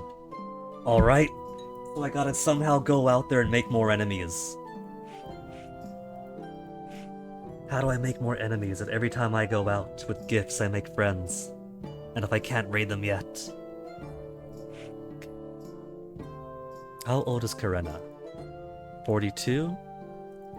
And I'm pretty sure all of my combat folk are of similar age. 42, 51, 44, so older.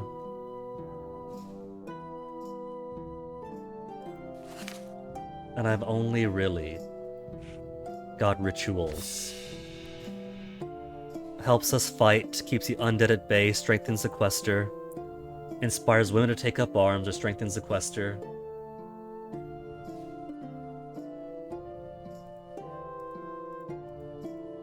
I've done Humak Draws the Line before, but I've done it with the wrong answer in one place.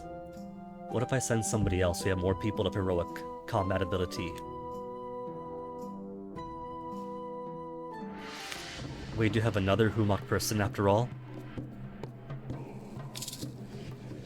Jeanric. Merely good magic, but she's only got merely good too. Renowned combat. To bounce up to heroic. Any more Humocked. That's it for Humocked.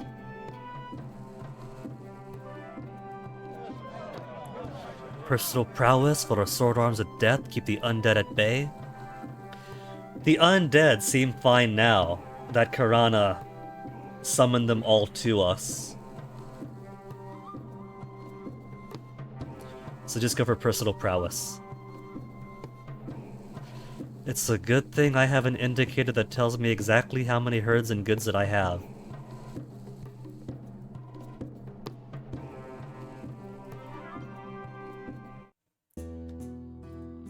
Meditated on his blade. Time was time. Don't ask permission but fight is what we did last time. And he's got renowned combat. Fight. Secret of transformation we have done before. What is the secret of no secret? This awareness flooded into Jonric and out into the rest of the clan. We found new ways of thinking and feeling beyond notions of the self. It washed away greed and fear. The contemplation felt like a year and aged Jonric like 10. Would forever feel like a tantalizing truth just lay beyond grasping. Now this time the true answer. Not Yurmol the provider that slays, but Humocht, who took the sword, that slays grandfather mortal. Humocht took the sword, and did what had to be done to bring death into the world. Grandfather mortal became the essential sacrifice. Jonric found the unpopular and fearsome truth and had not shirked from it. Other Orlanth clans would tremble when they thought of us. Good luck the next time we raided.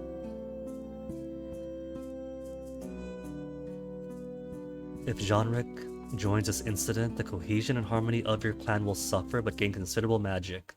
Pass. Attack immediately. He's got no opinion. Attack immediately then. Fought off the darkness spirit, win this one. He's a man of little words. Just point him in the right direction, he'll fight.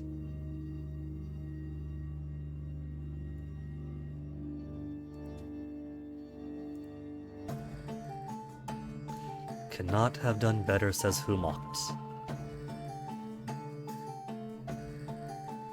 Gain Humocht's death-dealing secrets. Cool. Members of Nar Onan arrived to demand redress for the warrior he was slew.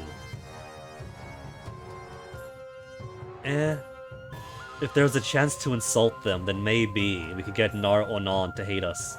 But this was holy business. Humocht meant nothing to them, they said. The point was hard to argue. Will this develop into animosity between us? Nar Onan. Known for rigid heritage tradition, but doesn't hate us yet. How to get you to hate us, Nar Onan?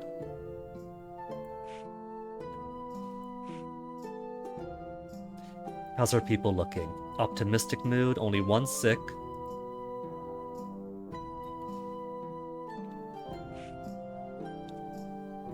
And it's still fire time. Olmarth won't mind if we cattle raid them. Yeah? They've cattle raided us before.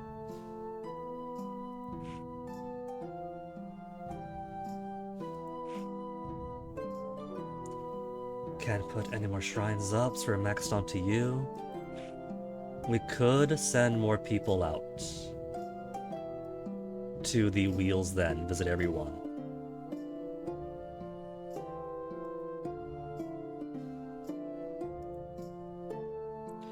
Kulrander hate us, but they're not feuding yet. Come on, push it on over.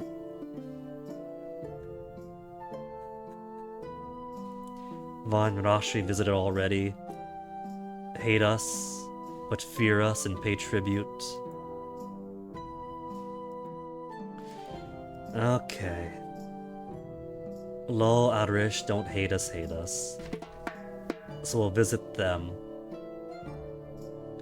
with some gifts.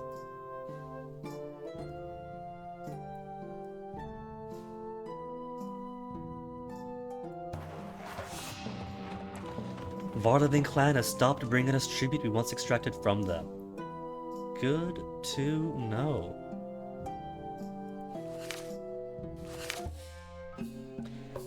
Not that I could do anything about it. Exploring the mountains of Imther, Tuva and company find a little but desolate and eerie quiet. They find little but desolation and eerie quiet. After much trekking through trails and switchbacks, they come upon a crackling black cube.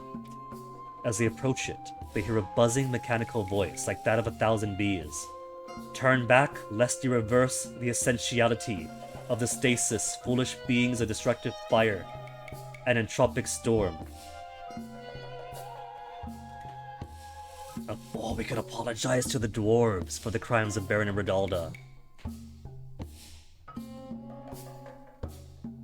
Smack it and see what happens, Tuva. When it just says turn back. This is why we've got walkie-talkies on us right now.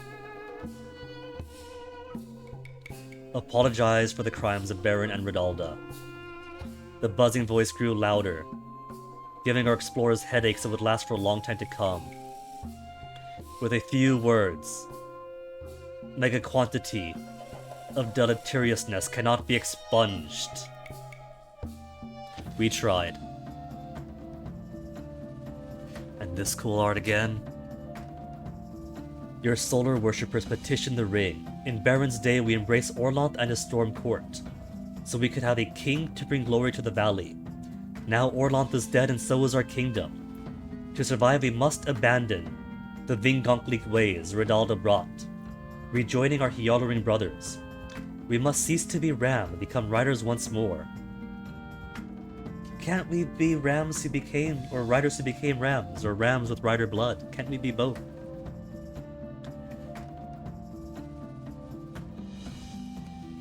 They come with good hearts and deserve kindness. We'll think about it. Show us how to do it and we will. Raid us away. Have some choice words of admonishment. It will never work, and I could explain why. See, the thing is, we are adjoining. We might have been mostly assimilated. But we could be the best of both. We haven't got to abandon Baron's marriage that brought us here. We were once Hjorlings, but are now Vingotlings. When we were riders, the wheels were our brothers. The brothers we hated. Half of our ancestors are riders, but many of them agreed to become Rams. Cease to be Rams and become riders once more. Is this what the Orobos eyes were hinting towards? I forget the exact word is, but that was hinting towards being or learning something new, seeing something new. Becoming riders is new for Rams, but not exactly new for our lineage.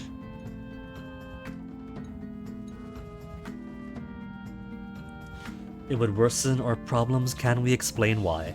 Mood soured even more. They found Hans's arguments unconvincing, but could not proceed without permission from the ring. If riders can become Rams, who was to say they cannot switch back, they muttered. I mean, we're kinda. We're having a renaissance. We're Rams for our riders. We're not abandoning either. People said the ring had only emboldened them, and should have demanded atonement for this rank offense against Orlanth's memory. How's the mood? Reserved. Reserved is okay.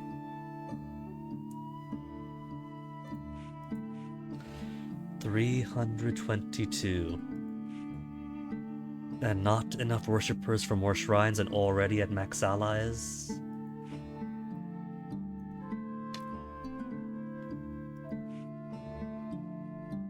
They haven't come back yet, so this distance has not been filled in. Currently hurting. We could do recruiting clan members among the Orlanthi and possibly boost numbers enough to organically produce another shrine. 10 people to pack up and move and 5 kids.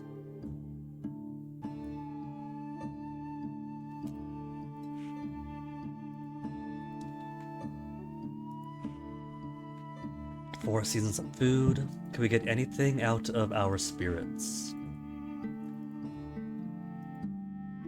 Yield of our herds would be good all times. Unresolved disputes from souring the clan mood. I might want that right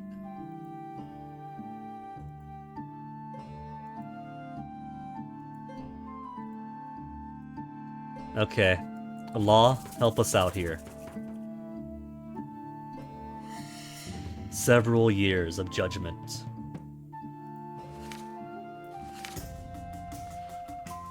Hello, Outerish Village. Just here to give gifts. Though maybe they might be suitably offended if we ask for tribute. We are demonstrably stronger. So give me 7 herd. They've agreed to it. I don't even have to be within raiding range. I could just ask all the wheels. I mean, if they're not going to be in range for us to raid anyway, then there's not really any political sacrifice in asking them to pay up. Centipedes again.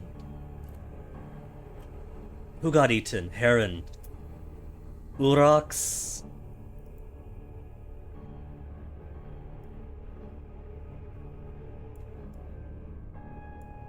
Urox, blow these away again.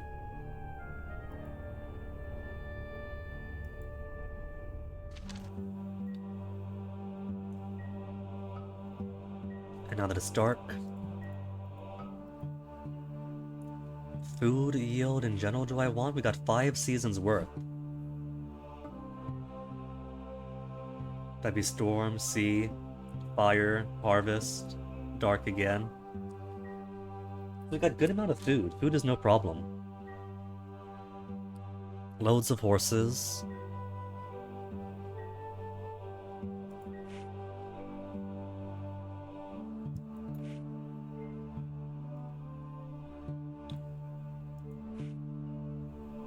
Let's spend part of this dark time getting curdling back.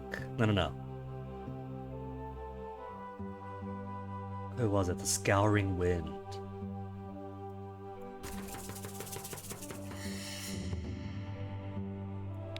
Scouring Wind for several years it says, but it depletes so quickly. And then help our herd's food yield.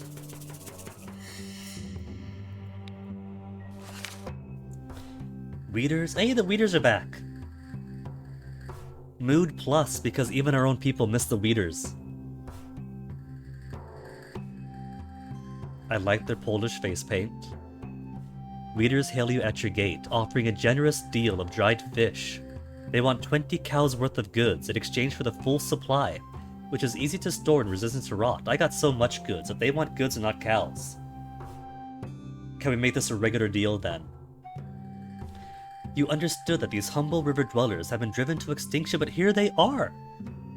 They worship Oslira River, and subsist on a diet of fish and reed soup. Your people take their appearance as a beacon of hope, but these pathetic beings can still live in the Chaos Age. Maybe hope remains for everyone. Decline, dressed to no. I like accept and encourage my people to take heart in their survival. If we treat them ill, expect our neighbors to find out. A good deal. Can't defend it.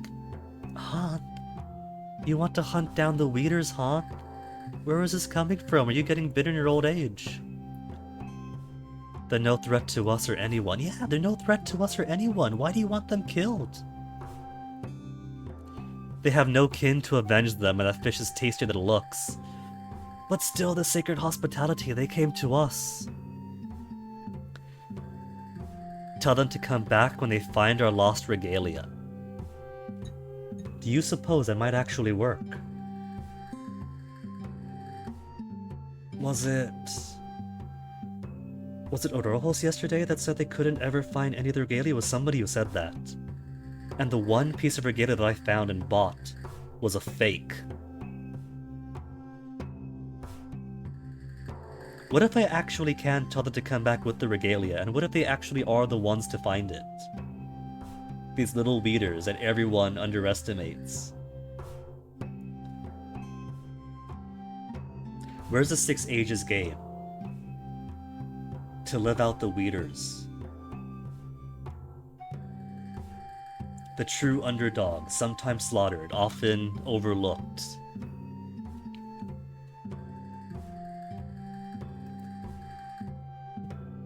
The weeders depart with our goods, and we store the fish safely away. People found inspiration in the continuance of the famously put upon weeders. Their appearance had to be more than ordinary. It was a blessed omen, they proclaimed, and Haunt wanted them dead. Still reserved. Okay, Storm Season, let's send out somebody else now.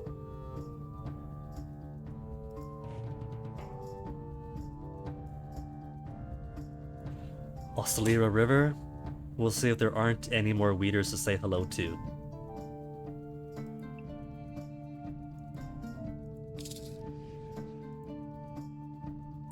Tuva, you are my good luck charm. Keep getting out there.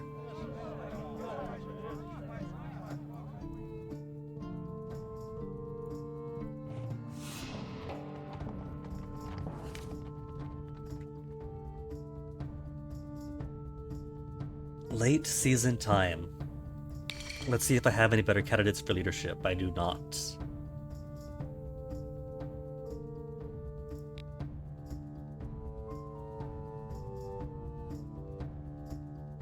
$54, $52, so not too far off, but bargaining is better for her, so only 2-year difference. Combat, no new candidates have popped up. No one's gonna beat Retta, ever. And then her kid's already born with a horse birthmark on his butt.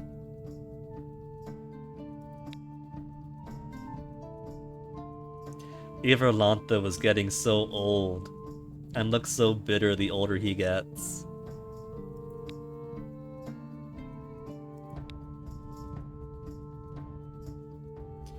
Very good lore, Shalana Arroy, but then nobody else still. Okay, just want to take a peek. So what to do for this last day of the year? Could send out another expedition closer to home. Maybe a few more swords. 3 years since we last raided. Other clans thinking less of us. We can't have that.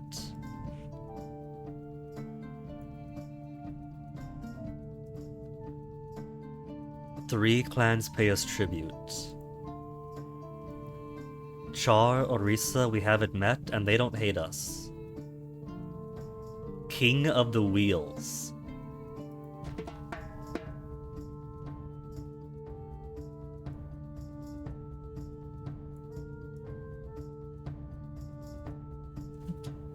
Gun, boat, diplomacy again. Send so many of our strongest warriors to demand that they pay us tribute.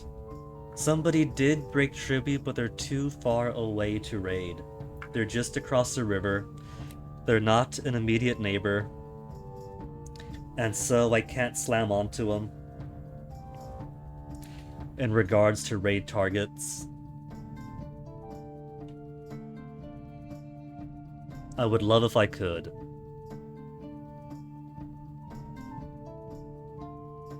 I'll be extra generous. 15 goods. They already like me a little bit. They're neutral at least. And I produce so much goods now.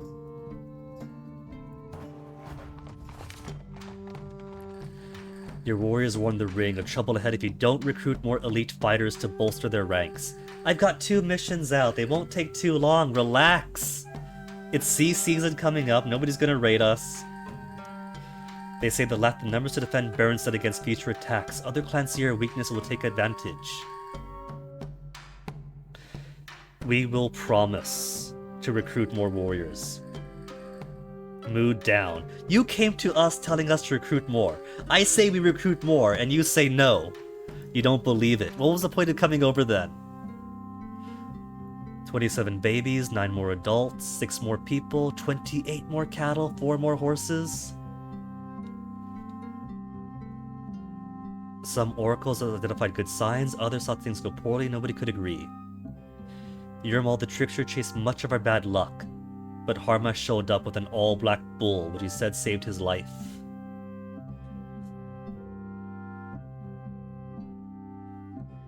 An all-black bull, Harmos. Is this gonna be a good stud to ensure strength in our cows?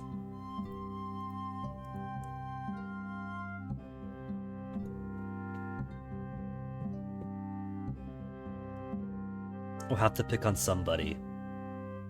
We've already done a ritual. I think because Rada's up, we got a bit less magic. But that's okay. We'll be alright this year.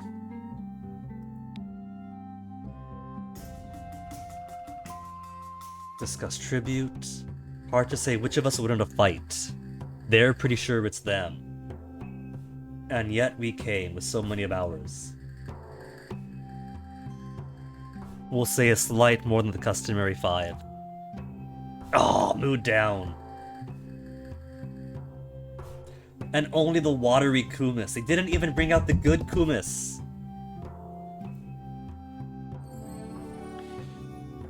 We minded the omen to explore. Osada flared through the poisonous mist, blessing our exploration. What is less compelling than the rush of fear behind the ears? Do I understand the meaning of this question? Saradin. What is less compelling than the rush of fear behind the ears? Is he saying that he is whispering up behind me with a threat that should be spurring me onto something? If I understand this to mean a coercive threat, then yes, I do understand. That from Bearwood spotted some of the hunters who dwell there. The roving folk worship a bear god Odela, who lends its form to their shamans. I don't worship Dostal, so I hold no grudge against Odela and felt no obligation to confront them. And indeed, we evaded their notice. However, if there's anything of interest, could not find it.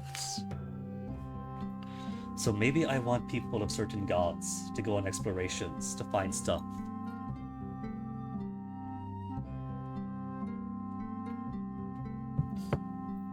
Season of the Sea. Plenty of warriors, they got nothing to complain about.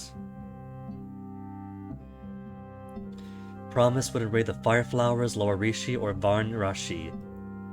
All ones that are close to me.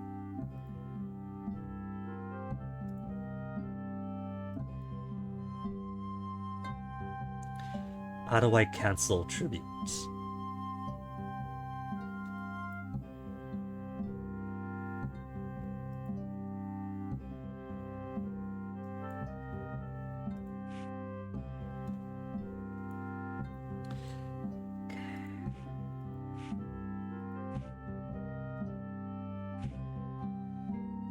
Well, if somebody does decide to attack us, then that'll break whatever tribute they have. Any tribute relationship. And then we could jump right down their throats.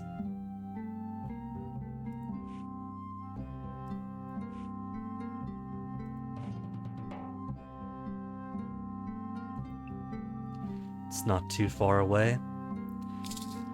This won't keep him out for too long.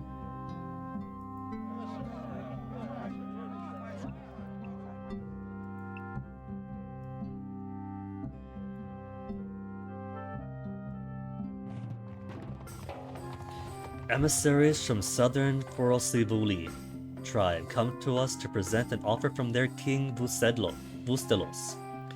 He will grant you a blessing to strengthen you against accursed sky followers. One day his delegates will return, seeking Barentheli magic to use against the undead army and his chaos generals. Mutual enemies, I see no problem with this. Blessing against the sky would offend our rider ancestors. We follow both storm and sky, you ragged scoundrels.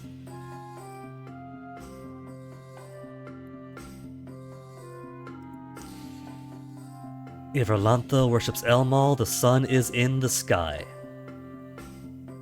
So the Foro Silvuli offer to bless us against the king.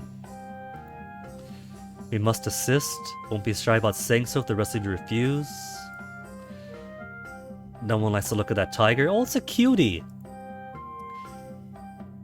The way blessing against skyfolk sounds impious. It can be used against the wheels. If we promise and fail to deliver, neighbors will hear of it. Rider ancestors worship the sky and may reward us for rejecting their blessing. How about that then? We can aid them, but not acquire the blessing.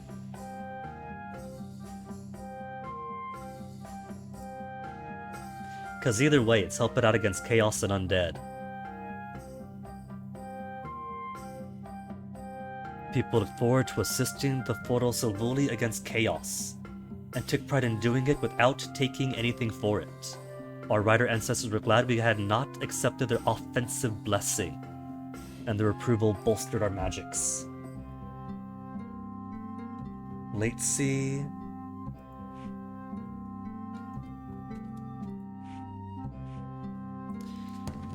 Let's do some combat training while we're here. And then spend the early parts of the fire season doing our promise to recruit. There, promise maintained. You grant hospitality to a delegation from the surrounding clan, which holds you in high esteem. Once our tribe was a true kingdom, ruled with wisdom and courage by King Baron and his heirs. After King Vinglance died at the False King's massacre, clans gradually stopped obeying royal decrees. Okay, return sacred authority of Yorin and to survive. Rally other Baron clans to the banner of King Irvelantho. Haven't they asked us this before?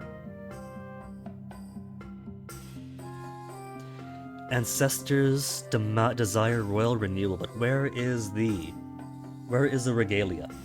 Every time this comes up, my point is crystal clear.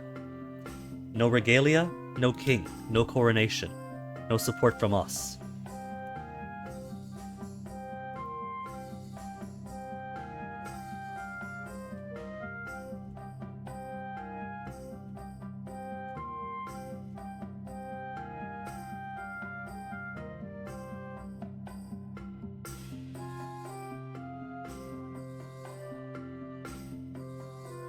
People want to say yes, do they?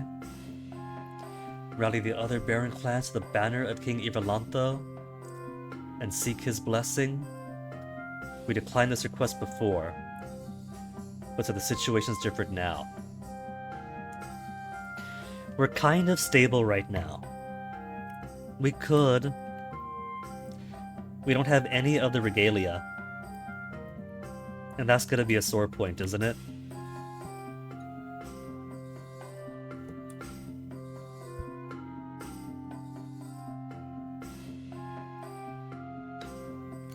People want us to say yes.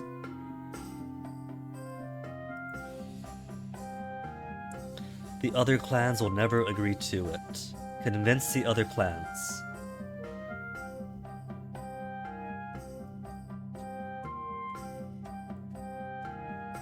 Chaos scouring the world cannot risk sending the king outside Baronstead's walls.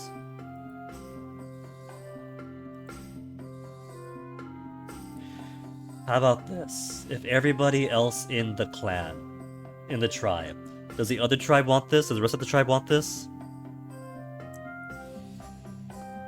They wanted a clearer declaration and not just waffling. Well, we got time to spend waffling now. 4 years since last raided.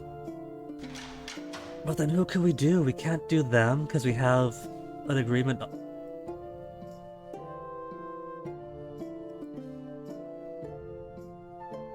The Winter Tribe, known as the Sun Haters, is an option now. So we do have somebody on the border that we can do an extra raid on.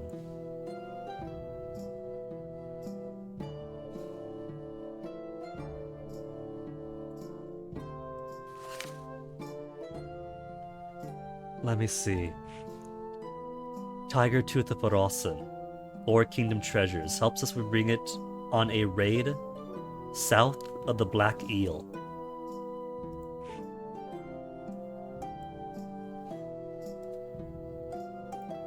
South of the Black Eel is all of this. So all of us.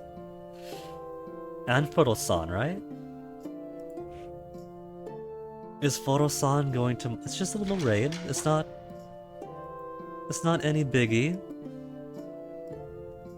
That is a big blob, though.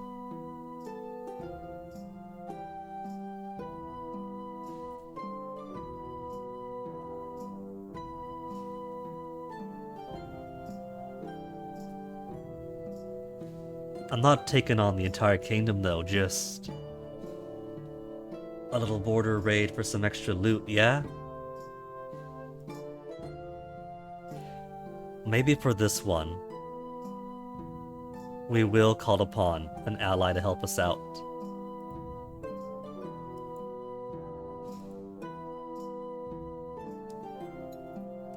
Trained warriors, and we also have every sword with a strength of 2.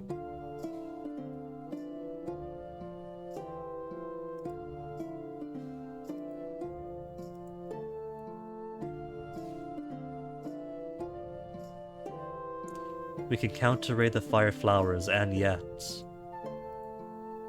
we cannot raid the Fire Flowers. Okay, Honeymane. Known for their magic, Gendari. Gendari, help us out with this. We haven't called you guys on before. 23 warriors? 15 swords and 90 bows against 21 elites at 143 spearmen. Use Treasure Thunder Stick. Is for killing though. When attacking to kill, we're here to plunder. We'll spend a point of magic, because they have spotted us. 24 against 21, 143 against 104. So on bows, they have the advantage. We could charge. We are just going to charge into him. Fighting on a slight slope. Ah. Fight fiercely. Ooh! They got a shield wall against us, alright. We got lessons learned now.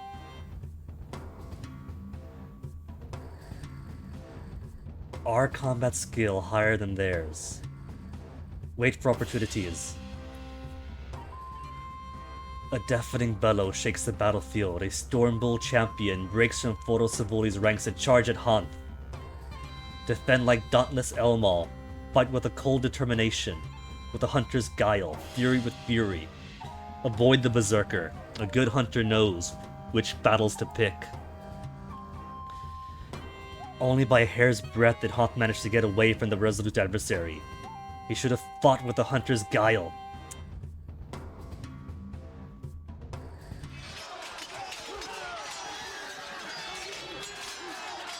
They pushed us all the way to the end, and then one feint drives the rest of them all off at once. They had also waited for an opportunity, but we feinted and gained the advantage. Oh, we actually lost 3 elites. Our first actual casualty in so long. Their magic was stronger, but we fought too harder to make up for it. 12 cows, 5 loot. 12 cows and 5 loot. And nobody thinks that we're weak anymore. The reputation was a big gain.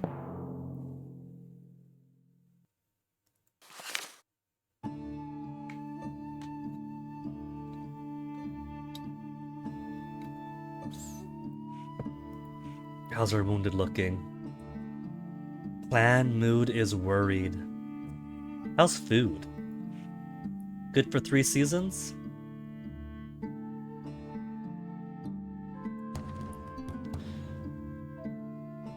How about entertainments, festivals, games, storytelling, holding a feast? It's not the dark season yet, so for now.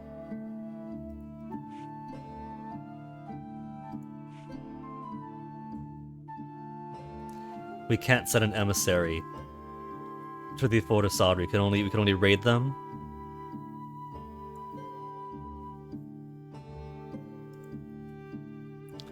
Cool Rander, you guys hate us. If I send an emissary,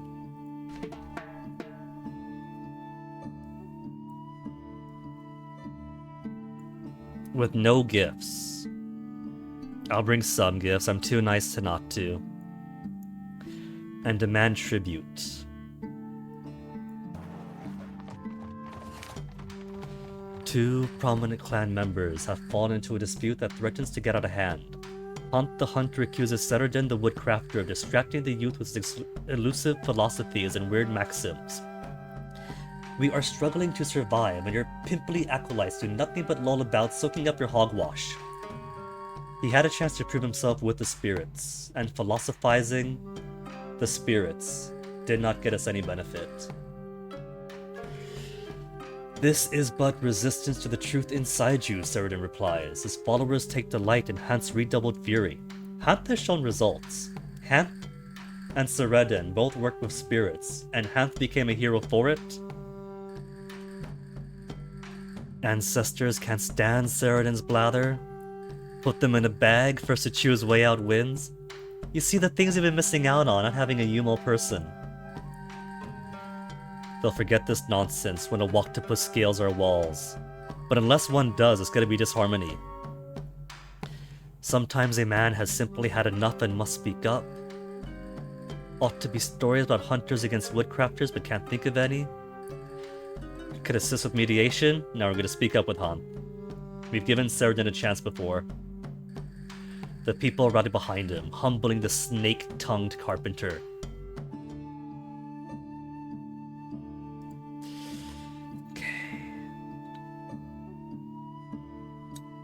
And there is still Explore Magic bonus. When Rada comes back, we'll probably send somebody out. Reserved mood, so gotta work on that a bit more.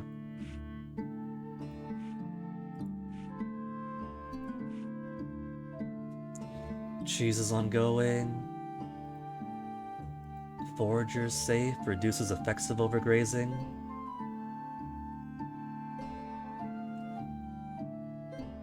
Would that replace the venture to restore pastures, and thus save me one more venture?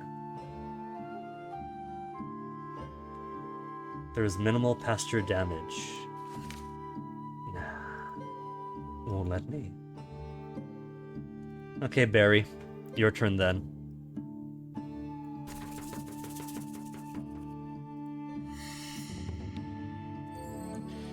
Lo Arish brought their annual tribute, nice. And now it's dark. Dark snow is a perfect time to convert fields to pasture.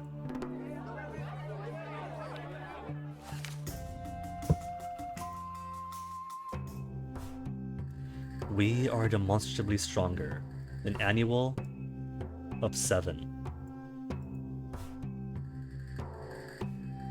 I haven't even got to kick their butts first. These wheels are all cowards except for their king. And then lame horses again.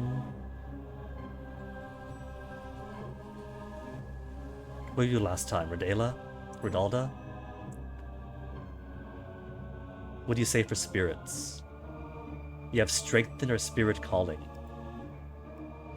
Devotion to Redalda will aid us.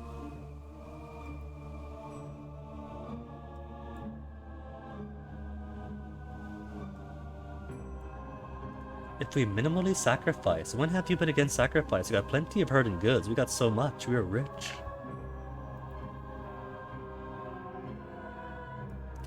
Magic aids us in deception. Assure the people the situation will improve. Spirits coax chaos fragments for the bones of the horses. Scatter them far and wide. Cool.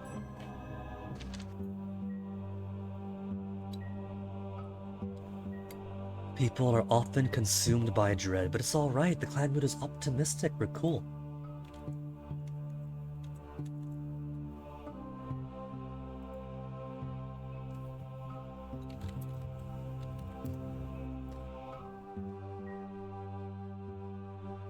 So we have 2 ongoing. Can't be another venture until combat training expires at the earliest. So what to do for the start time?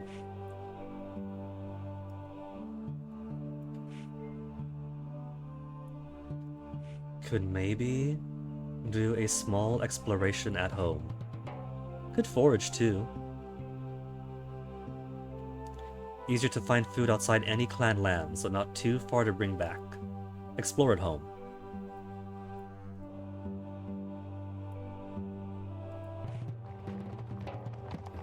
Didn't find anything outside of note, anything of note while searching the lands and a small flock of sheep. Been born in some out-of-the-way place last year, no markings. Ours now then. And alright, Storm. These guys aren't back. I think their luck ran out. They're dead. They're just dead. Tuva?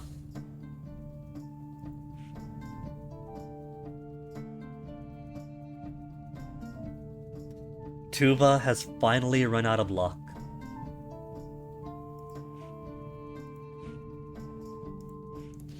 Who have we not visited now? Only one? Is a Nar Onon? I'm gonna take advantage of the exploring magic bonus first. And I guess send another team out. That's 2 that died in this spot. Maybe there's something wicked here that is keeping us from succeeding.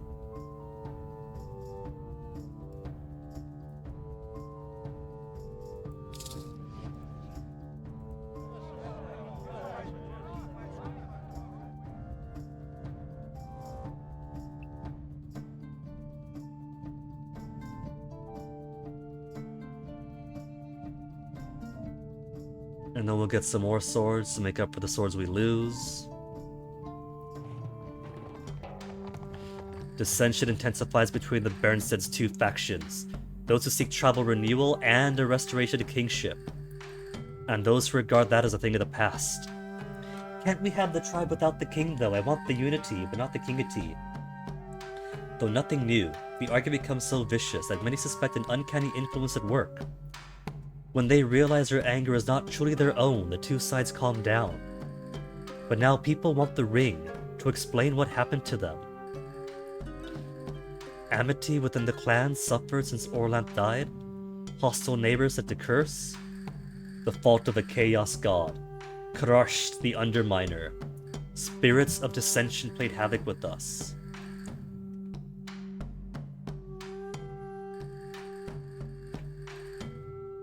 Spirits were still here, could drum them away, but they have already fled, leaving us little to do. She's blaming the yokai. We could easily scapegoat them, saying it was bad spirits, but it's okay, they're gone now.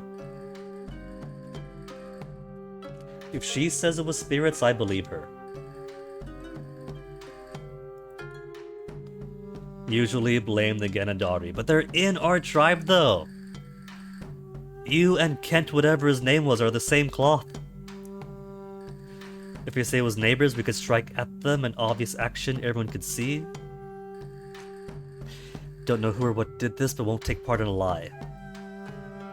It's only trouble if you make it so. I admit that I spoke with greater heat, would have preferred, but regalia hunts remain idiotic. Our spirit shaman chieftain says it was spirits. Those who had succumbed agree that they had sensed a spirit presence before it all started. They believe it.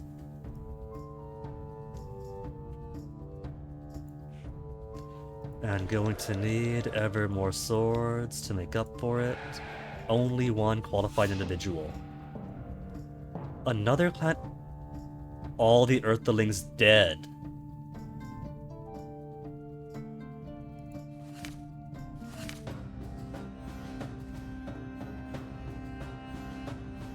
We had relationships with the Earthlings. They're actually losing clans twice now.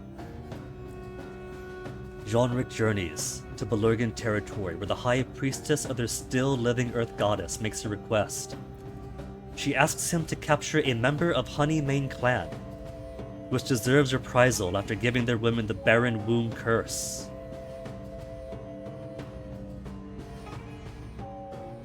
In exchange, they offer a treasure, the unseemly phallus. It increases ritual magic if a trickster devotee is on the ring. The Honeymanes are your allies.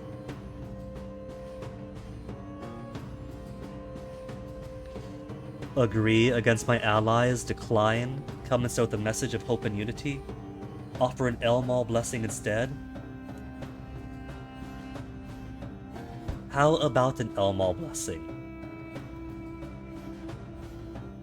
They prayed with Jeanric, and the light of Elmal broke through the poison sky to warm their fields, and gained the promised treasure anyway. Okay. When this portrait here goes all sepia, I assume that means it died. That's why I thought Tuva died before. Well, Tuva's dead anyway now. Fantastic news regarding Saradin. After staring at the story wall for days and days, his knowledge of lore and Vincottling customs has surpassed any ordinary man's. But he's still a dick though, so he's got heroic lore.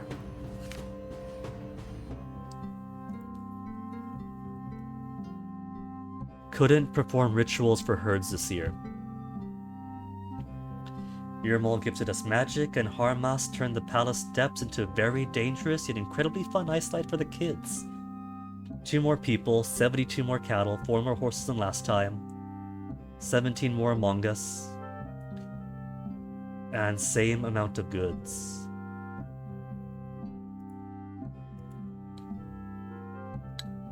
But if we can't do pastures, let's get exploration and diplomacy. Or craft. Craft would be trade too, right?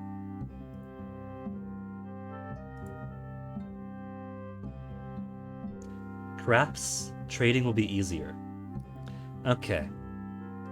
And we'll get some harmony in here.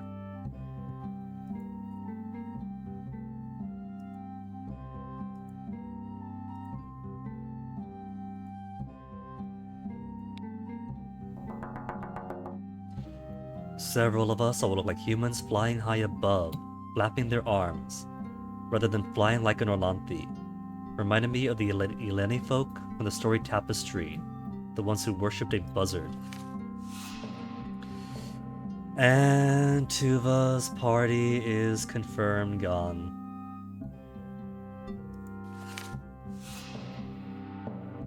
This year's crops already failed.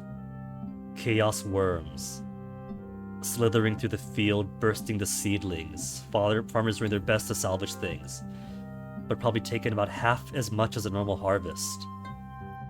We have stockpiled food, but eating into our reserves. So a second time, then it's the sea season now. What do you mean a second time?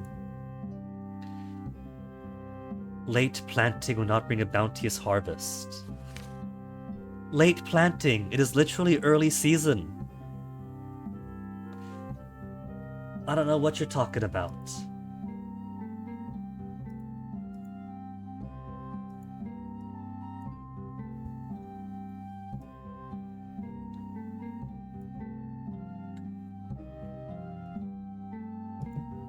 Provides exploring magic because it filled an omen.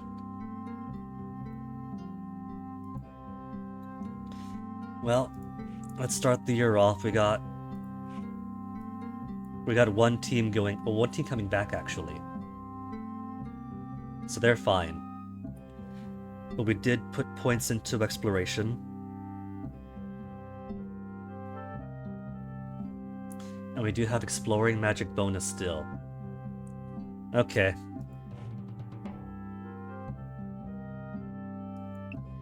See what shenanigans are going on here. Very good combat, Enori. Dip in beyond my good people into the meh. Very good combat, good diplomacy. How about for diplomats? Jurandana, excellent diplomacy, good combat.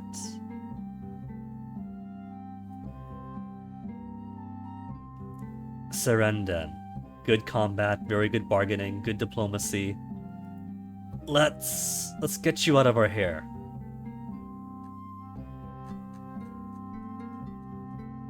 Since he's been causing enough stress for us all.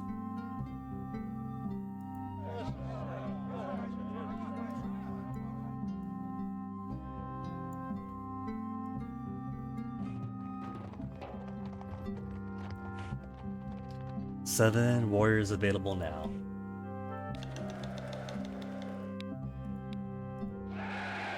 Just one qualified warrior, what the heck, man?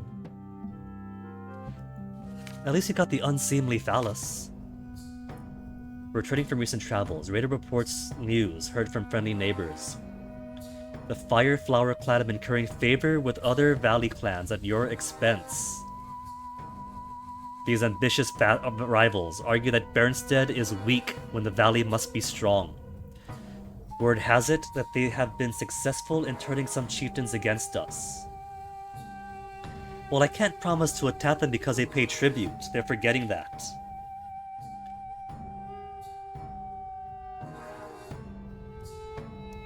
Ancestors desire the active choice, furious if we promise to act and don't. Not only can, but should. Let them prattle? If you promise where we must deliver.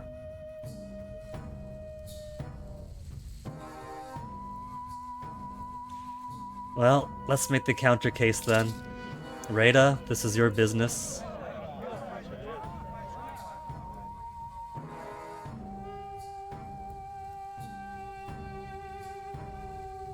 Other clans say they had listened to the Fireflowers out of courtesy. Not to be confused with approval, they say when they see my swords. Early fire... Man, if only these guys... Out of all the people to stop paying tribute, Fireflower refuses to. They know that there's safety in it. They know that they could act as much as they want. And I cannot do anything to retaliate.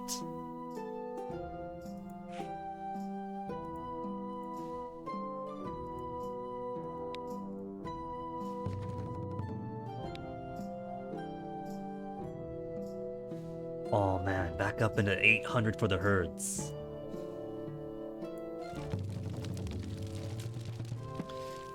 Send me to explore the southern kingdom of Forosan, and now I am back. He survived!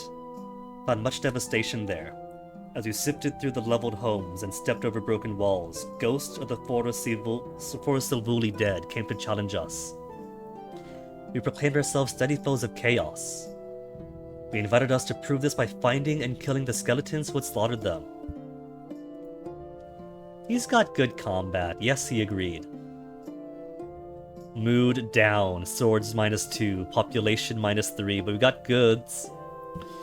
We found a great legion of skeletons. Unsurprisingly, given their superior force, they quickly overwhelmed us, leaving no choice but to retreat. 3 died, 5 wounded. Now numbering our dead comrades among their ranks, the ghosts took pity on us. Showed us where to find cloaks and helmet masks worth 29 cows. At least they're coming back then. We got plenty of warriors still.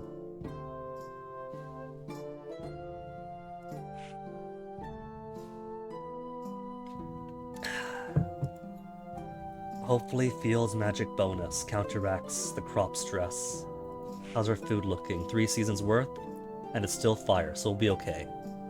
Unseemly phallus, what the heck do you do? Ritual magic of a trickster is on the ring during sacred time. Okay.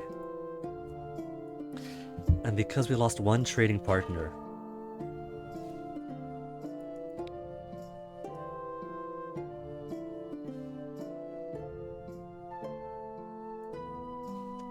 Amber we got, known for their wealth. I don't think it matters too much what the descriptions say of it. But I like to think if they're known for something or have a particular wealth. Large herds, we're trading with them. Tending the arrow bush, whatever that means. Poverty, so none for you. Many shamans eating rocks, trade for the rocks. Unusual beadwork. They don't like us though, Something tells me that we're not going to get good trade with them.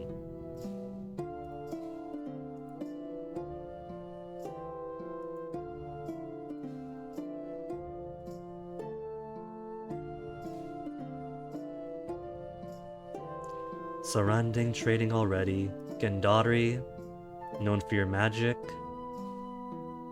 What's Enarthi known for? Eating rocks, okay. Trade with you guys then. Can't establish a route? Okay, not with you guys then. Oh, because I already do.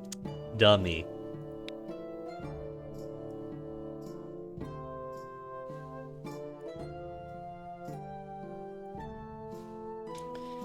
Okay, and out you go. Renowned bargaining, Izari's worshipper. Contentious divorce of Enderos and Bera. Didn't you guys try to get divorced once already? Latest in a spate of failed marriages. Never to stay together.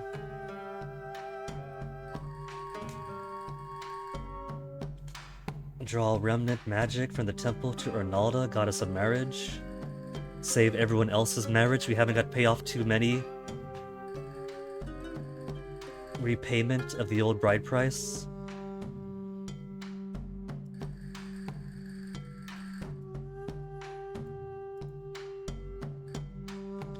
Residual warmth, Nada's love still resides at her temple.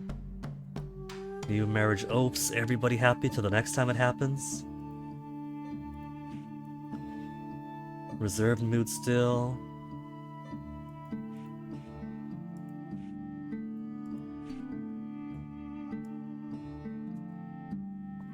Okay, let's send, now that it's Earth season could afford to, Nar Onan.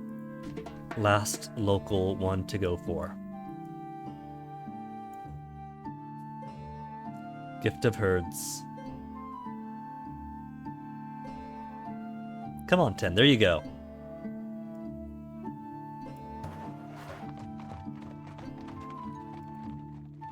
And see if I can't get 4 tributes.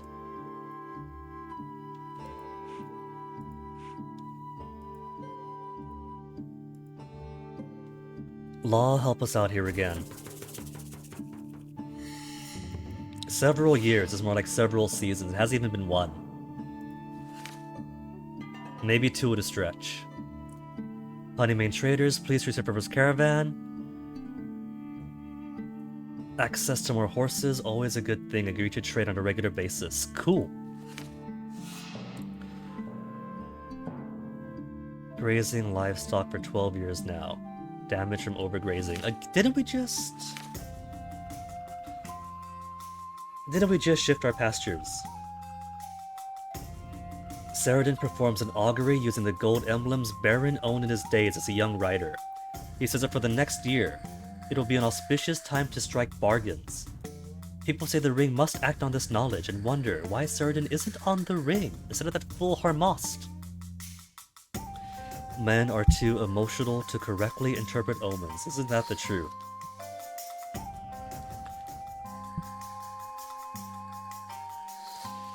It's suffered setbacks lately, but don't deserve removal from the ring for Saradin or anyone else. Simply nod sagely.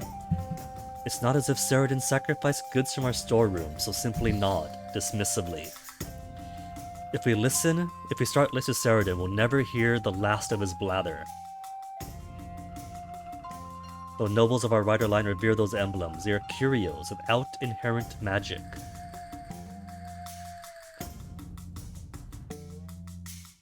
She's only got good lore and magic.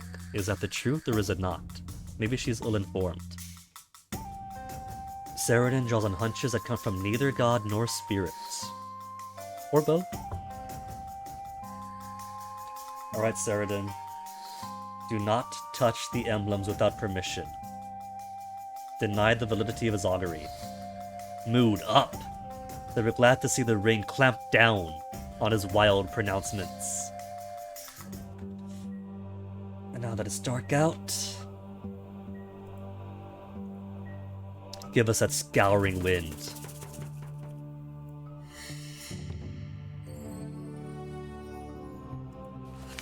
Tribute time. And speaking of tribute, we are demonstrably stronger. Give us 7.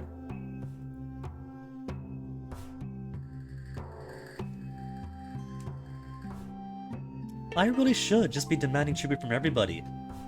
Emissary par excellence achievement, an emissary to every clan.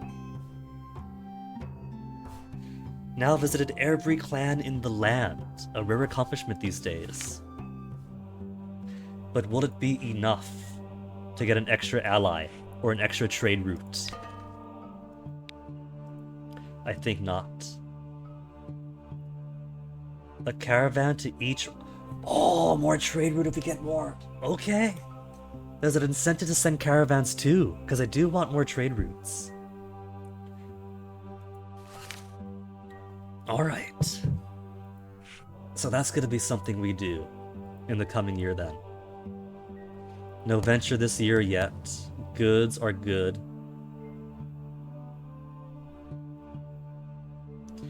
Pastures will soon need restoring. Clan won't start the venture until absolutely necessary. Then why warn me now? Could I have a spirit handle this for me?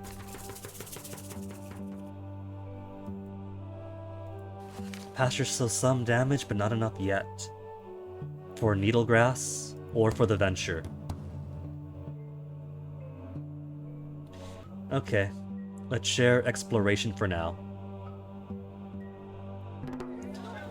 Visit a number of clans of the valley over many weeks, eager to hear about exploration. Impressed by the kingdom of Forosovuli. Olmarth clan said they'd heard the dog hills to the east, where the wild hunters could be found.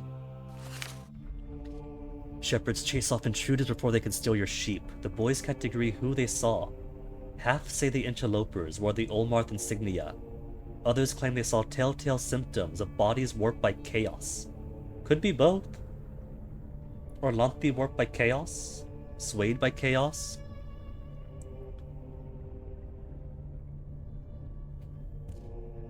Vorioth, son of Orlanth and Arnalda, is a god of boys and shepherds.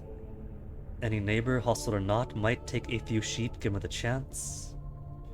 Oroxi will ask for a gift, and keep it whether our trespassers are chaos or not. But still, always good to scour for chaos now and again. Gifted me with the knowledge of tracking. So chaos or not, we could send Hunt out. Must know if this is chaos or not. So Kanerna and Hunt in accord.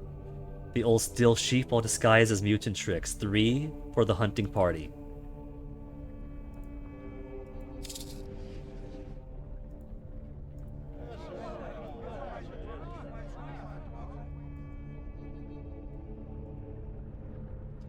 Hunt found the trespassers hunkering down in a gully, keening in a strange tongue, airing out the tentacles they kept hidden beneath their cloaks.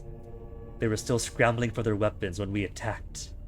We finished them quickly, before they could rally. Only 2 hurt. Not bad. I wonder if all the anti-chaos blessings we've been asking for help out the events too. Because I've been thinking mostly for combat and such if it has to happen. As a preventative measure. Can start one more venture.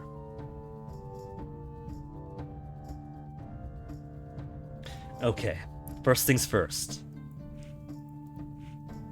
21 warriors. We have got to send caravans to every riders. How are we on food? 5 seasons worth? We'll sell a mediocre amount of food in exchange. You can never have too much herd. Why can't I send? Because I haven't clicked the button.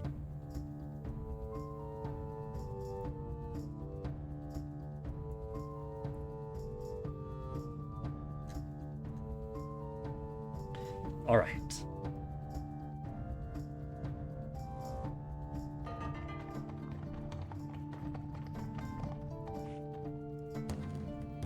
And we can't do anything for the pastures yet, so for now, combat training, end of year.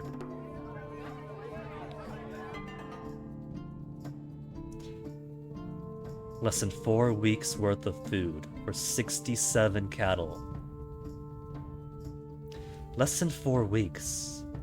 Isn't that 2 seasons? Or 1 whole season? Raider writes back from a jaunt into the valley to inform the ring that the Fireflower clan has been proposing a joint campaign against banditry. Sounds benign, but this sounds like they're pulling up authority. Except they describe themselves as taking on a leadership position in a valley that Baronstead lacks the resolve for. Although bandits are a problem, real Fireflower intent appears to diminish their influence over the region.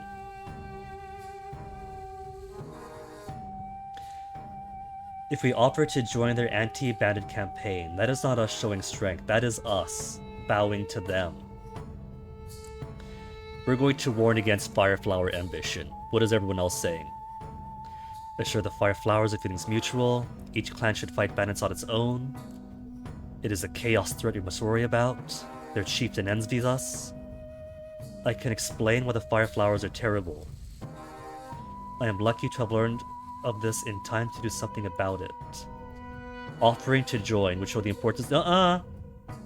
It'll show us deferring to them.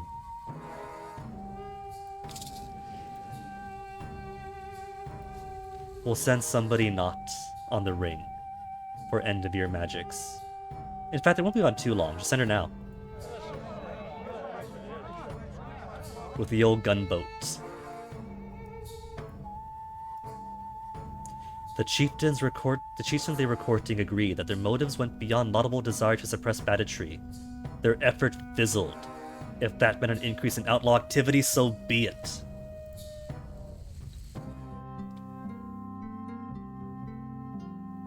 I need more tea, so I think it's about time to BRB. Let's see what to do for Sacred Time first. Field, pastures, wild. And instead of exploring this year, we'll do craft. And 1 point of war in case we get attacked. 12 more people than last year, 99 more heads of cattle, and 24 more horses. Number finally go up.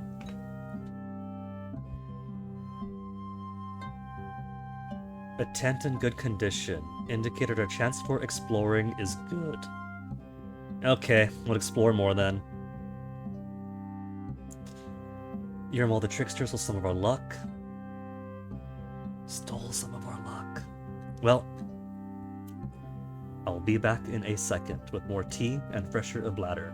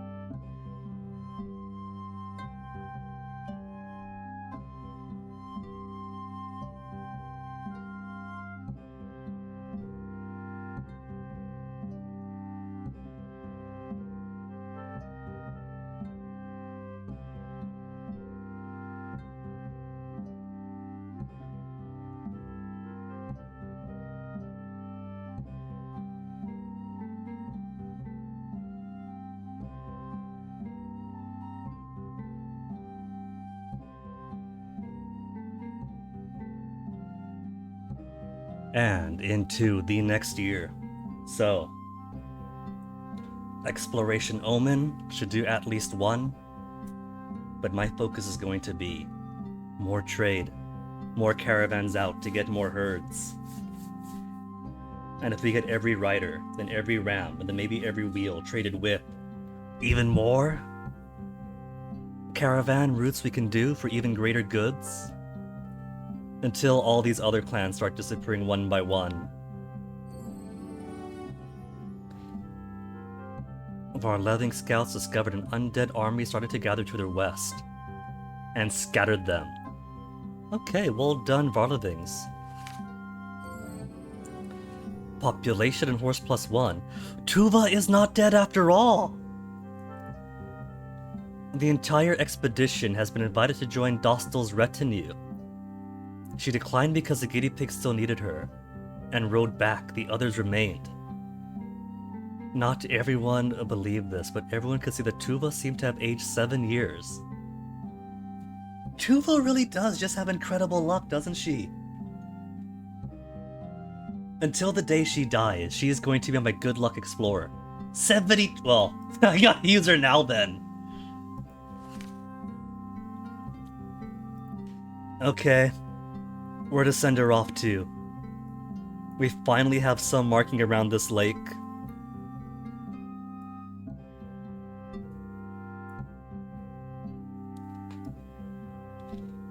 Oh man, we're getting more and more dots all over the map. How about the Whisperlands? Send off to the Whisperlands? Send off to the north? Send off to the Glacier? Go Dog Hills for now?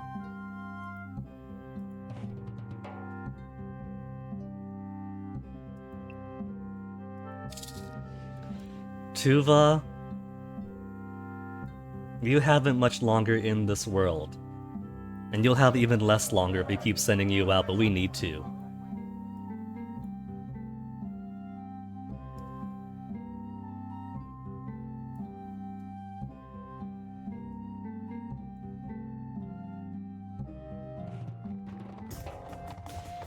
A strange person who glows from within seeks audience with the chieftain.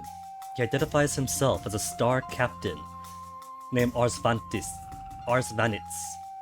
I lived in the dome as a celestial being, but have now come to Earth, formed like one of you to collect shards of the wounded sun, keeping light and life alive. Storm people accompanied by a ragged tiger will visit you in the next while.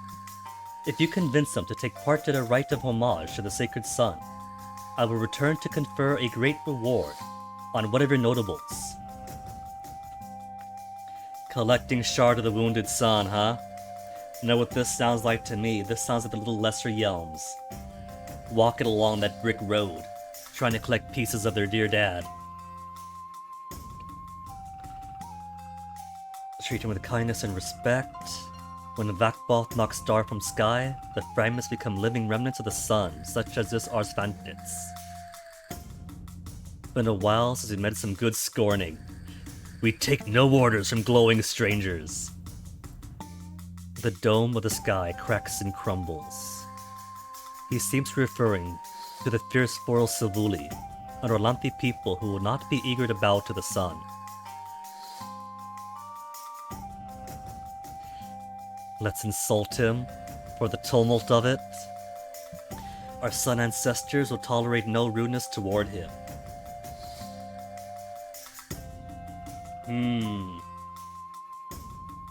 We do have rider heritage, and riders do worship Elmol, and we even have worshippers of Elmol today at a shrine. Worship Elmol together. Toast you in a royal hall.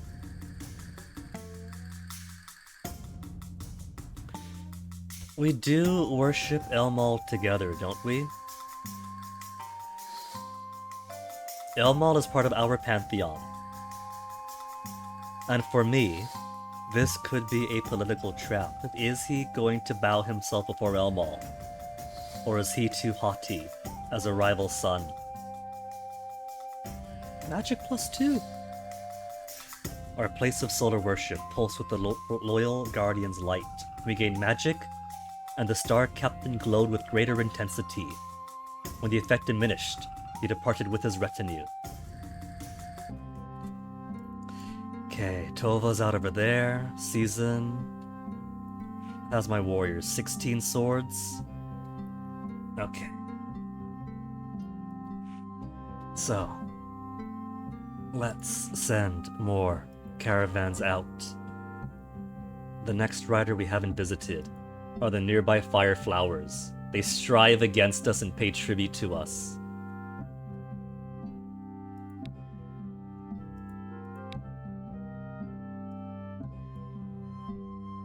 It's right next door, I'll just send 5 swords.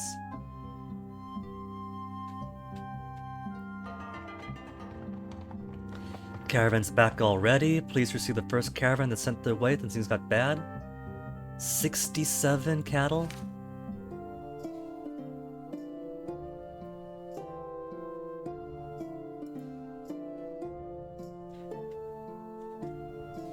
$1,019 cattle. How many riders are left that we haven't visited with the caravan?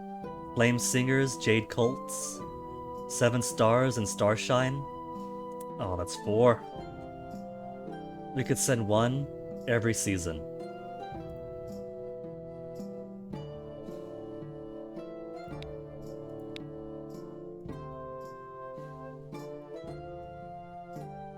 And because it is a season of fire, lean off on my swords, lean more on the bows.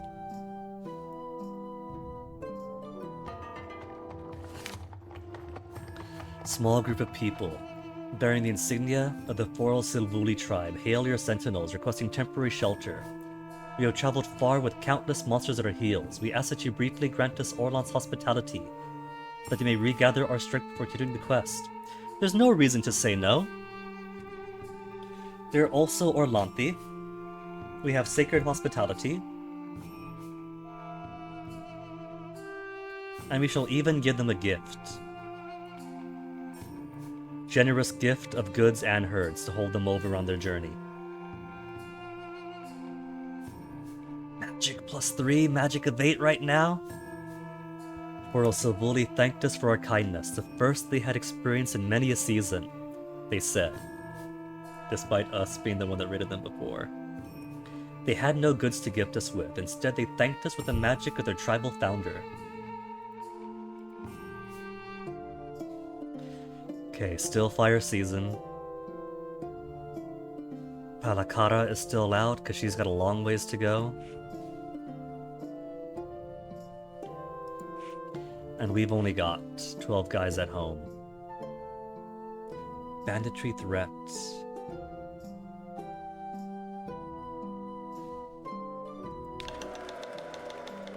Let's get more warriors. Why just the one always?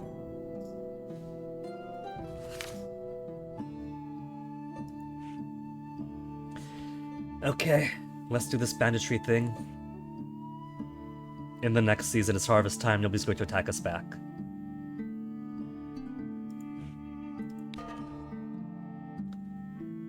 Next one down the list, Jade Cult are a fair bit away.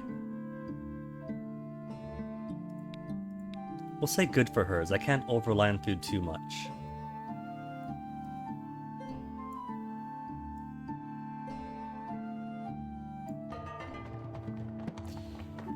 Back from the Dog Hills region. 8 goods for 2 swords is not a good trade. Found this area once vibrant with life, slowly degraded by chaos. In a stinking bog, we found a leather sack containing tools and combs worth 8 cows. On the way home, we were attacked by heavily armed Foral Silvuli refugees we managed to evade.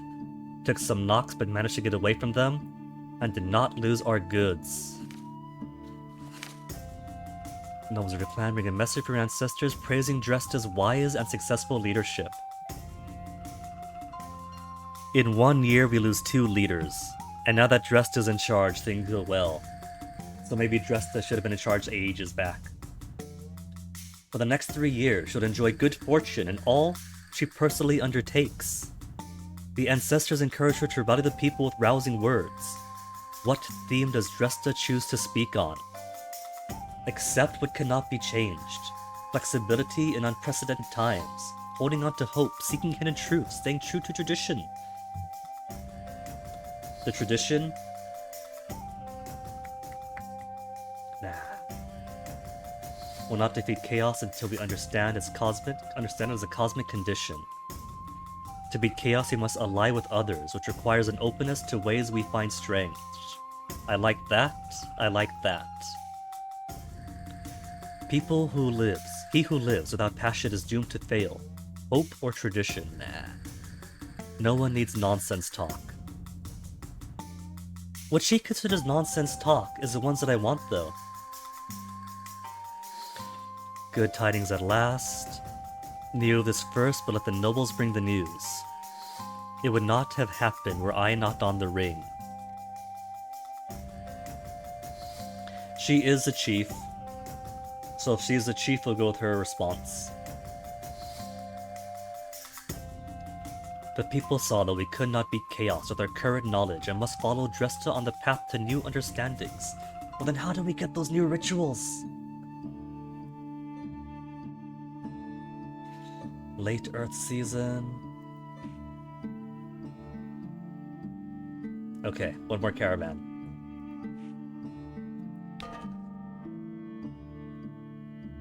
Jade Cult, I'm sure we're sending 2. 7 stars aren't too far away.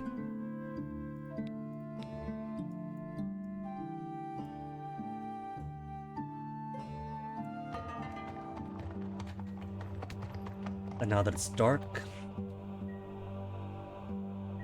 I'm going to assume that banditry scouring will take a number of warriors away for a good long while.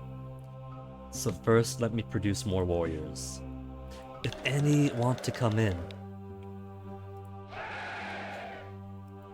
Where are they hiding?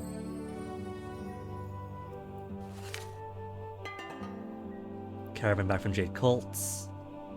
Weren't able to trade at all. Didn't value the design of our goods. Pastures definitely damaged.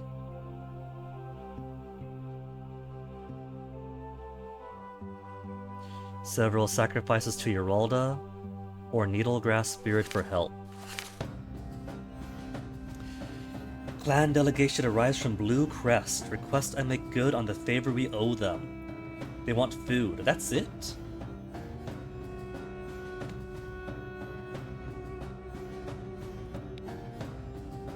I have food for 4 seasons.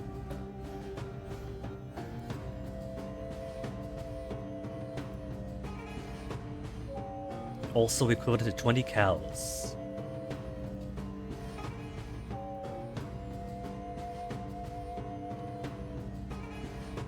Whether or not we trust their emissary, we owe them a favor, and they're our allies.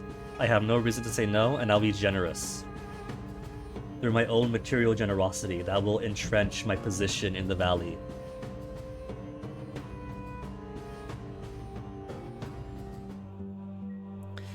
Okay, Dark Season, people are back at least, which means 17 swords. So if we do a venture...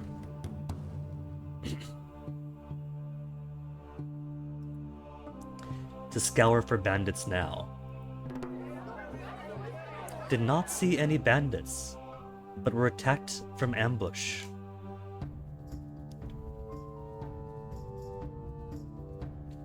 Oh, the banditry threat is still there then. Just means I gotta be more careful when it comes to sending people out.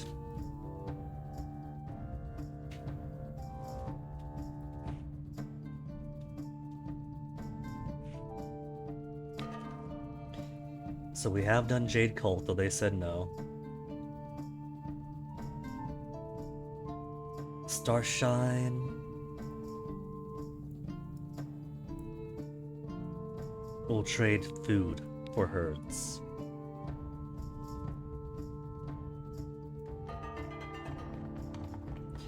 Seven stars. 4 weeks of food for 72 whole cattle.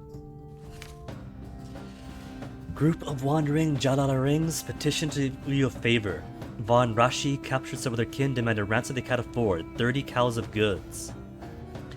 Offered to perform a rite against the undead for them, but Von Rashi said they love corpses and skeletons, and hate dogfolk. And as obviously the biggest, richest clan around, surely I could help them. Okay, we'll lean on the Von Rashi. Von Rashi is the one that pays tribute, right?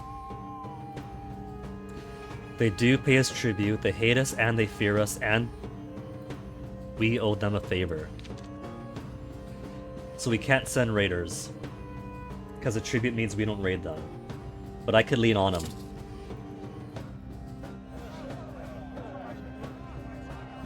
With big gunboat. When they saw that we were serious, the Von Rashi gave up the prisoners. The Jajalarings went to the wild parts of our lands to perform their rite, which we were not permitted to witness. Kurna said it had decreased the strength and prevalence of undead activity. Great. Late storm season. Parakara is out, should be back before the sacred time. And we could do one more.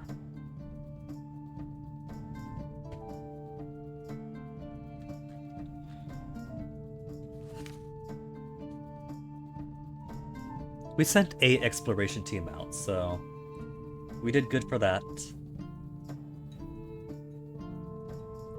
Grazing stress though. 5 away, makes 52 and 1 sick.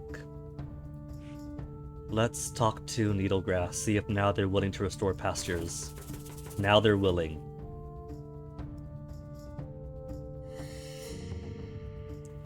Fewer signs of erosion, not enough to fully restore our pastures. Made them more than one additional spirit bargain or venture to complete. And hey, more goods. The group of Ganadari arrive. Are they placating me for a favor? Because if so, 5 goods isn't a lot at all to buy my favor. Offer a gift of feathers worth 5 cows. Many of them plan to worship at your shrine to Urox.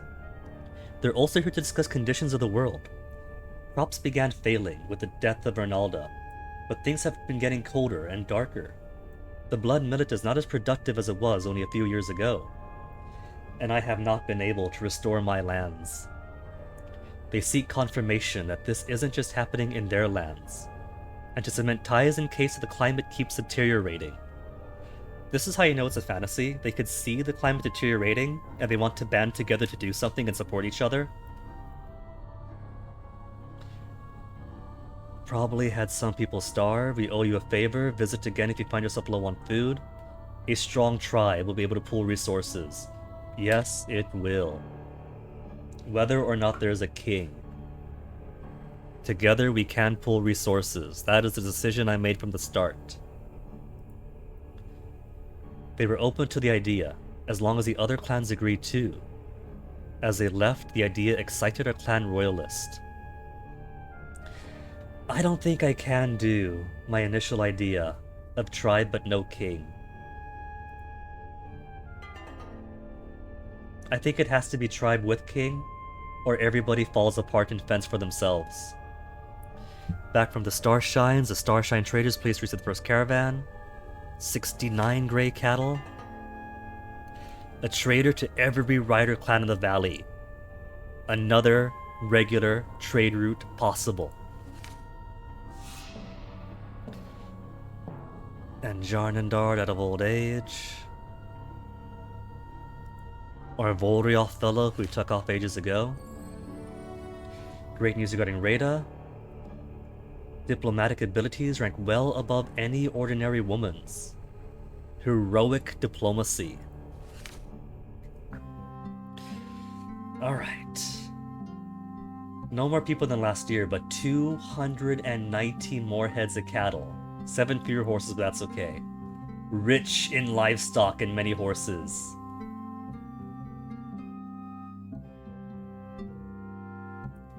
Seers rode on a wild raid during sacred time. They learned that if we sent no more than a dozen warriors, our first herd raid this year would be extraordinarily successful.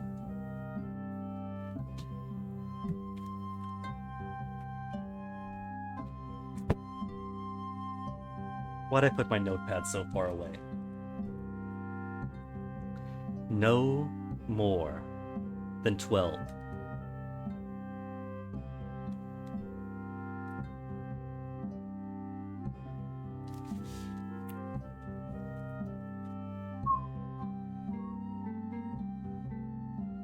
Gamble with Yumo, lost some of our luck. We got 16 reserve. All the field, all the pasture, all the wild. Craft, war, harmony, exploration. We'll give 2 luck to exploration.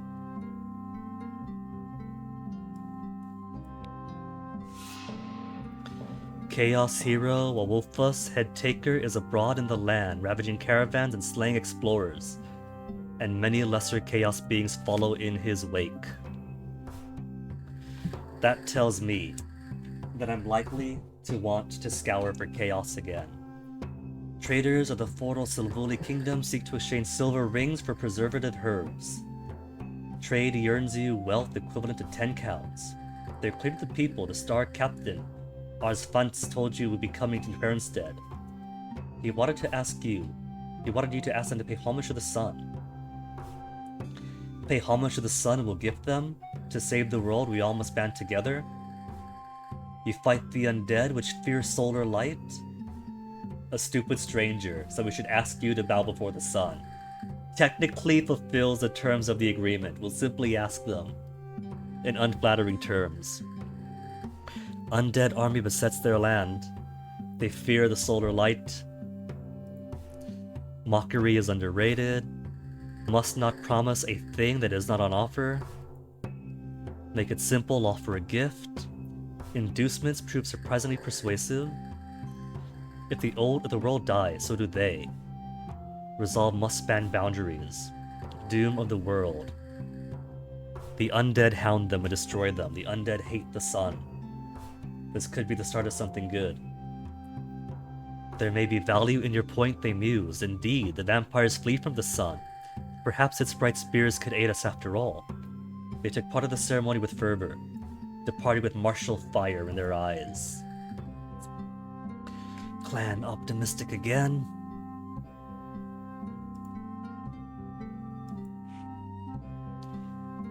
There's banditry threat, but nothing about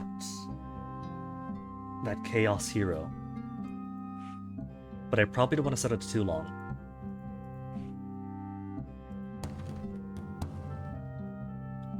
Now we could restore pasture. Immediate thing to work on.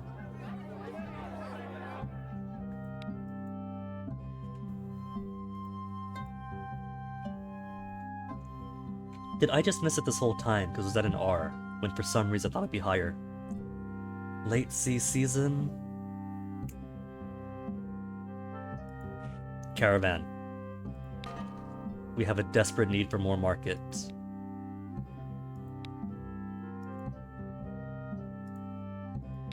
Establish a route with 9 swords.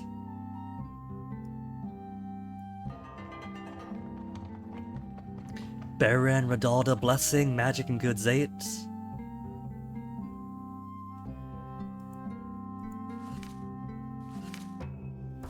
God talkers who worship the eastern deity, Garavanara, arrive to offer her assistance. We worship the great mistress of rebirth.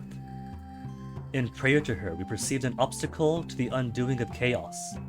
Your alliance with the surrounding clan. An obstacle to the undoing of chaos. It seems helpful, but in fact prevents certain prophecies from coming into reality. Though seems like an unsettling and perhaps dangerous request, you must raid them. A year from now, Garavanara will reward you with 20 horses and 100 cows from her divine pasture. if she sees that you have done this. And to make sure that those animals survive, she will also restore your pasture lands.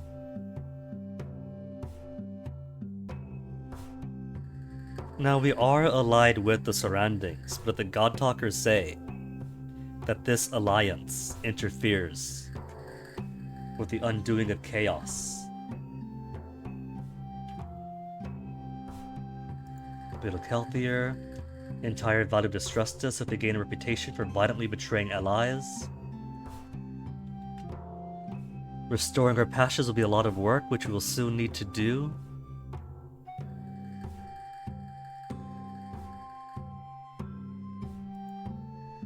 We can bring death to whoever we want.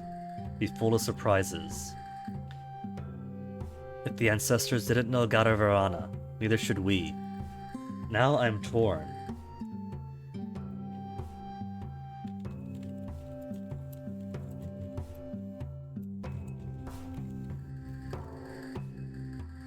Because I'm kind of taking this threat of chaos seriously.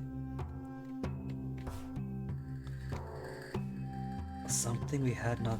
Could this be what the Urobosai mentioned then? Our ancestors did not know Garavanara. So maybe I should take the hit now and rebuild my alliances afterwards.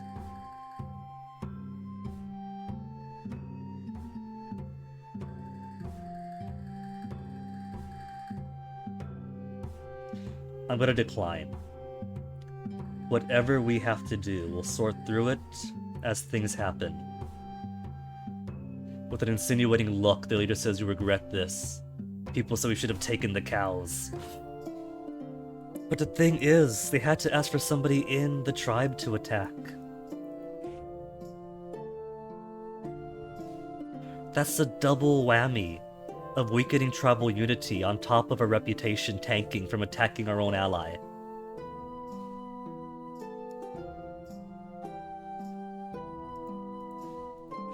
How do I undo this oath of peace? Oh yeah, herd raid. The first herd raid we do with less than 12 people. We'll be lucky.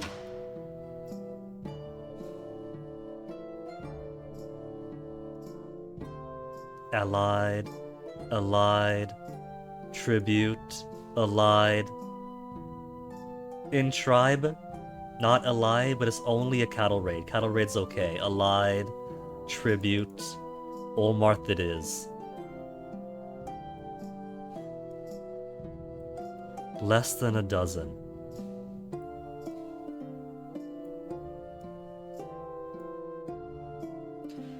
Would be wildly successful.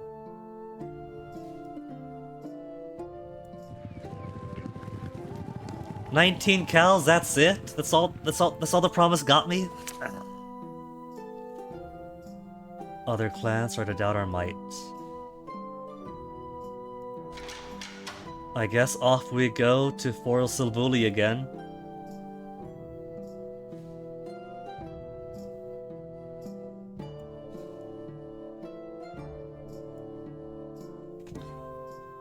And who to bring with us this time? Ganondari with her strong magic? Soranding, who I agreed not to attack?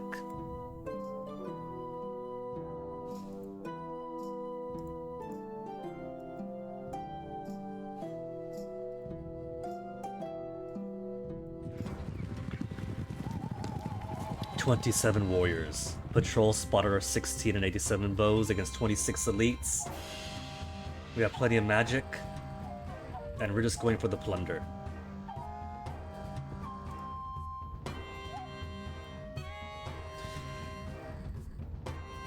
Oh, man.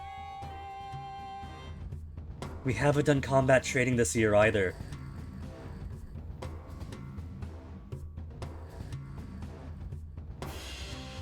Skirmish him.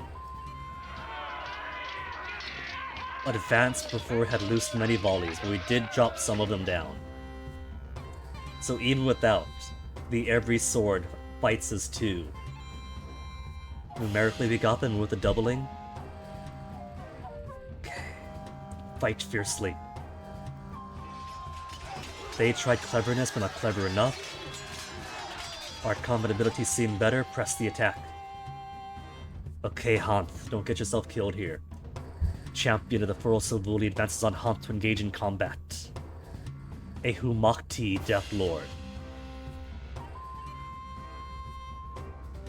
He's got renowned combat. Fight with the Stormbull's fury. Fight with Orlan's boldness. With equal dedication to death. We shall face the death head-on.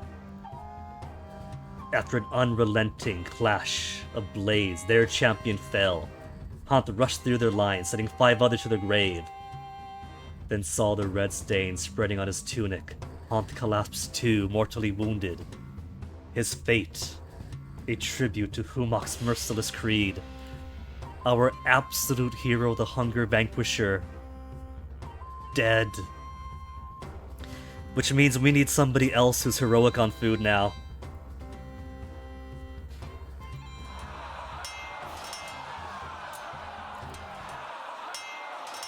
This better be worth the loss of our greatest hero. 25 cows of loot, 29 cows. Slew many of them. But I think that they got the big win here.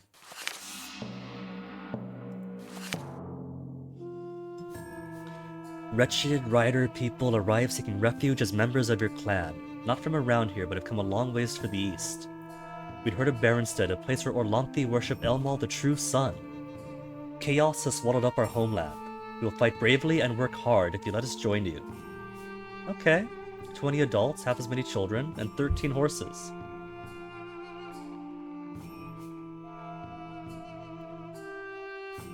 Mood down. My people don't know what they're talking about. Took their goats as a token of thanks. King Iverlantho stirred up resentment, saying the riders are goat walkers and Dresta was a weakling who encouraged outsiders to foul us. Okay, Earth Season. First thing we gotta do in the Earth Season 2 is get a food guy back on here.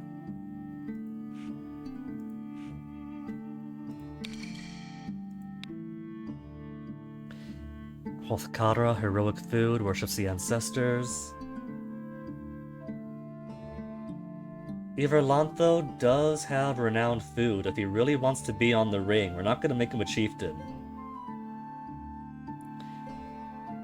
We don't have an Elmal worshipper, do we? Shaman. Redalda. Izariz. Humakt. Yermol. And ancestors.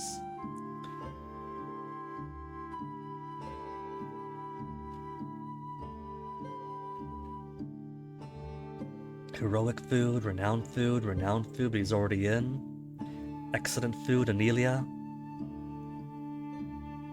We'll get her in then. We haven't put Ania into the ring in a while. Ever, really. There's a docile fellow, replace a hunter with a hunter. Excellent food, excellent food. Berries or hunts? Nah, we gotta replace one hunter with another.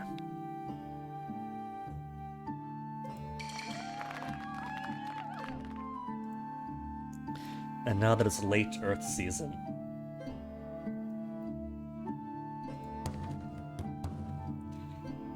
we're scouring for bandits. We've restored the pastures.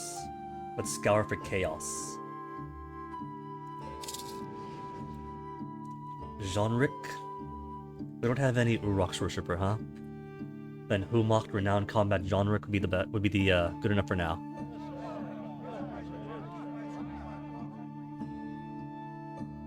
Almost too late for foragers. We'll start this venture next season, and for now, bury in the Earth season.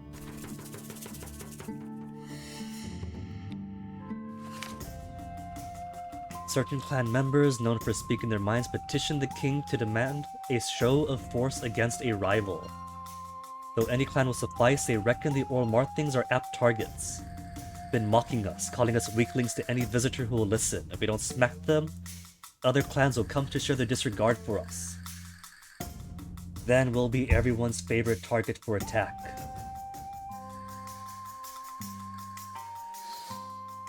Promise to attack an adversary. I've already attacked an adversary though. Issue here is not raiding, but disrespect for the ring. Sharp words forum. Hear a crow caw, to war, to war.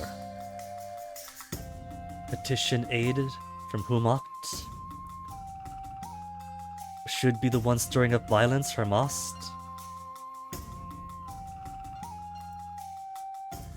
Raids sometimes necessary, but always have a cost. But they're within our own tribe. We'll do cattle raids with them, but not full on. Nobody liked this. Orlanth the unruly by nature. How bad is it? Just reserved. Reserved is okay. Okay, now scour out some chaos. I didn't change the venture leader. Oh well. So I won't have Karena for the next half year or so. Ritual magic bonus? I could.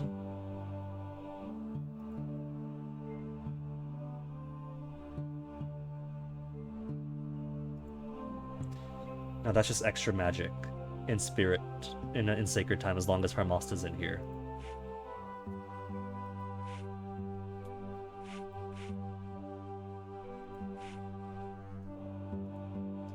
Jeez, it's been a while. Keep those curdles curdling.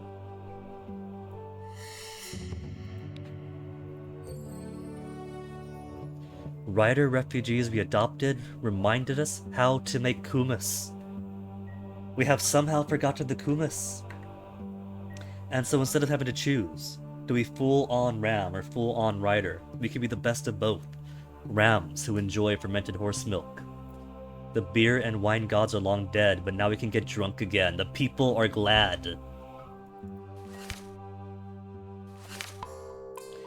Delegation for the Olmarth clan proposed an alliance between the two clans. We need food and you need friends.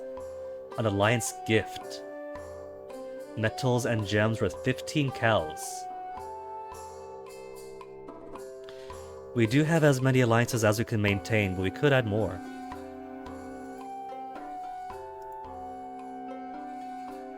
They brought more gifts just in case. But doesn't mean they'll be happy to ask, to be asked. Okay.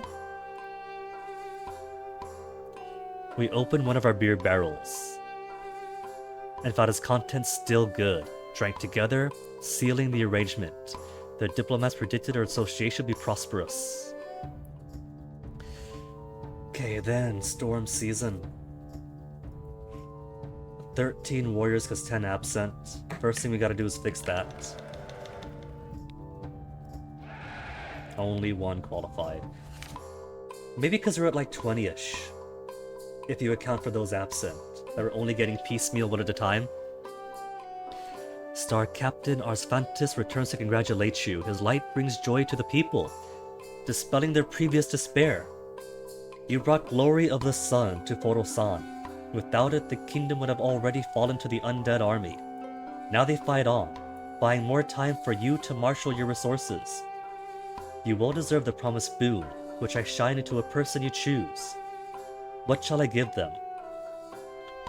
Into a person I choose. Fighting ability, divine magic, knowledge, leadership, or youth.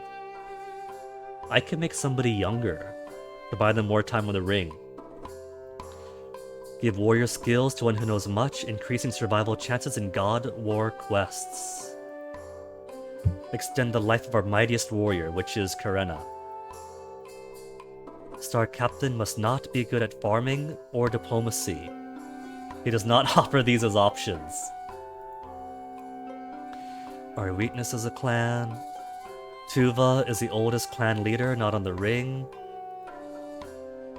Don't give more useless knowledge to Enori.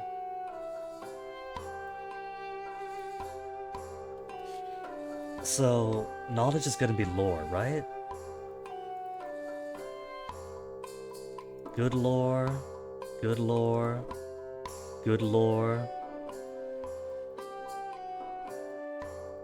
Good lore and good lore. I should probably start thinking about leader replacements for Dresden when the time comes. Magic renowned. Magic very good. I say magic and give magic to Karena.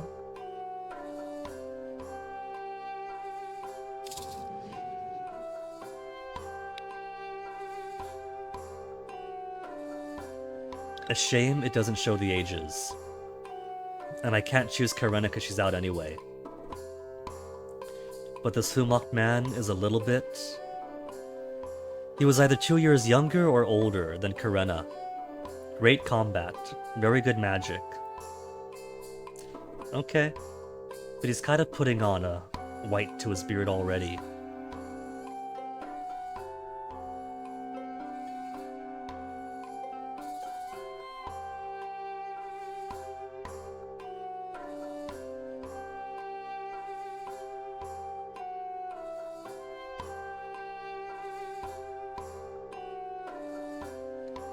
Shaman with very good magic, and not a single salt in his cinnamon beard.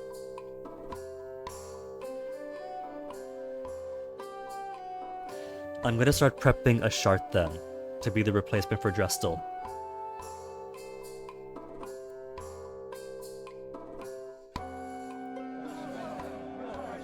Insight into the Divine Realm and the Shattered Celestial Dome flooded to his Shart's consciousness. The Star Captain departed, delighted by the holiness he had wrought. There is no resource scarcer than heroes, he says.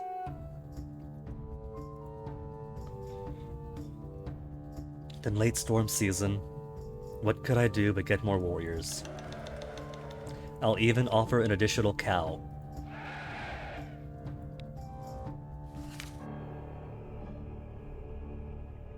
And now I'm losing more swords. After this season's stasis week begins, Clan Orlot's worshippers again die off. Last time we chose spirits, and spirits helps. Seredin and Tuva die of old age. Karena, in several seasons, looking for signs of chaos. All of a sudden, the hairs on the back of her neck rose and checked out a boggy patch. Pack of brews were fighting over a giant elk. Karena and her escorts attacked and slew them all, tracking down one brew that hatched from the elk during the fight. Cool. And she's back just in time to grant us full magic on the ring.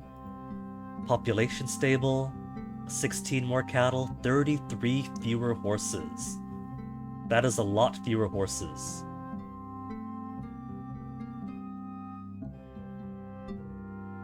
Muddy signs.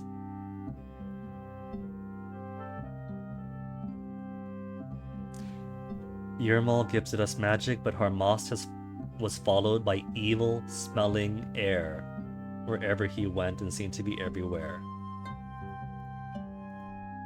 All my magic to pastures has granted us beans cultivation.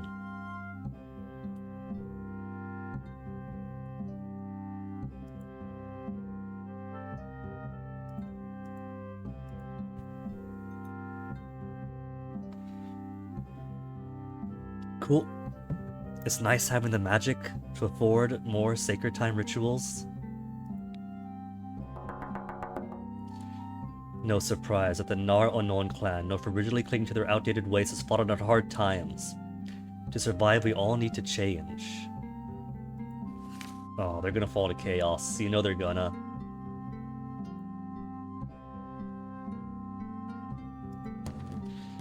Okay. We scoured for bandits, scoured for chaos. We could restore pasture again. Alright, let's. We've already raided last year. We know our guys are good.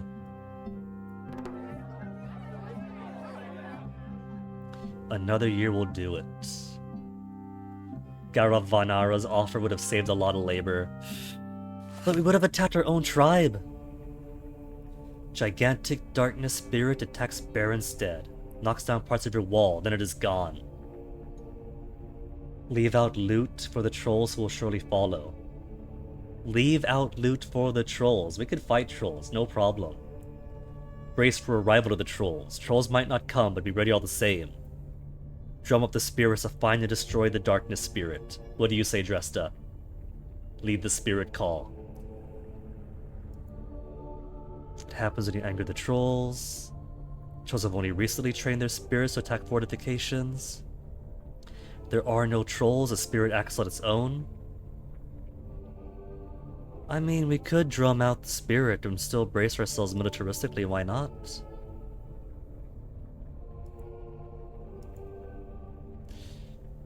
We'll destroy the spirit, then meet the trolls when they get here. Light and fire spirits harry their darkness enemy, burning it. And then troll attack. No troll attack yet.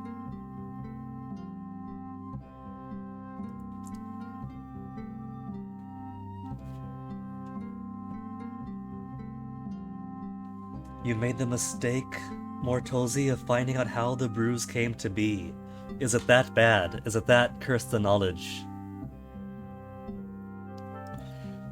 23 swords. We have plenty of sick, but not too much, only 14 and 2.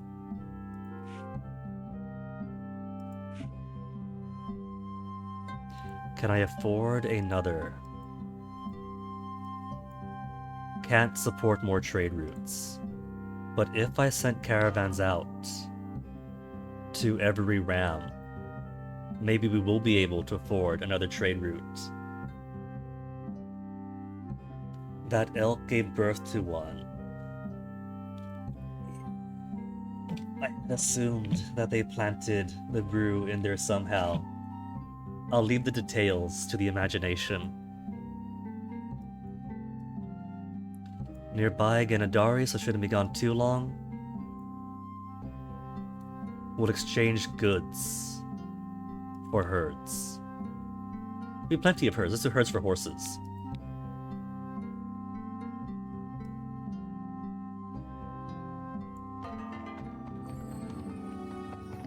Air no longer thin and deathly calm. Ornath worshippers were prettily afflicted have recovered. Sweet. Caravan back, 50 cattle for 15 horses.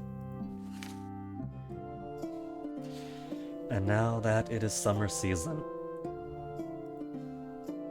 More caravanning, I'm confident. Not like anybody is going to attack caravans, so they could come directly to the cattle. 8 and 4, I'll say. 10 and 4.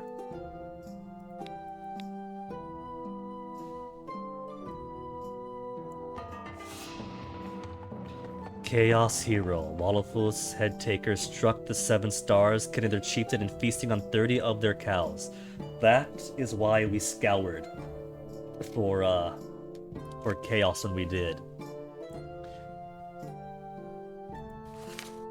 But he might attack anyway, might be story-based.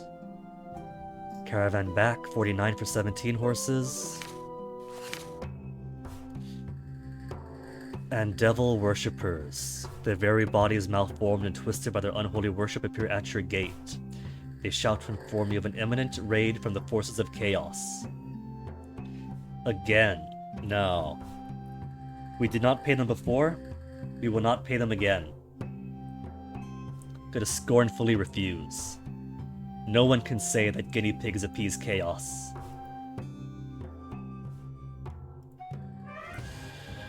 Then comes the immediate attack. We don't have combat trading, but we do have every sword worth 2. And we do have a shrine to Urox that specifically helps us against chaos. A diverse horde of chaos creatures, masses, seemingly drawn to Baronstead. Majority are Volktapi, but there are also a few brews and scorpion folk. We were on the alert after the visit by Vokboth worshippers, so all 24 swords and 105 bows were available to fight them. Slightly outnumbered. Rely on Urox. We have a shrine to him.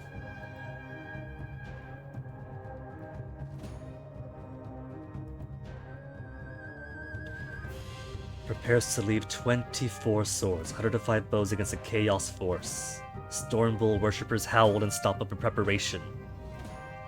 Mowed out as many as possible. Charge of Octopus, the Octopus.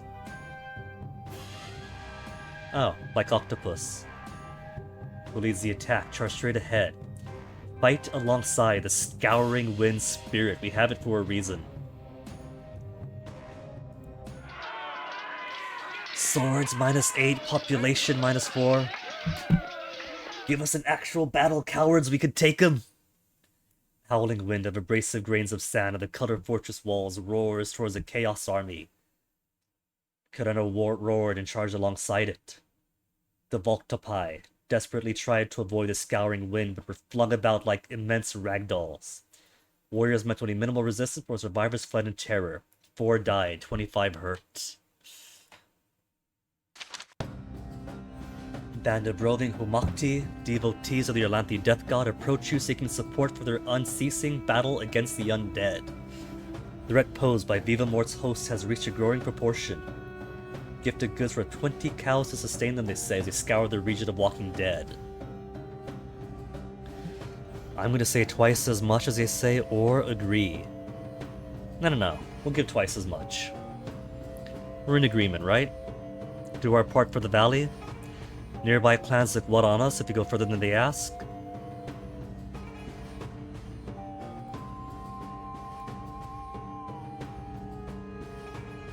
Give twice as much. And it's only goods. I got goods out the wazoo. They said the extra goods would allow them to fight longer and harder before seeking resupply. Sightings of zombies and skeletons dropped after the scouring of the area. Word of our patronage against the undead spread to local clans. Late fire. How am I on war? 18. 7 wounded. 7 wounded still gives us, what is that? 25?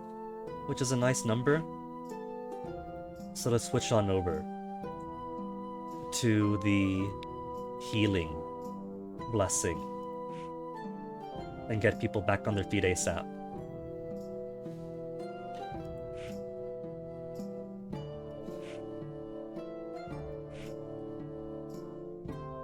And I must send out more caravans. That is my obsession for now. More caravans.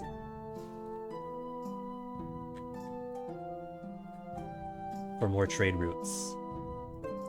And all the nearby rams have been spoken for.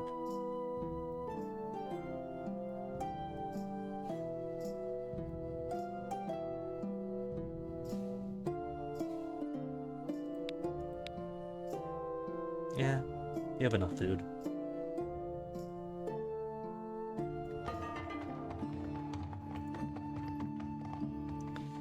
Food stockpile for 2 seasons at the start of the Earth season. We'll be fine. In fact, we could probably send another caravan out. Ernathi this time. Food for herds.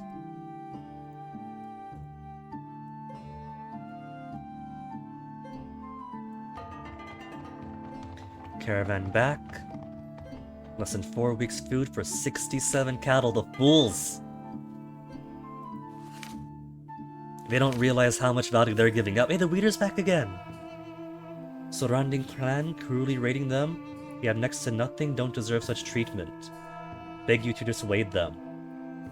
A gift of dried fish worth 20 cows. Okay, surrounding, they should like us enough that we shouldn't have to lean on them. We could probably just persuade.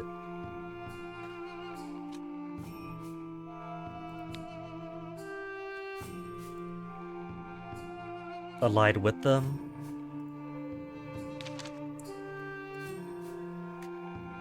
Are our allies that inclined to respect our requests? That's what I'm thinking.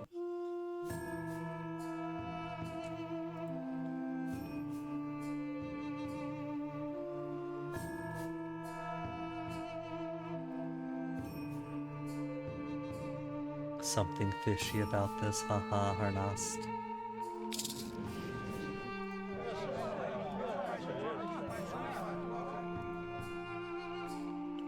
And of course, gotta give a gift. Ritual gift giving, going both directions to strengthen the bond. Soften the pain of having to give up on this measure. They said they had no idea anyone cared about those wretched folk. We don't understand why you protect them, but it is enough that you do. The readers received tidings of their deliverance with joy, that they would surely be able to gather the extra dried fish to repay us likely a year from now, until somebody else wipes them out before they could pay on it.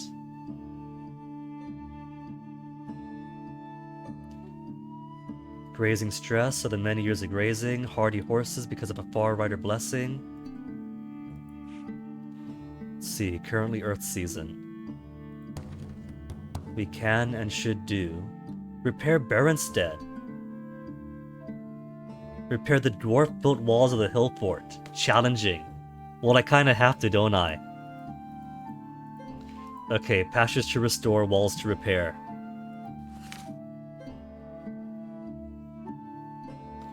But before we do that...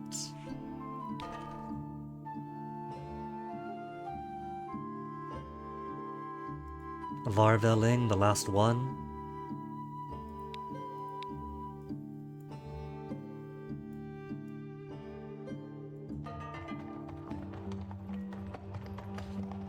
Okay, now we'll start the venture. To repair Baronstead. Requires combat. Okay, Humakman number 2. Repair the dwarf-built walls. Requires combat. That worries me. Might take as long as a year if they succeed at all. Not just a matter of working the stone, but also fighting chaos.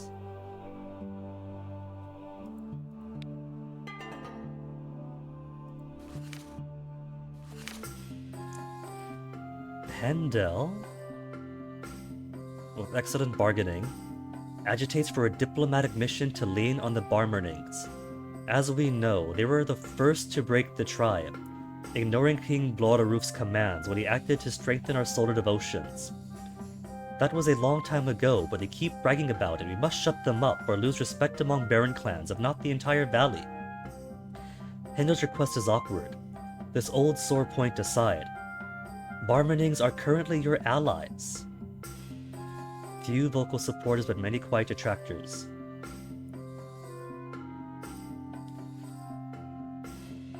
Distance the ring from Hendel's dungeon.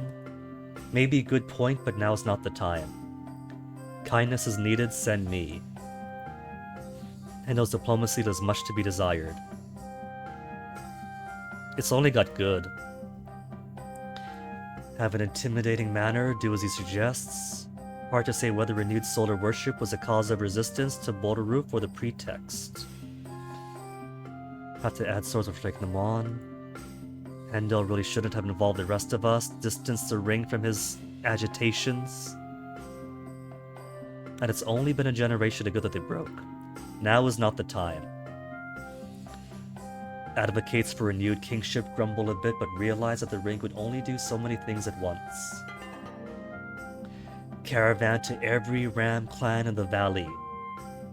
More trade routes.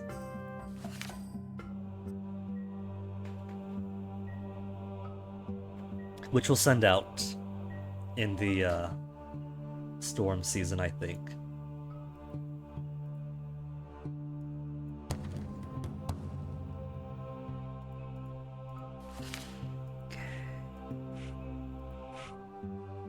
All wounded gone, so back to curing for you.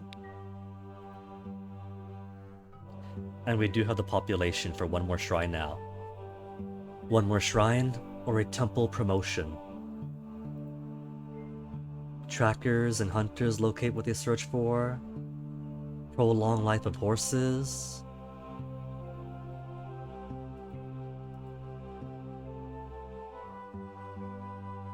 Oath for one more ally to get one more anyway. The confidence of our warriors in battles could also be cool. Locate hidden things. Foragers find more food. Flame Sister, Elmal's daughter and a patron of women warriors.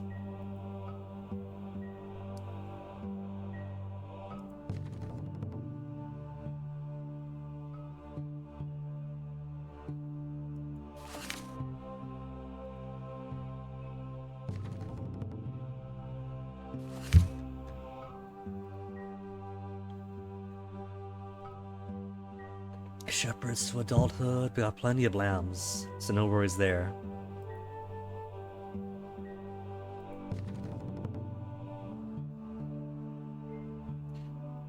We could sacrifice to restore pastures. Either way, be it a venture or a sacrifice, it takes a whole turn regardless. But I can't build Uralda's any higher, she only gets a tier 2.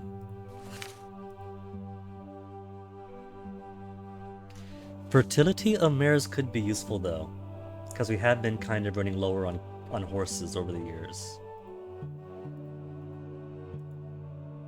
And if we have more fertile mares... Go away update, I see you. I'll do you afterwards.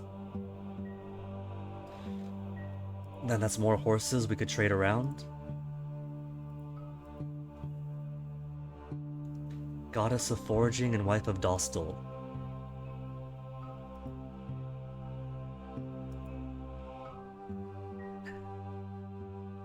A proper temple to she who brought Ram and Rider together. Don't have enough worshippers. But I do have enough for a shrine. Okay. Hidden things then? More food? Yurmul in general for laughs? Elmal's daughter and the patron of women warriors? Uru Anilia. Get some find in there, I think. Those skirmishers could also use help. Let's get Fire Arrow then. No, let's get Anilia. Locate the hidden.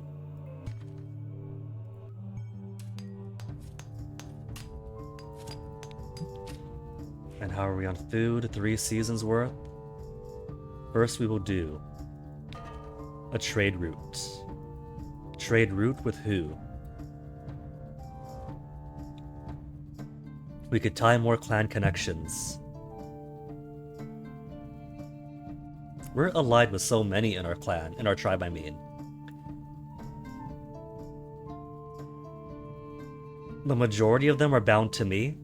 Only Urnathi and Varliving that aren't.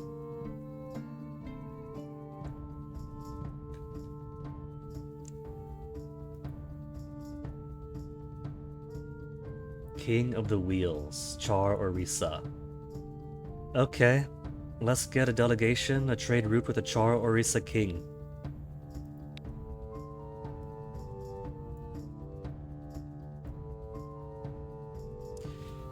And ideally she'll be back before the sacred time.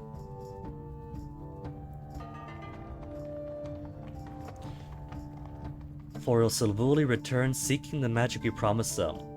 Yeah, of course we'll fulfill the promise. Just 3 magic. I had 4 to spare.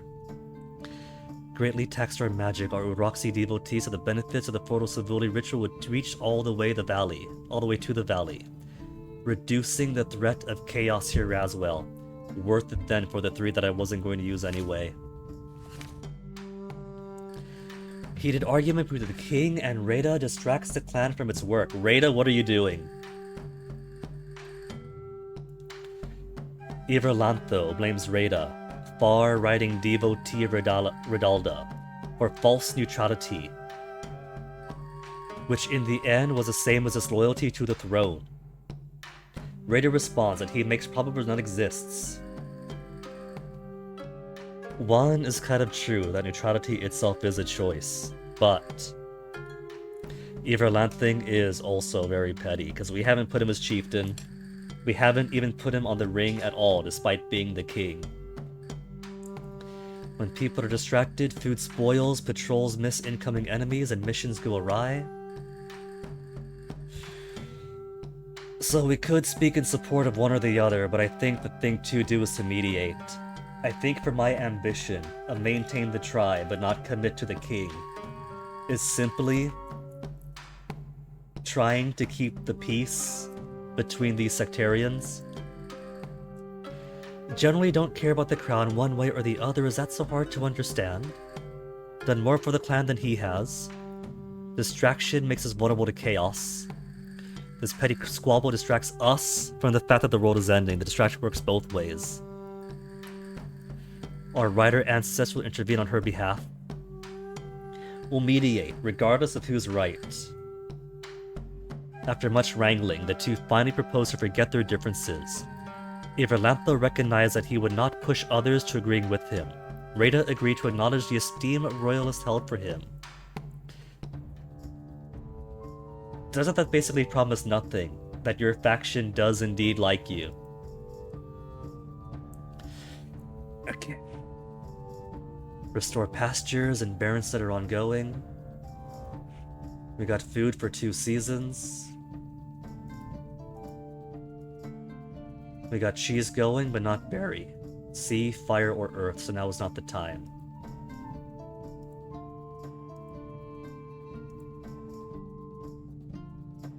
Reduce effects of overgrazing. Could I use you? We could.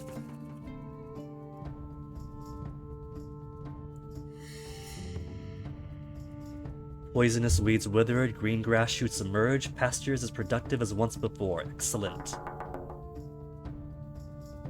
Once more, a doorway leading to the Divine Realm has been sighted to the north. 2 different runic resonances, the nature of the deities that might be found at the Threshold, Horse Rune and the Beast Rune. And 7 seasons to send. I think I know what to do with this one.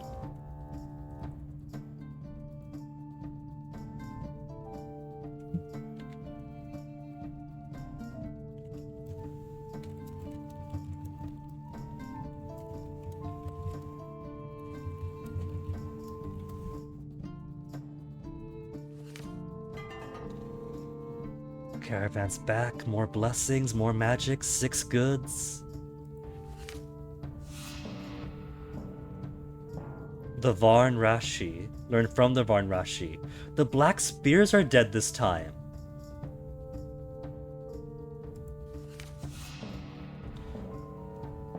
And Astaro died of old age. Only at 63. Scandalized, the children not only gave the shortest rites, but did them poorly.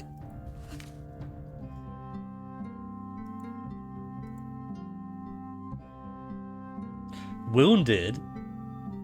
Where'd you go, Harnast? Our trickster gambled with Yurmo, lost some of our luck, however Harmas made everyone laugh when he sewed fake legs onto the clothes and tried to climb up past like spider. Heal quickly after slipping. 16 fewer people, 43 more cattle, 10 more horses. Market will be unprofitable this year. Alright, good to know. Let's go fields, pastures, wilds. We'll put 1 for ritual, 1 for war, 1 for exploration, and 1 for crafts. Ritual, exploration, and war I'm hoping will help me out. Exploring for getting to the place, ritual for going through the God War unscathed.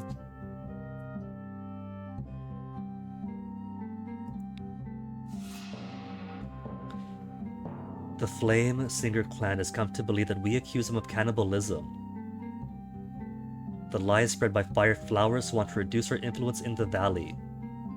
Send an emissary to the Flame Singers and hope that our gifts speak louder than falsehoods. We should. Signs of exhaustion again, I've just been working on it.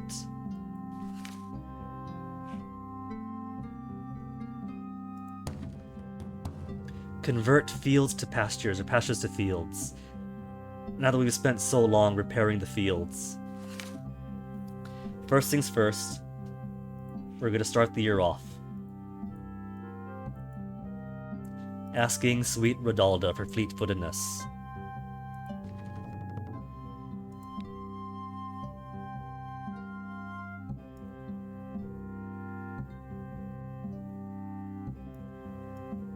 So much heard.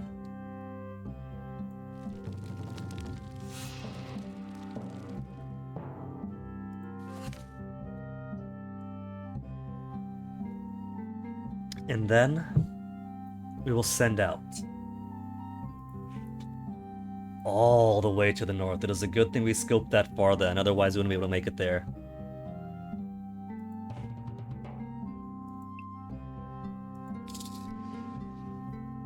What did they say? Horse and something else? And if by combat, heroic combat, good magic, good leadership, Yonrik has renowned combat, very good magic, very good bargaining. Both very good bargaining and get all the rest.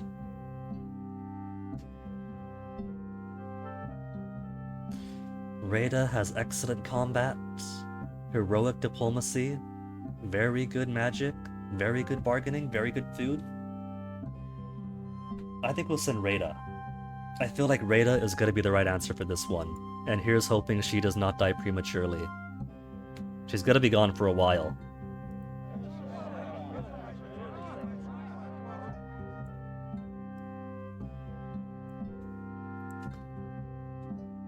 That'll reduce us to 14 swords, so in the upcoming fire season,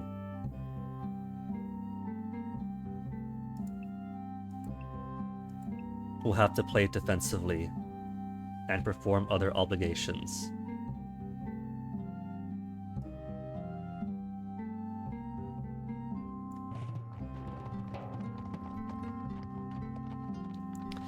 And the expedition is already confronted by a group of desperate outlaws. Kill as many as possible. Outlaws no match. I sent her how many warriors with her? A big expedition for this. Ooh. What are you? While foraging for mushrooms in a copse of dead trees, your woman behold a disturbing sight. Human-shaped figures made of dried plant material. You sure they're not just elf corpses? Sages of your clan say they might be elves. Beings once found in abundance nearby, but not seen for generations. Whatever they were, they did not appear to move or speak, your foragers say. Not that they stayed around to say for sure. We could ask the spirits. And all to die, the plant folk who depend on the earth to live, withered where they stood. World has gotten worse in many ways, but at least the elves are dead. Wow. Xenophobic much. Only threat is their own fretfulness. Putting them in our clan hall will send a clear message. All that lives, dies. Will that count as a treasure? Will this upset the elves to display their corpses?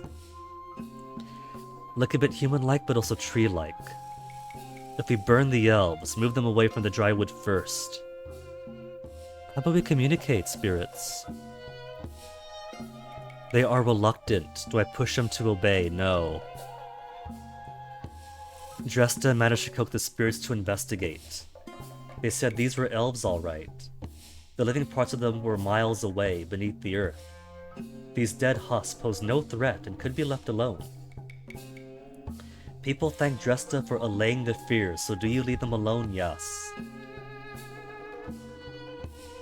They are away for now, but if I burnt their bodies, are they gonna like that? No, they will not. Nobody objects to the ring's decision. Okay, fire season. 14 whole warriors. So let's start off.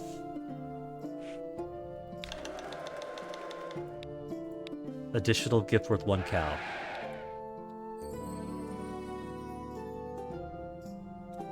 Nice. Fix some faults to the outer walls. Work on the remaining damage next year. Excellent. Group of Black Spears had been visiting relatives of the Amber clans. When they returned, they found all their clanmates were dead. Decided to make their way to Burnstead, losing a child and his grandfather in the party had to flee a pack of terror birds. Hoped to be taken as refugees. Yeah? It's more mouths? That's more farmers? That's more worshippers. And it's only 7 adults, 6 kids.